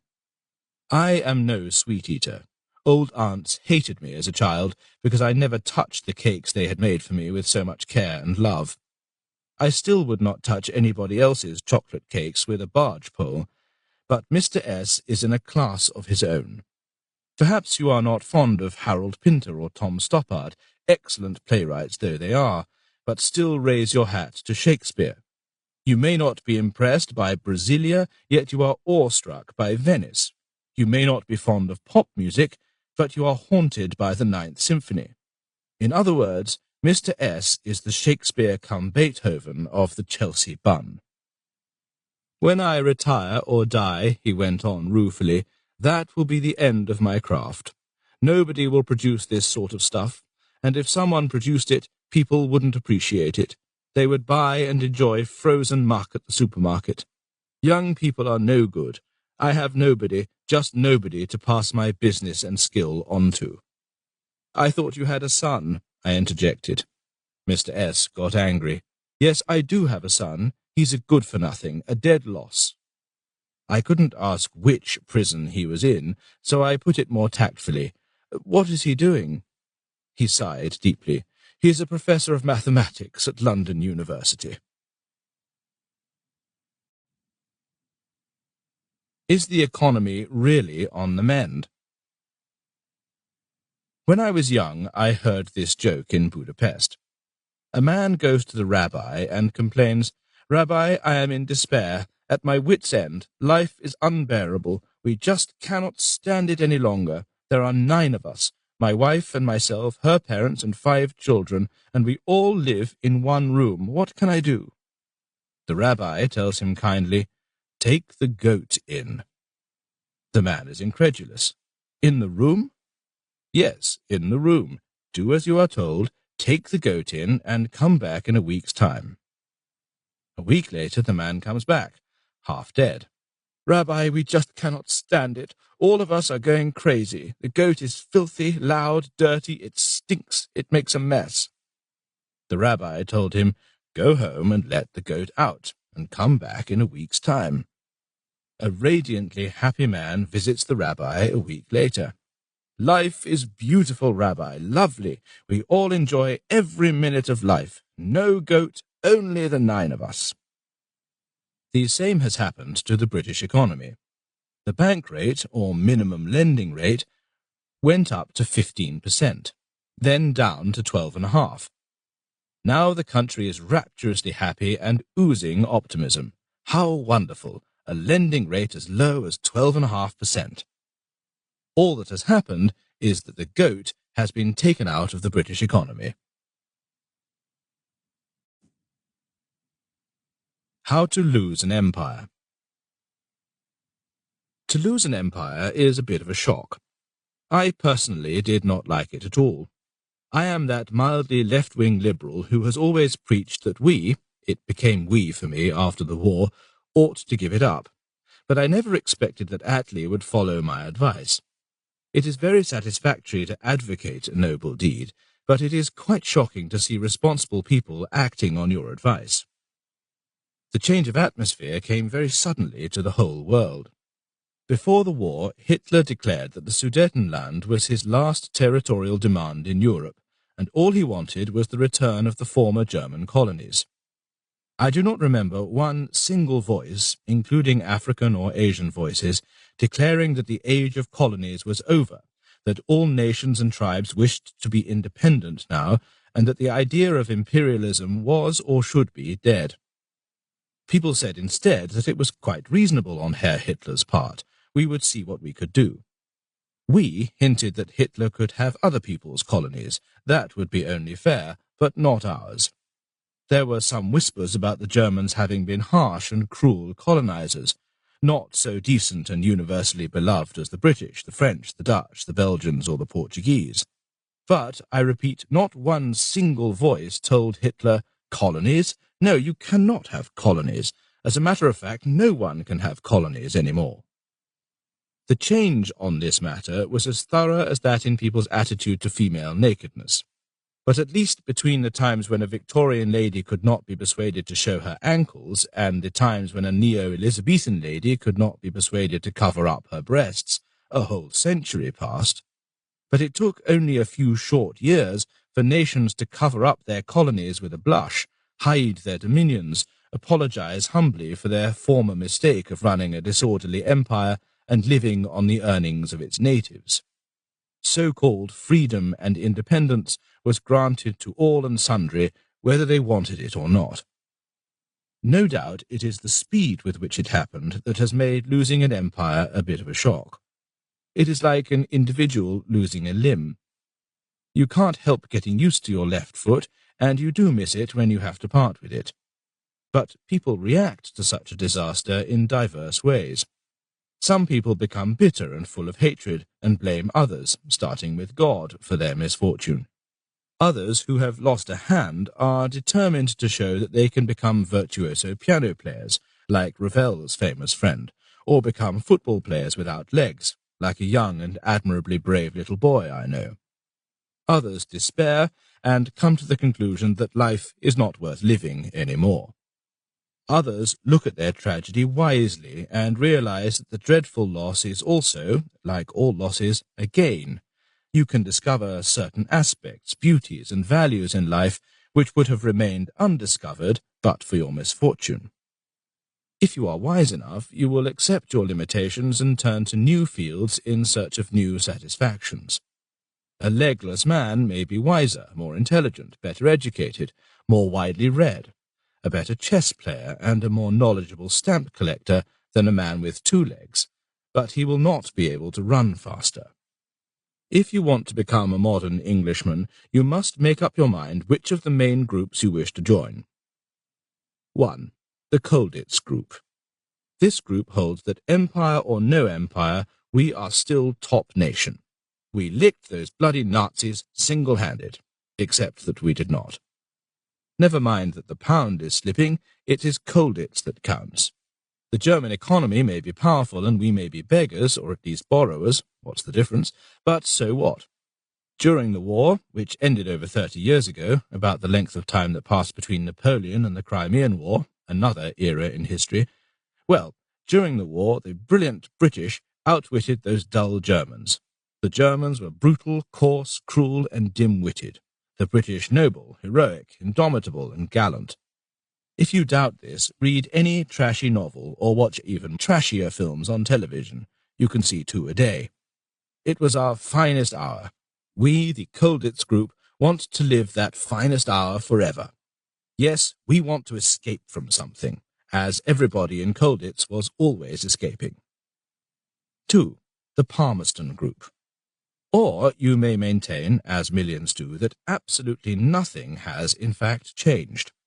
Queen Victoria is still on the throne. Lord Palmerston is still our Foreign Secretary. Recalcitrant tribal chiefs will be birched, and in the case of grave unrest, gunboats dispatched. Some members of this group may have noticed that we do not have India anymore, but we still have Gibraltar, Hong Kong, and the Falkland Islands, worldwide responsibilities. Palmerstonians look down with a superior but condescendingly benevolent smile on all other nations. Foreigners are still funny. The Germans have a silly language. Whoever heard of putting the predicate always at the end of the sentence? The Americans are even more laughable. They speak English with an American accent, not in our distinguished Cockney or Geordie. All is well.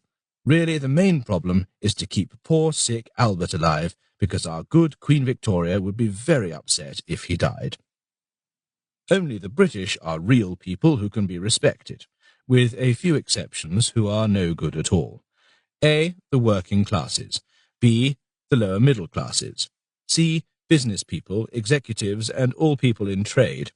D. Black people. E. Brown people. F. Jews. G. Foreigners. H. Londoners and other city dwellers, if you live in the country, and I. Country bumpkins, if you live in London or another city. But as all these amount to only 187% of the population, you can justly be proud of your people. A member of this group once remarked, "Running a vast empire does inevitably create arrogance. The empire is gone. Let's stick to the arrogance. We must keep something." 3. The staunch independents. Very well, say members of this group, we accept reality, but we do not give up our national pride. Running to the International Monetary Fund or the EEC and others for money is undignified, but we accept no conditions. We shall never, never allow foreigners to run our economy. They might cure it. Look what these Germans, Swiss, Swedes, etc. did to their own economy. 4. The Little Englander. England is gone. It has become a country of no importance. It is an offshore island, a new Jamaica. We know it was wrong to rule 2/3 of the world. Our mistake, we do apologize. We'll never do it again. True, we still have some virtues and assets. We still have some brilliant writers, a magnificent political sense, great courage, tremendous experience, unrivaled skills in some fields. But all this is really not our fault. We have not been able to get rid of these virtues quickly enough to fit our new, modest position in the world, but we shall do our best. We shall try to sink lower, difficult though it is, with all our gifts.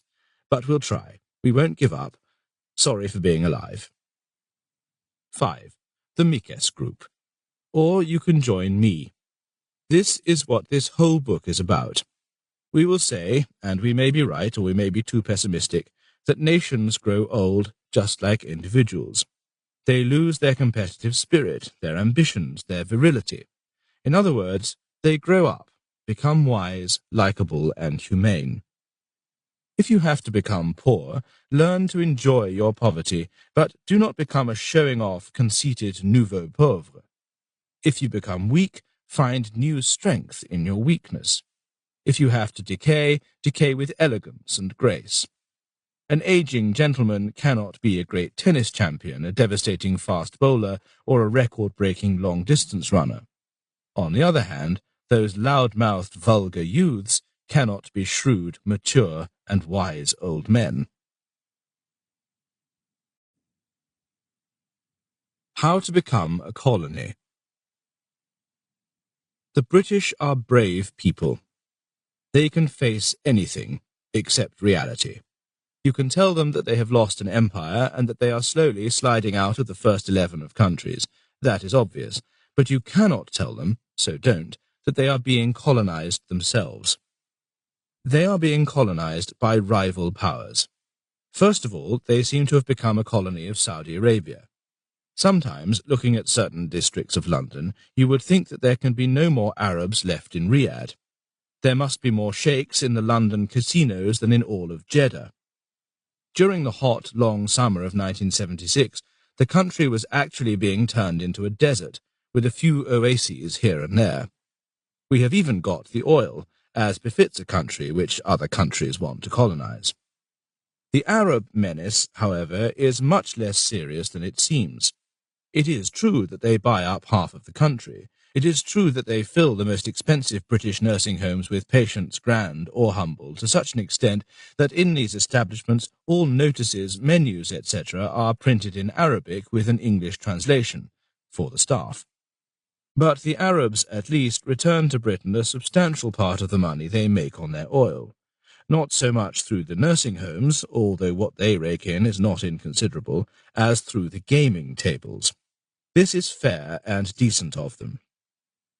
Whenever they raise the price of their oil by 10%, they also raise their losses on roulette and chemin de fer by the same amount. The Indians, too, are getting even with the British. Small trade, as a first step, is being taken over by Indians and Pakistanis. In Fulham, where I live, one shop after another has passed into Indian hands. The newsagents, the grocers, the greengrocers, the small post office, the chemist, and so on. I am not sure that the Indians were so pleased when we took over their land, but I, personally, am delighted by their turning Fulham into an Indian colony, with my television repairer as its viceroy.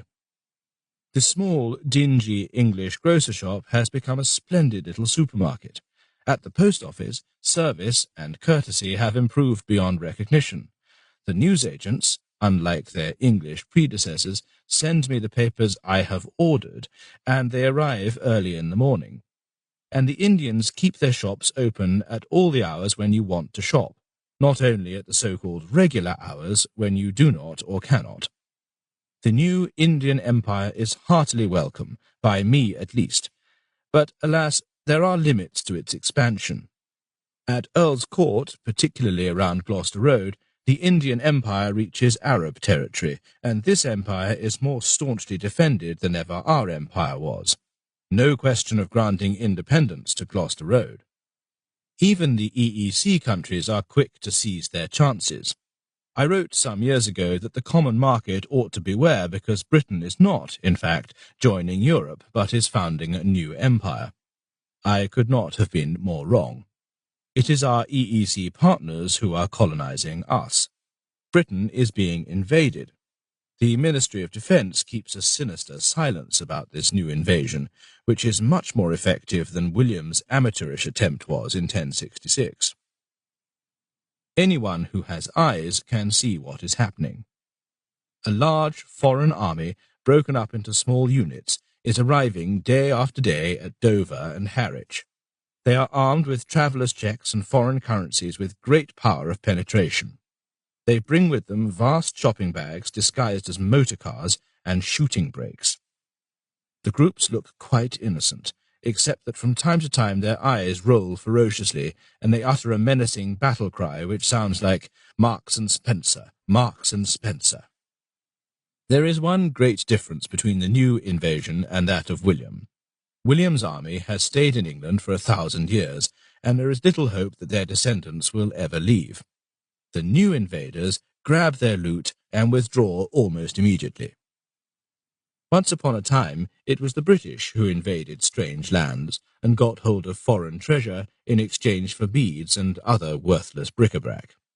Now it's our turn to be invaded, and the invaders pay with something called pound sterling, which they can pick up on their shores for practically nothing. No doubt the moral is, plus ça change. On ceasing to be an island. I could put up with all this. What I cannot bear is our giving up our most sacred heritage. Look what's happening. I have spent the best years of my life becoming a true Englishman, and now the whole country is turning alien, lock, stock, and barrel. Britain joining Europe was as if the Pope had turned Anglican or Gaddafi had emigrated to Israel and joined a kibbutz. And even that was not all. Decimal currency has come to stay. Where are the glorious days when every wretched foreign visitor was puzzled, foxed, and driven to despair when he had to calculate what he'd have left from 7 and 6 after paying 6 and 11? Where are the glorious days of the half-crown, the half of a non-existent crown? Why is the guinea dead? What is happening to Fahrenheit, that completely senseless measurement of temperature invented by an East Prussian but so supremely English? As a system, it was rotten, of course, but that's not the point. No bloody foreigner could understand it, not even Herr Fahrenheit, I am sure, and that was the glory of it. I do not mind Britain becoming decadent, but I very much mind Britain ceasing to be an island, and that's what's happening. Not because of the aeroplane, not because of the speed of communications, not because of the invention of nuclear power, not even because of our being colonized by Arabs, Indians, and Europeans. The crunch has come with invasion by the decimal point, by kilos, grams, and millimeters, by a logical, easy system of measurement. This is our final humiliation. I hate being a prophet of doom, but I must speak up. When the furlong, the chain, the rod, pole, and perch, the peck, the bushel, and the gill are gone, Britain as an island will have disappeared, and the country will have become a suburb of Brussels. Envoy. Let us not get hysterical. What does it matter whether we are colonizing the Punjab or the Punjab is colonizing Fulham? But, you may ask, if that does not matter, what does? The virtues the English still possess matter. The tolerance, the courtesy, the still fairly decent table manners, the sly good humour, the passion for queuing, the self-deprecation and dislike of flattery, the cool-headedness, even the cold-bloodedness. There's something to be said for not making too much of sex. The gift for doublethink, which makes it possible to foist airfields and motorways onto other people's doorsteps and refuse to have them on your own. All these virtues, being the result of power and affluence, are, as I have said, disappearing, but they are disappearing very slowly. Slowly enough for me. I am disappearing slowly myself. Many people are leaving this country. Too many strikes, too little public transport, the falling pound and standard of living, the sinking economy, the uncertainty of their children's future. They want no more of all this. Good luck to them. I, on the other hand, am going to stay, even if Britain becomes a desert island with me as her Robinson Crusoe. That, when I come to think of it, would have considerable advantages. The pound sterling would cease to exist, so it could fall no lower. If I were alone, Britain would at least be free of class distinctions, the only way I am sure that this could happen. Or is it? As a British subject, I could always look down on myself as a former bloody foreigner, and as a former middle-class intellectual, I could despise the agricultural labourer I would have to become. Even one man can keep up class warfare if he's really determined. Even with other people around, I like it here. Not always, not everything, but on the whole I like it here very much. Besides, this country accepted me in my hour of need, and I am not abandoning her in her hour of need, although I have a vague suspicion that I am of not too much help. I have changed my country once, and this is, I feel, enough for any man for a lifetime. Let England and me decay together. We are both decaying in good company. Let me say one more thing in conclusion. When I wrote that other little book 30 years ago, I admired the English enormously, but did not like them very much. Today, I admire them much less, but love them much more. A letter from André Deutsch. My dear George, we have been good friends for a very long time. We really met properly here in England that last summer before the Second World War. When I arrived from Hungary, you were already a settled citizen of London. We had known each other in Budapest, of course, but at that time I was still a little boy, and you were a grown-up young journalist going out with beautiful actresses, much too sophisticated to talk to your younger brother or to me. That age gap closed, but it was not until the summer of 1945 that you did your first good deed for me. I can tell you what you were doing on the Isle of Wight. You and your wife were on holiday there. You rang me and said, "I've written something. Come for the weekend and read it." So I drove down in my battered little Hillman minx, and there was the manuscript which became How to Be an Alien. I read it at a sitting and naturally loved it, but said that you must write a little more. We agreed that, as you were not well known in England, we would have to find you an illustrator who was famous as well as good. We drew up a list of names, and at its top was the name of a man I have never met, Nicholas Bentley. So it was through you that I met Nick, who became a great friend and my partner, something else to thank you for. We have published books together now, and it has been great fun, in spite of our many arguments. I have always suspected that there is a little Paul Getty inside you wanting to get out, and I know that the person wanting to get out of me is a clown. You and Paul Getty, me and Grok. It sounds an ill-assorted team, but I think that we haven't done too badly. It gives me enormous pleasure to make this one volume of your 3 famous books about the British. If I am not an inimitable and decadent alien, it is not for want of studying the texts, but because I drew out of them their inner meaning as revealed through your present title, and, thanks to you, dear friend, have become a true Brit. Yours ever, Andre.